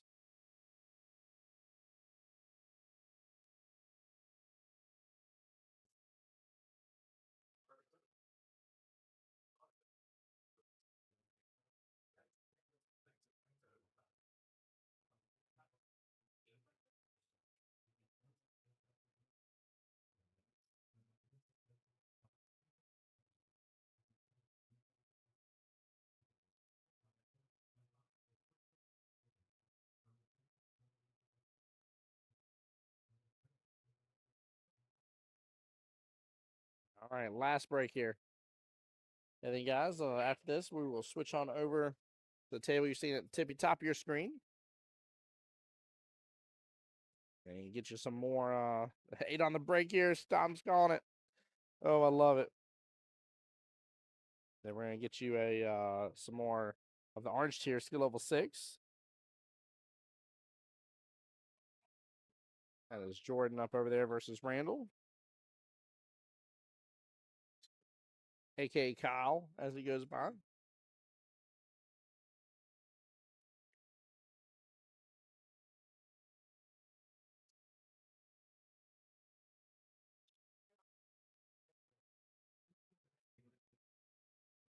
That's right, PJ.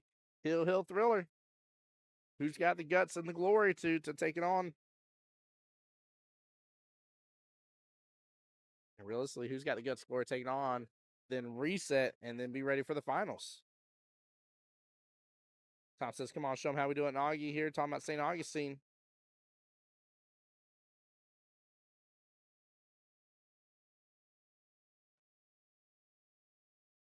Oh, good try on the cuts. Ends up pushing the 7 a little closer to that bottom side pocket.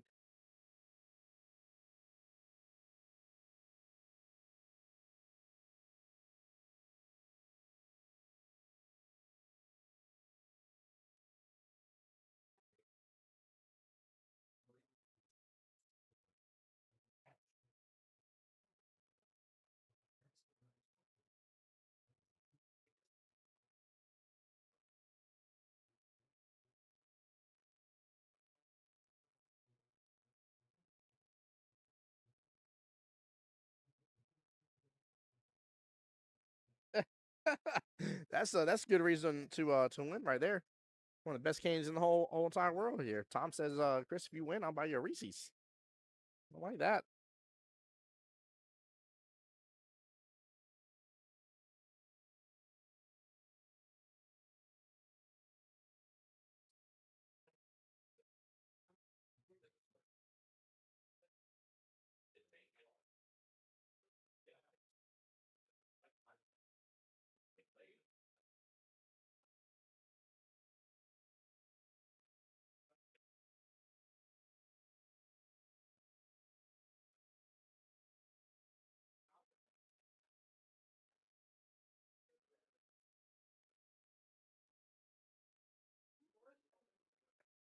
Tom says our team has an incentive program. Now that's funny as all get out. I don't care who you are right there. That's hilarious. Oh, Malanta. That's too good.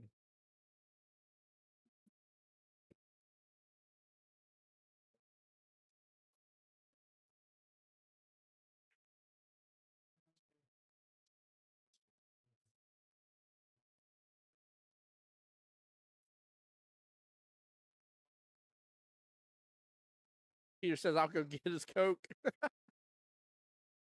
That's good. Oh, man, that's so good. Well, you might need to let him know that, all right? Let him know what's on the line. It's bigger than punching your ticket to Vegas. It is about getting yourself a Reese's and an ice cold Coca-Cola. Oh, that's too good, though. I absolutely love that. I don't know if he got in that window for that 10 ball. He's got to win the he's got to win the finals for all that. Oh, goodness gracious. He's got to take it on home. MIA, take it to the house.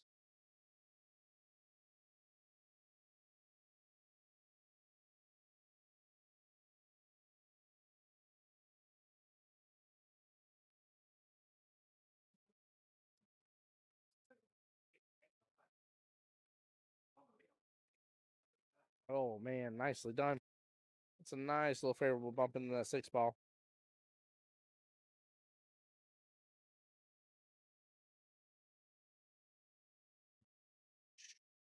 Of course, with 8 a little bit since the 9 on down.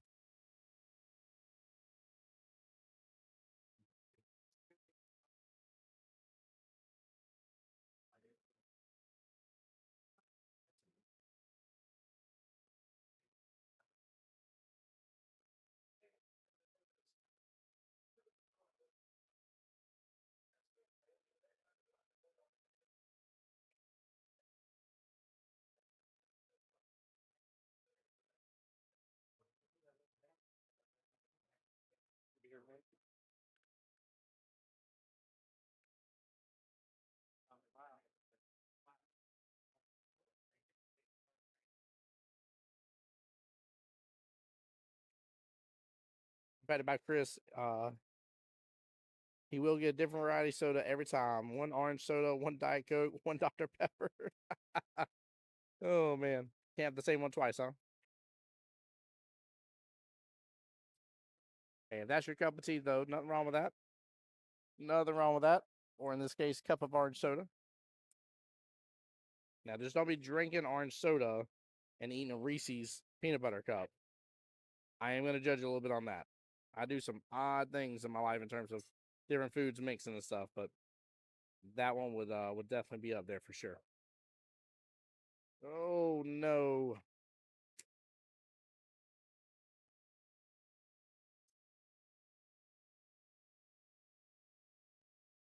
Man, very tough.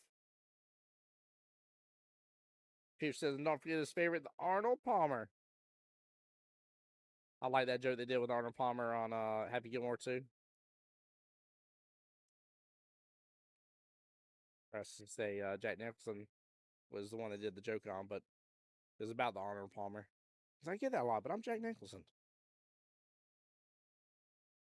Yeah, orange soda and Reese's is crazy work. Yeah, we don't need that type of negativity in our life. For the victory here. And Mike gets it here. That'll be all she wrote. Nicely done. Very, very well played. Mike won overall there.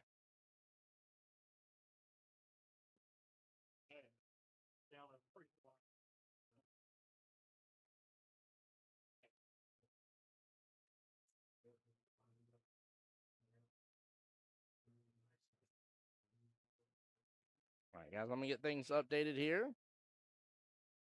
And we're going to get the camera swapped on over while I'm working on that.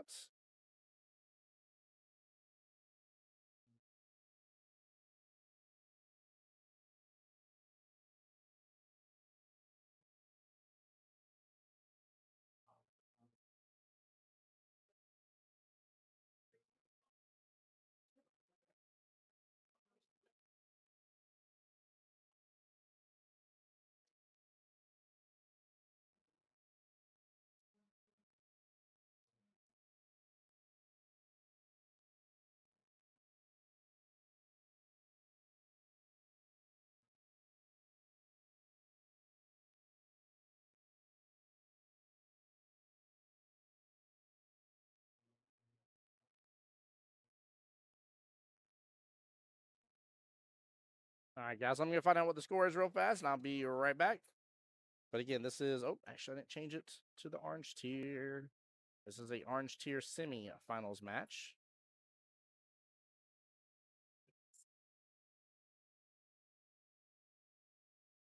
There we go. All right, guys, be right back.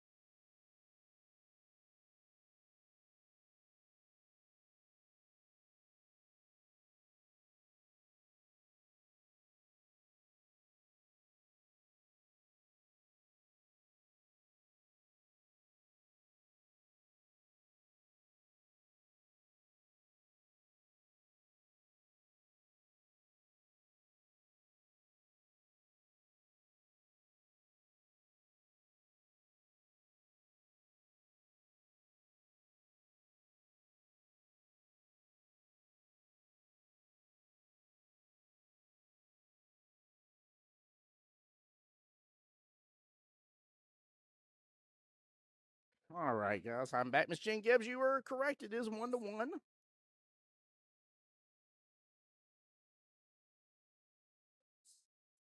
And not sure what I missed while I was away. Looks like we're underway on this rack here.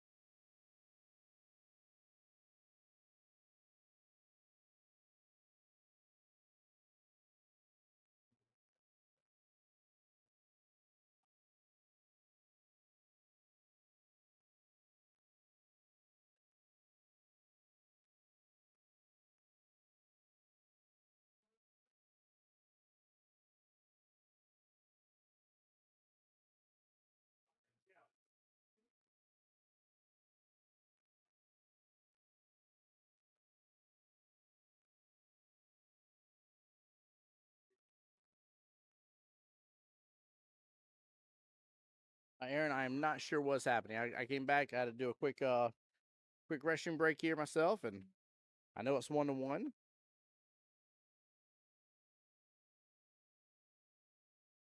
But I don't see Mr. Kyle at the table right this second. That's Randall that's at the table.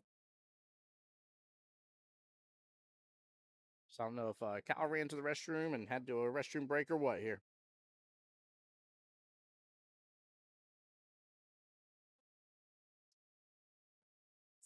But I can tell you that this is a semifinals match in the orange tier.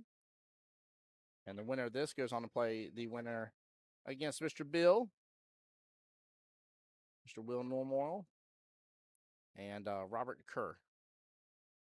So, beer run, it might be. I mean, most of the beer has been running to the table, not having to leave and run away from the table to get it. But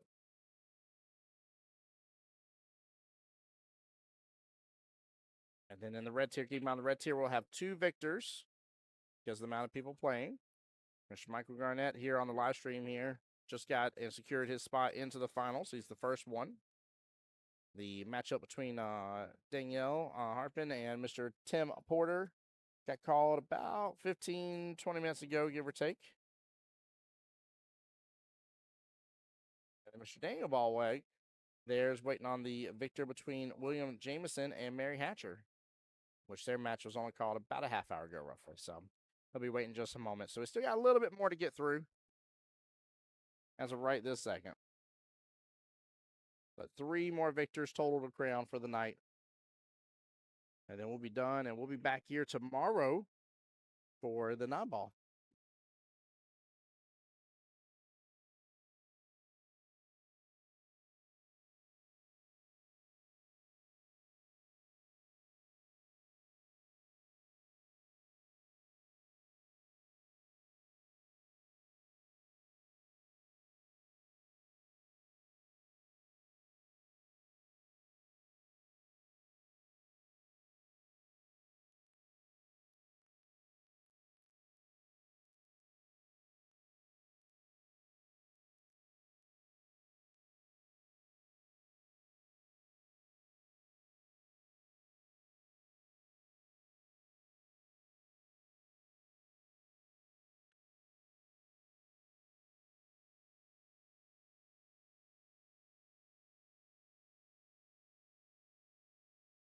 Yes, Miss Aaron.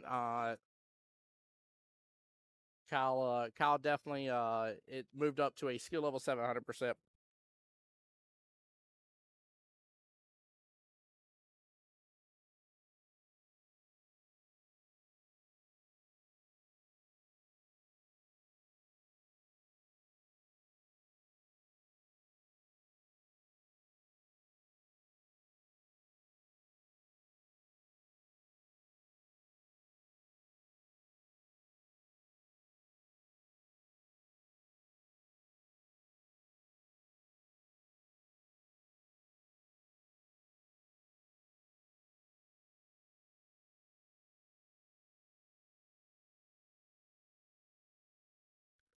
All right, I think we're back in the action here. But yeah, Aaron, Mr. Kyle moved up to a skill level 7, so that's why he's given weight here, if you will, to Mr. Randall. Randall's just over here talking to me on the sidelines here. He said, he's like, I've never won in Jacksonville on this. I said, time to change all that then. Time to change it, my friend. Here in this finals match, go rock and roll it. Do what you do best. He said, he's like, I don't know, man. He's like, I missed a couple straight in 8 balls. I'm like, well, you got to shake that off. You got Taylor Swift that bad boy is what you got to do. Well, a little bump into the 1 ball. Ties it back up to the 14, though. Yeah, not a problem, Aaron. Thank you for being here. How did the backyard go, by the way, with mowing?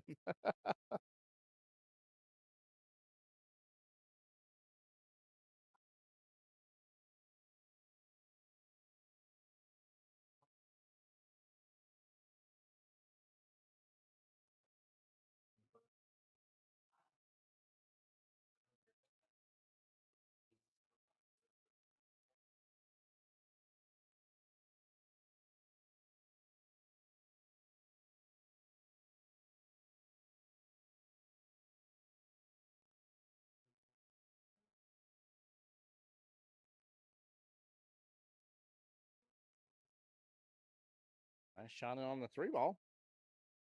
Ties up a lot of action on that 5. Goodness gracious, a lot on that 5. That 5 is in deep trouble.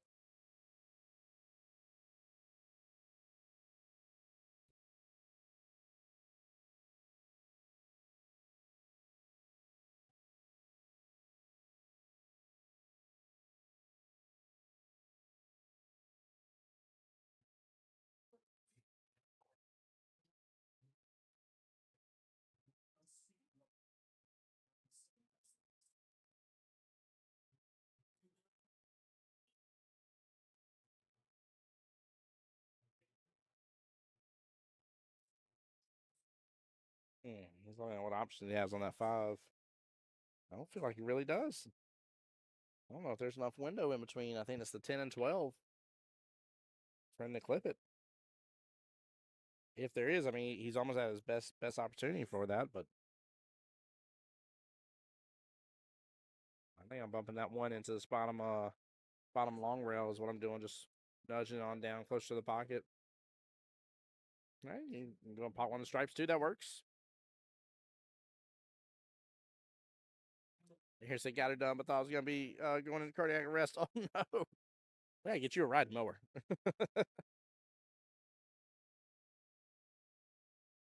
Uh-oh. Uh-oh. This may be skiddios on this one.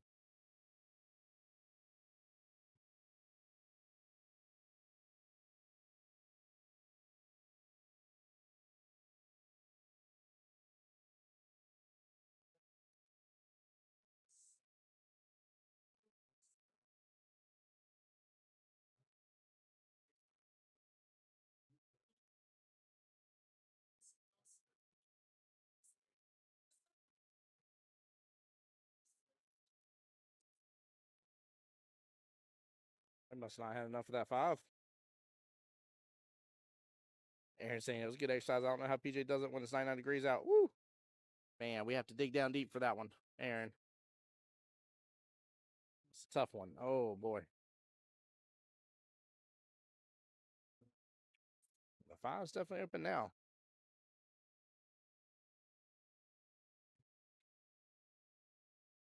Trying to draw it back here, and there's no trying on his. Draws it back beautifully here. Gets in good shape for the 1. What a drawback. Wow. Look at this again, guys. And he loads up on it and loads up very well. And sets up that 1 just fine. Which Mr. Randall's going to say you're good. Kyle up 2-1 right now, but brings that back in focus into an even race. 3-3 left for both gentlemen. Yeah, you need it. If you don't already have one, you need a rider mower. They make don't know how much you like the electric items here in the world, but they make electric mowers that are quiet as can be, and some small ones too. Chin here rooting on Mr. Kyle. There we go. Show him the love. Show him the love.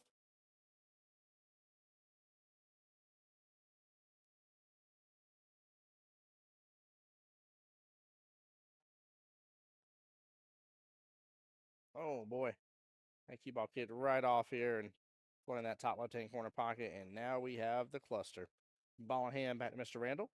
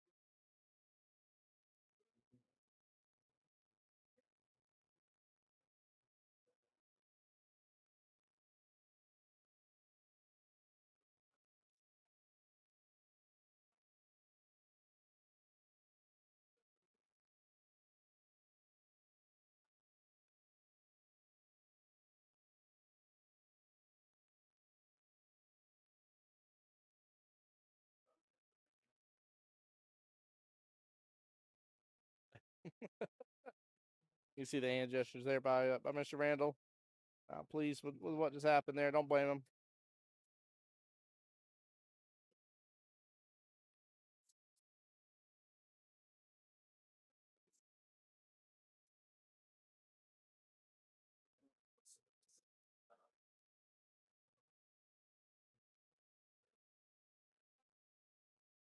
Oh boy, 8-ball's gotten a little bit more buried. He's got 15 out of there, but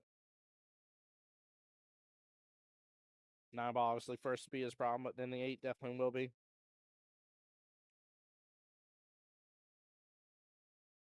Or there's a chance for him right now to use one of those corner balls here. Kick into it, kicking around, kick on down to like the 5-7 possibly, and get a little breakout.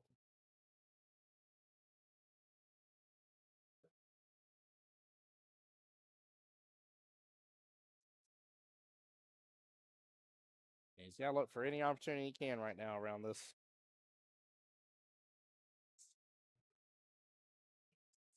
Cal's going to have not a lot of issues picking through this. May look pretty clustered, which it is, but he's got a little bit of breathing room across the board here. Ooh, went for the bank, actually ends up pulling down into the 6.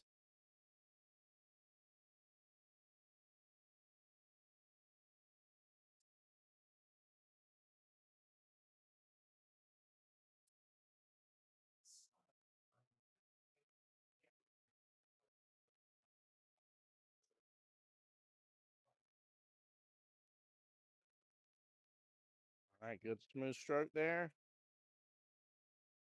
I don't think he was trying to make it, honestly. I think he was trying to get in better position. He knows that 9 needs to be broken out a little bit. The only home that 9 possibly has, by the look of it here, is if somehow or another you can get a window with that cue ball in between like the 5 and 6. Past that 9 is problem for him.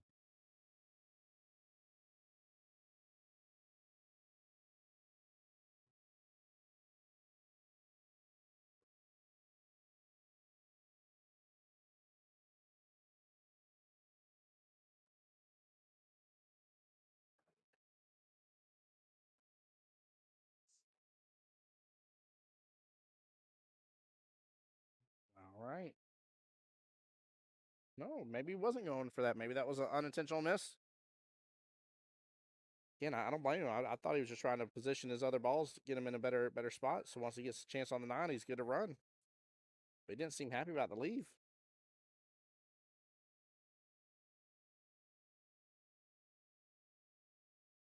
Definitely that 9, though. Make sure there is not enough room here to work with it. Yeah, it deserves a look at now for sure. If there is here, you can go 15, then 13. Then you go after that 9-ball after.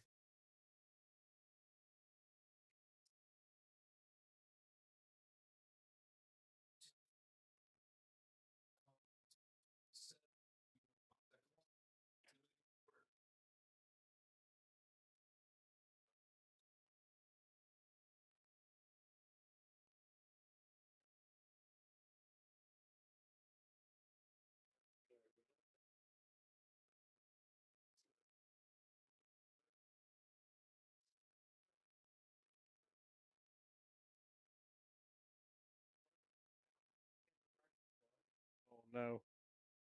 Oh, no. I think he was trying to get the break out there and just ends up flipping right up on top of the 9. It's good. Gets a rail as well. Didn't look too shabby of a shot to me. Nicely done. Well handled there, Mr. Randall. Nicely done. Uh-oh. I was about to say the run's on now, but may have got a lucky leave. Oh, no.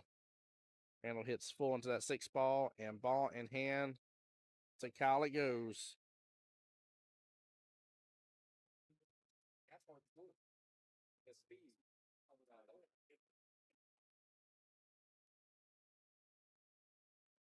Yeah, this is a huge opportunity right here.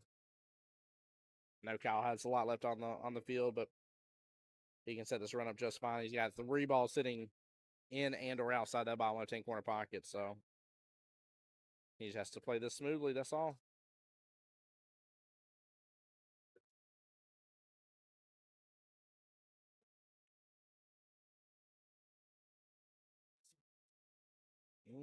Did he keep on getting a funky position, or does he have the ability to cut that 4 on in?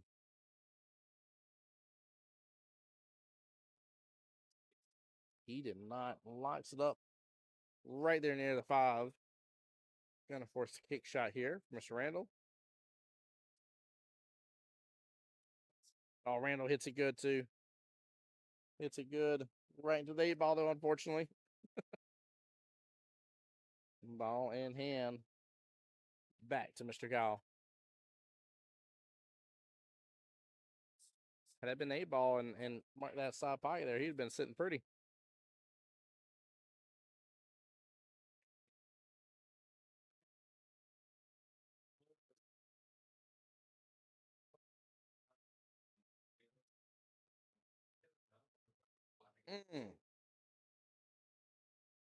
They're not hanging over the shelf.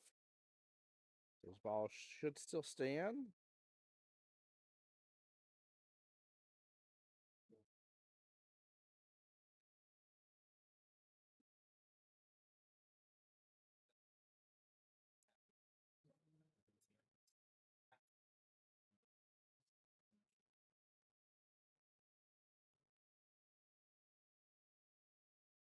I mean, Randall's best chance to tie up the score 2-2, but make it a 2-3 race left in this battle. Right, Aaron? Aaron says, love his gestures. I do too. He's comical here on the table, to say the least.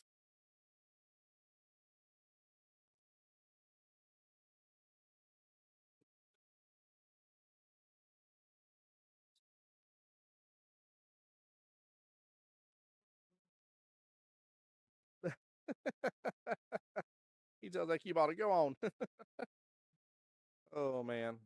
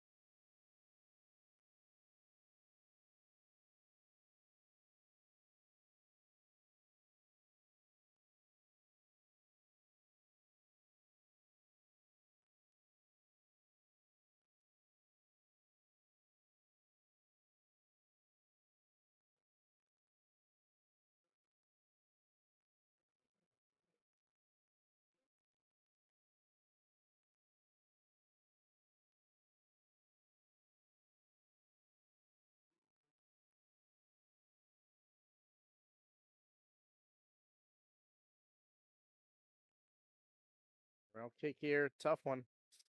It's a pretty firm, I should say, actually. Shortens up the angle. Ball in hand to Mr. Randall. And he's got to close this one out.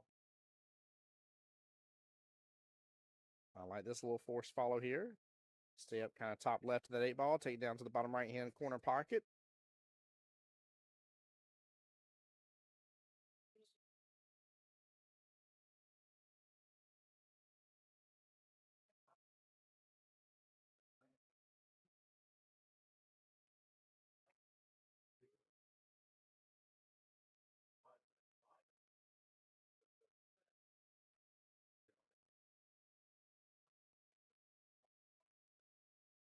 All right. Oh man. Oh man. Randall for that, bro. I've got to give you a replay. I love the gestures here. Nice little 8-ball to that bottom right hand corner pocket here. And a wonderful, wonderful. Oh my goodness gracious. Wonderful gestures right there. A little fist pump and everything. That's too good. That is too good right there. That was good. They are not. Aaron asking where are they from here, Mr. Kyle. Kyle Horst over there is First Coast APA. So he is well, I'm assuming by Jacksonville you're asking Jacksonville APA or not, but no. Jordan is across the pond there, if you will, across the river. For First Coast APA 322. And Mr. Randall Smith here is representing for Alma, Georgia, with Southeast Georgia APA, Mr. Will and Cat Hoyt.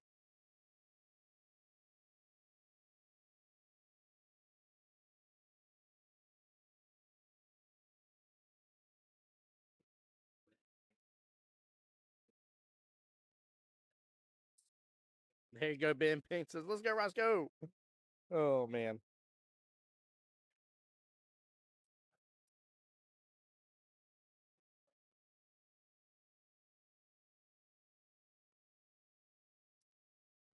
All right, it's 2-3 left in the battle here. And this is to get into the finals for the skill level 6 orange tier. For those just joining in, there's several of y'all coming in the stream here just to explain. You notice Kyle is going one extra rack here. That's because he has since moved up after getting into and earning the right into the skill level 6 tier bracket. He has moved up to a skill level 7, so he stays in the 6 tier bracket but plays at a 7.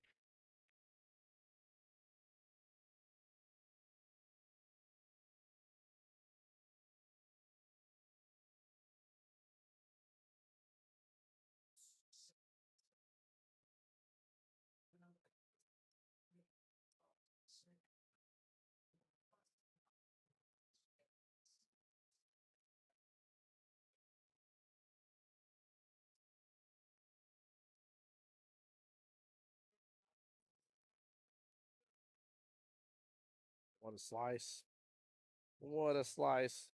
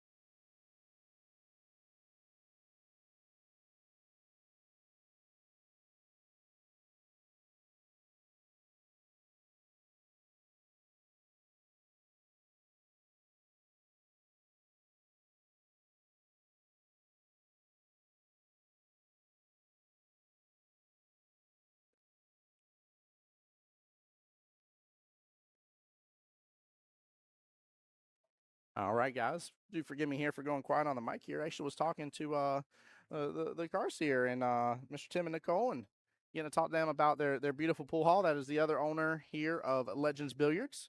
And he told me he may be around tomorrow to hop on the live stream with me. I told him, please do. That'd be amazing.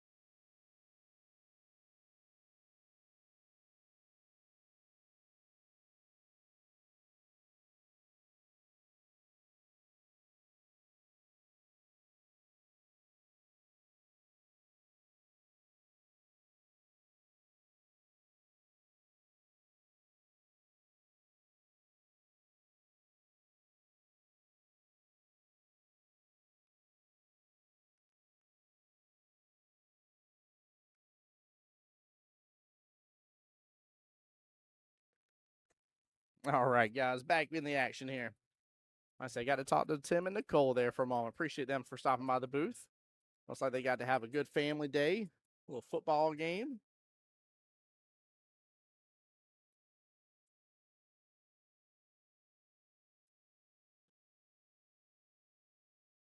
And unfortunate scratch there on the 8 by Kyle, giving Randall the chance to be on the hill first, making a 1-3 race left in this battle. That's a big deal right there. That's a hill to climb for sure. So we'll see if Kyle can get over it and work on through, which looks like he's still battle ready. We'll see him shaking or worrying or being upset about anything going on. So still seems very locked in and determined, which is exactly what you got to see. You ain't gonna make it to the semifinals and get in the finals without it.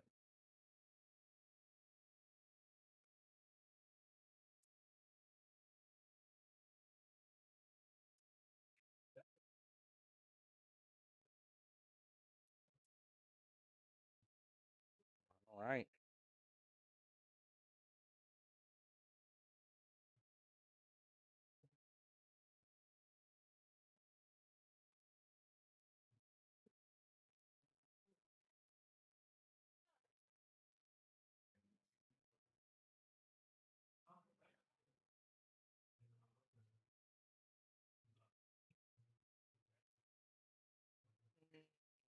Not too shabby.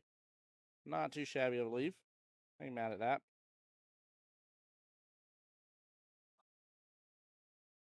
It's in good. Gets a little bump into 13. Yeah, he'll have a little run potential to clear up some stuff. I don't think he has the full run, just again because where it's not against Mr. Randall here, but where the 10-6 situated.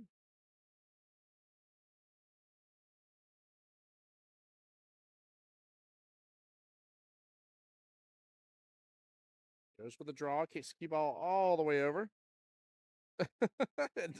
and commands the cue ball to be off the oh, man.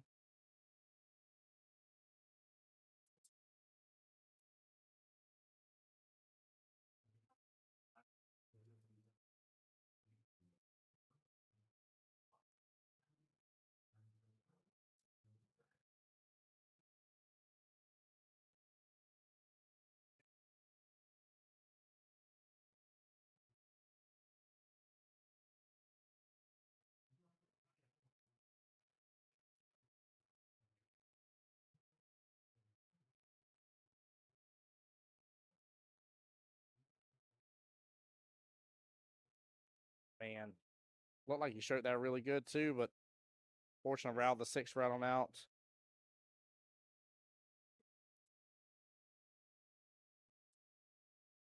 He's gonna have a hard Hard time with the 3-ball anyways. He'd have to track that 5 past the left-hand side pocket. Unless he went after the 3 right now and then took the 5 last after getting a bump into that 8, sending it close to the bottom left. But Randall's definitely locked in, though. He seems reinvigorated now.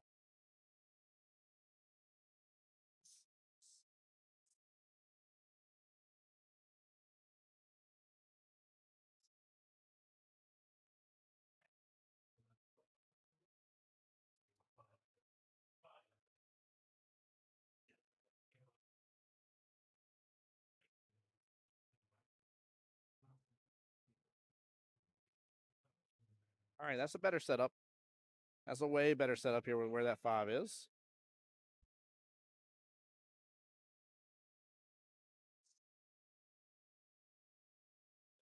Honestly, Kyle should have a potential good little run here with where that 5's at if he gets back to the table. 14's in a bit of a predicament for Randall, so Kyle should see the table again. I don't know. Randall might be going for the bank shot here. That's that 3 bottom left-hand corner pocket, but it looks like 3's taking up some of the real estate.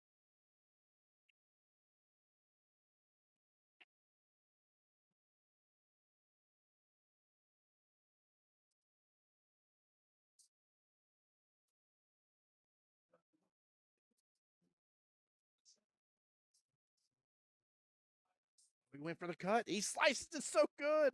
But unfortunate run into the 8. Made that tougher, but that was a nice cut shot here. I don't know why I didn't think about that first, Chad. I know it's been a long day, but I'm surprised I didn't think of that as well. Instantly went for the bank shot option. Tough cut here on the 8, all the way down, top right-hand corner pocket. This is for the victory and to secure him a spot into the finals. Be a really, really big deal, guys, if so. Which I have not checked. See if Bill's match against Robert Kerr is done. It is not. Still going right now.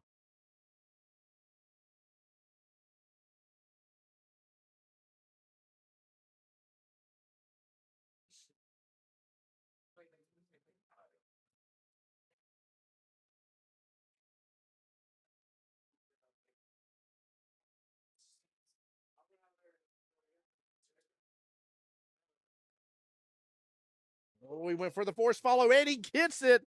And he gets it. Oh, I didn't even see the value change right there, but gets the force follow and gets the win. What an out. Wow. Way to go. Nicely done, Mr. Randall. Well played, sir. Well played. I love the victory. Let's see if I caught some of it there. I did catch some of it. Oh, I love it. Love it, love it, love it. Very, very well done here. All right, let me double check here on the red tier bracket here. Let's see where they are at. We got a match coming up here soon or not. Let's see, Mr. Michael Garnett still sitting in the finals there waiting. Match between Chris and Ken going on still. Tim Porter, forgive me, Tim, versus Danielle Harpin.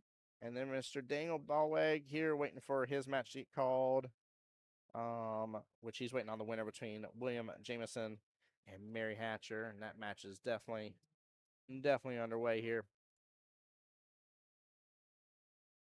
Boop, boop, boop, boop, boop. All right, guys, I'm going to be right back here in just a few. But big congratulations here to Randall, guys. Don't go anywhere. Stay tuned because we will likely either have a finals match for the orange tier on our hands or a semifinals match for the red tier on our hands, or both going on at the same time, side by side, in which we'll focus on the finals first and then switch on over. But one of those is going to be going down for sure. So don't go anywhere. Like I said, guys, stay tuned here for more action. Tim Jones here on behalf of Jacksonville APA, the home of the boys Jacksonville Pool, bringing you as much as I can here of the wonderful fall 2025 Jacksonville Singles Regionals here. All right, guys, stay tuned. Through these finals. And she does. What a beautiful out. This is, I mean, top brass is 9-ball they're playing, so both on the 6.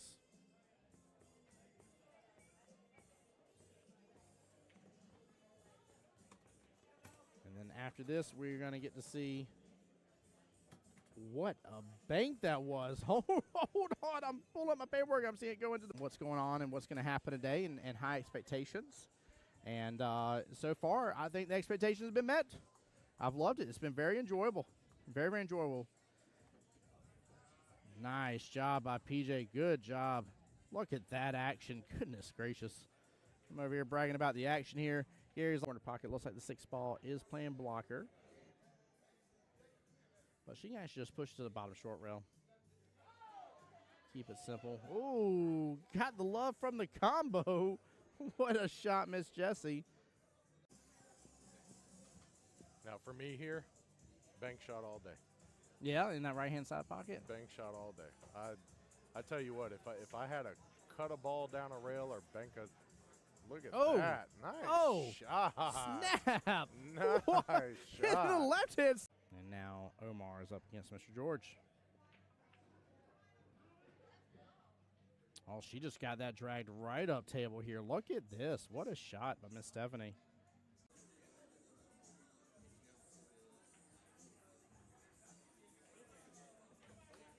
Oh, what a bank by John Hummel. Nicely done.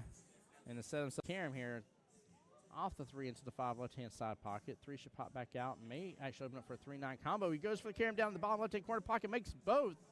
He says, I don't need a stinking 3-9 combo. I'm just going to show up and show out on stream here.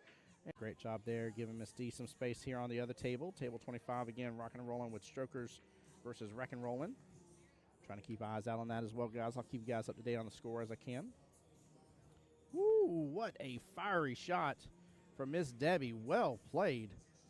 Cut that in. It's tough from the camera angle to tell. If the 1 has room to come past the 8 to the bottom left-hand corner pocket, I'm not as worried. Then I would say he absolutely opened himself up a good opportunity here. Kit with the drain, though, top right-hand corner pocket. What a shot. Wow. Play a defense here. He's going to let it stroke out. And that leave will do the trick here. 3 blocking access to the 2 stripes on the left-hand side pocket, the 11 and 14. 8 looks like he's blocking access to the 15 here. That was actually a very brilliant leave. Ben looks like he may be opting here in just a second to start taking over that top right-hand corner pocket. Went for the bank here. Gets it clean as can be. Right past the 6 ball as well. That's Team Top Brass there, Mama Assing it. Oh, I love it. Got to see them first day this morning here with little baby Jasper. Cannot believe it's about to have been a year. That's wild. There we go. There we go. She fired that so good. What a clean combo. I get it. He's trying to put bottom, still force the 5 on through. And he's going to get a great leave out of that. Wow, what a shot. That works. That works very well. Different chats going all at once.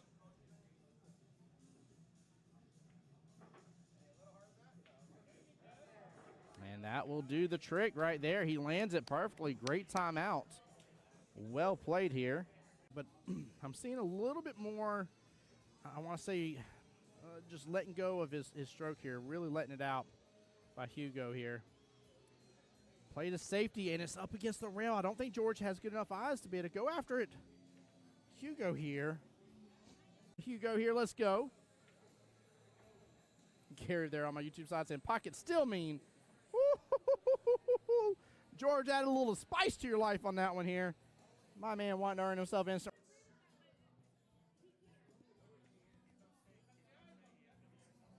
Oh, what an out from Miss Debbie. Well played. Debbie getting the enough room past that 5. So. Oh, he's looking at the combo. Oh, yeah, he's looking good at the combo. Look at that. Side pockets open up for it. Karam's right on over. Beautiful. What a nice little shot. Minutes into the stream going live, in which a couple of those we weren't even on the table yet. Goodness gracious. If so, we are rushing through these finals. And she does. What a beautiful out. This is, I mean, Top Brass is 9 ball they're playing, so both on the 6.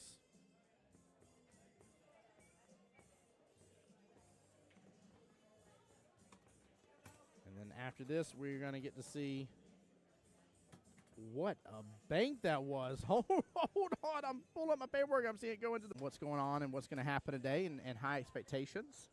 And so far, I think the expectations have been met. I've loved it. It's been very enjoyable.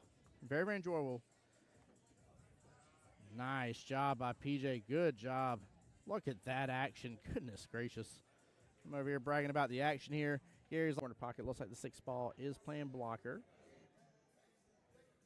But she can actually just push to the bottom short rail. Keep it simple. Ooh, got the love from the combo. What a shot, Miss Jessie. Now for me here, bank shot all day. Yeah, in that right-hand side pocket. Bank shot all day. I tell you what, if I had to cut a ball down a rail or bank a, look at that. Nice shot. Snap. Nice shot. The left hand. And now Omar is up against Mr. George. Oh, she just got that dragged right up table here. Look at this. What a shot by Miss Stephanie.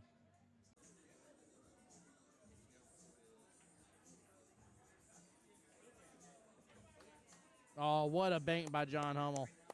Nicely done. And the set himself Karam here off the 3 into the 5 left-hand side pocket. 3 should pop back out. May actually open up for a 3-9 combo. He goes for the Karam down in the bottom left-hand corner pocket, makes both. He says, I don't need a stinking 3-9 combo. I'm just going to show up and show out on stream here. Great job there, giving Miss D some space here on the other table. Table 25 again, rocking and rolling with strokers versus wreck and rolling. Trying to keep eyes out on that as well, guys. I'll keep you guys up to date on the score as I can. Woo, what a fiery shot from Miss Debbie. Well played. Cut that in. It's tough from the camera angle to tell. If the 1 has room to come past the 8 to the bottom left-hand corner pocket, I'm not as worried. Then I would say he absolutely opened himself up a good opportunity here. Kit with the drain, though, top right-hand corner pocket. What a shot. Wow. Play a defense here. He's going to let it stroke out. And that leave will do the trick here. 3 blocking access to the 2 stripes on the left-hand side pocket, the 11 and 14. 8 looks like it's blocking access to the 15 here. That was actually a very brilliant leave. Ben looks like he may be opting here in just a second to start taking over that top right-hand corner pocket. Went for the bank here. Gets it clean as can be. Right past the 6 ball as well. That's Team Top Brass there, Mama Assing it. Oh, I love it. Got to see them first day this morning here with little baby Jasper. Cannot believe it's about to have been a year. That's wild. There we go. There we go. She fired that so good. What a clean combo. I get it. He's trying to put bottom, still force the 5 on through. And he's going to get a great leave out of that. Wow, what a shot. That works. That works very well. Different chats going all at once.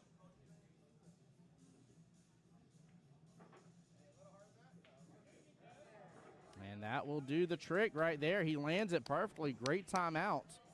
Well played here. But I'm seeing a little bit more, I want to say, just letting go of his stroke here. Really letting it out by Hugo here.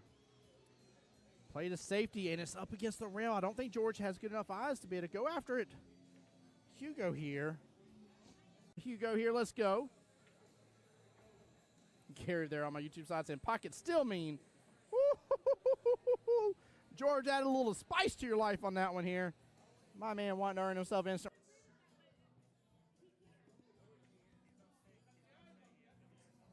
Oh, what an out from Miss Debbie. Well played. Debbie getting the enough room past that 5. So he's looking at the combo. Oh yeah, he's looking good at the combo. Look at that. Side pockets open up for it. Karam's right on over. Beautiful. What a nice little shot. Minutes into the stream going live, in which a couple of those we weren't even on the table yet. Goodness gracious, if so, we are rushing through these finals. And she does. What a beautiful out.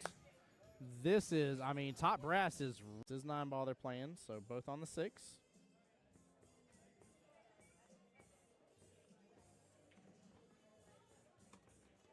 And after this, we're going to get to see what a bank that was. Hold on. I'm pulling up my paperwork. I'm seeing it go into what's going on and what's going to happen today and high expectations. And so far, I think the expectations have been met. I've loved it. It's been very enjoyable. Very, very enjoyable. Nice job by PJ. Good job. Look at that action. Goodness gracious. I'm over here bragging about the action here. Gary's corner pocket. Looks like the 6th ball is playing blocker. But she can actually just push to the bottom short rail. Keep it simple. Ooh, got the love from the combo. What a shot, Miss Jessie. Now for me here, bank shot all day. Yeah, in that right-hand side pocket. Bank shot all day. I tell you what, if I had to cut a ball down a rail or bank a, look at that. Nice shot. Snap. Nice shot. The left hand. And now Omar is up against Mr. George. Oh, she just got that dragged right up table here. Look at this. What a shot by Miss Stephanie.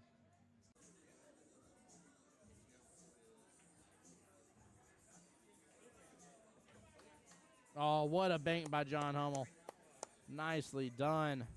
And instead of Karam here, off the 3 into the 5 left-hand side pocket. 3 should pop back out. May actually open up for a 3-9 combo. He goes for the Karam down in the bottom left-hand corner pocket, makes both. He says, I don't need a stinging 3-9 combo. I'm just going to show up and show out on stream here. And great job there, giving Miss D some space here on the other table. Table 25, again, rocking and rolling with Strokers versus Wreck and Rolling. Trying to keep eyes out on that as well, guys. I'll keep you guys up to date on the score as I can. Woo, what a fiery shot from Miss Debbie. Well played. Cut that in. It's tough from the camera angle to tell. If the 1 has room to come past the 8 to the bottom left-hand corner pocket, I'm not as worried. Then I would say he absolutely opened himself up a good opportunity here. Kit with the drain, though, top right-hand corner pocket. What a shot. Wow. Play a defense here. He's going to let it stroke out.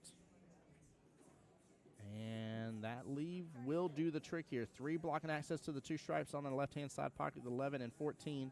8 looks like he's blocking access to the 15 here. That was actually a very brilliant leave. Ben looks like he may be opting here in just a second to start taking over that top right-hand corner pocket. Went for the bank here. Gets it clean as can be. Right past the 6 ball as well. That's Team Top Brass there, Mama Assonant. Oh, I love it. Got to see them first day this morning here with little baby Jasper. Cannot believe it's about to have been a year. That's wild. There we go. There we go. All right, chat. What I'm going to do here is just because we're a few hours in the stream, I'm going to go ahead and reboot everything. So that way we're ready for the last little bit of the finals here for the orange tier and getting in through the semifinals into the finals of the red tier as well, guys. With that being said here, if you do want to take advantage and utilize any of the cameras here in the building, you can always go to legendsjacks.com and click on Legends TV. Marianne and staff here enabled those cameras. So that way you guys can watch any of the matches going on right this second. But we're going to give the old streaming equipment here a rest and then be back for the 3rd and final stream of the night, guys. So make sure you're staying tuned here on Jacksonville APA's Facebook, Jacksonville APA's YouTube, and my YouTube as well, the voice of Jacksonville Pool, guys. Appreciate all of y'all for tuning into the stream here. We have 3 finals to get through. 3 finals left, guys. Orange tier is almost there, and red tier will have 2 finals as well, guys. So don't miss out. Appreciate y'all.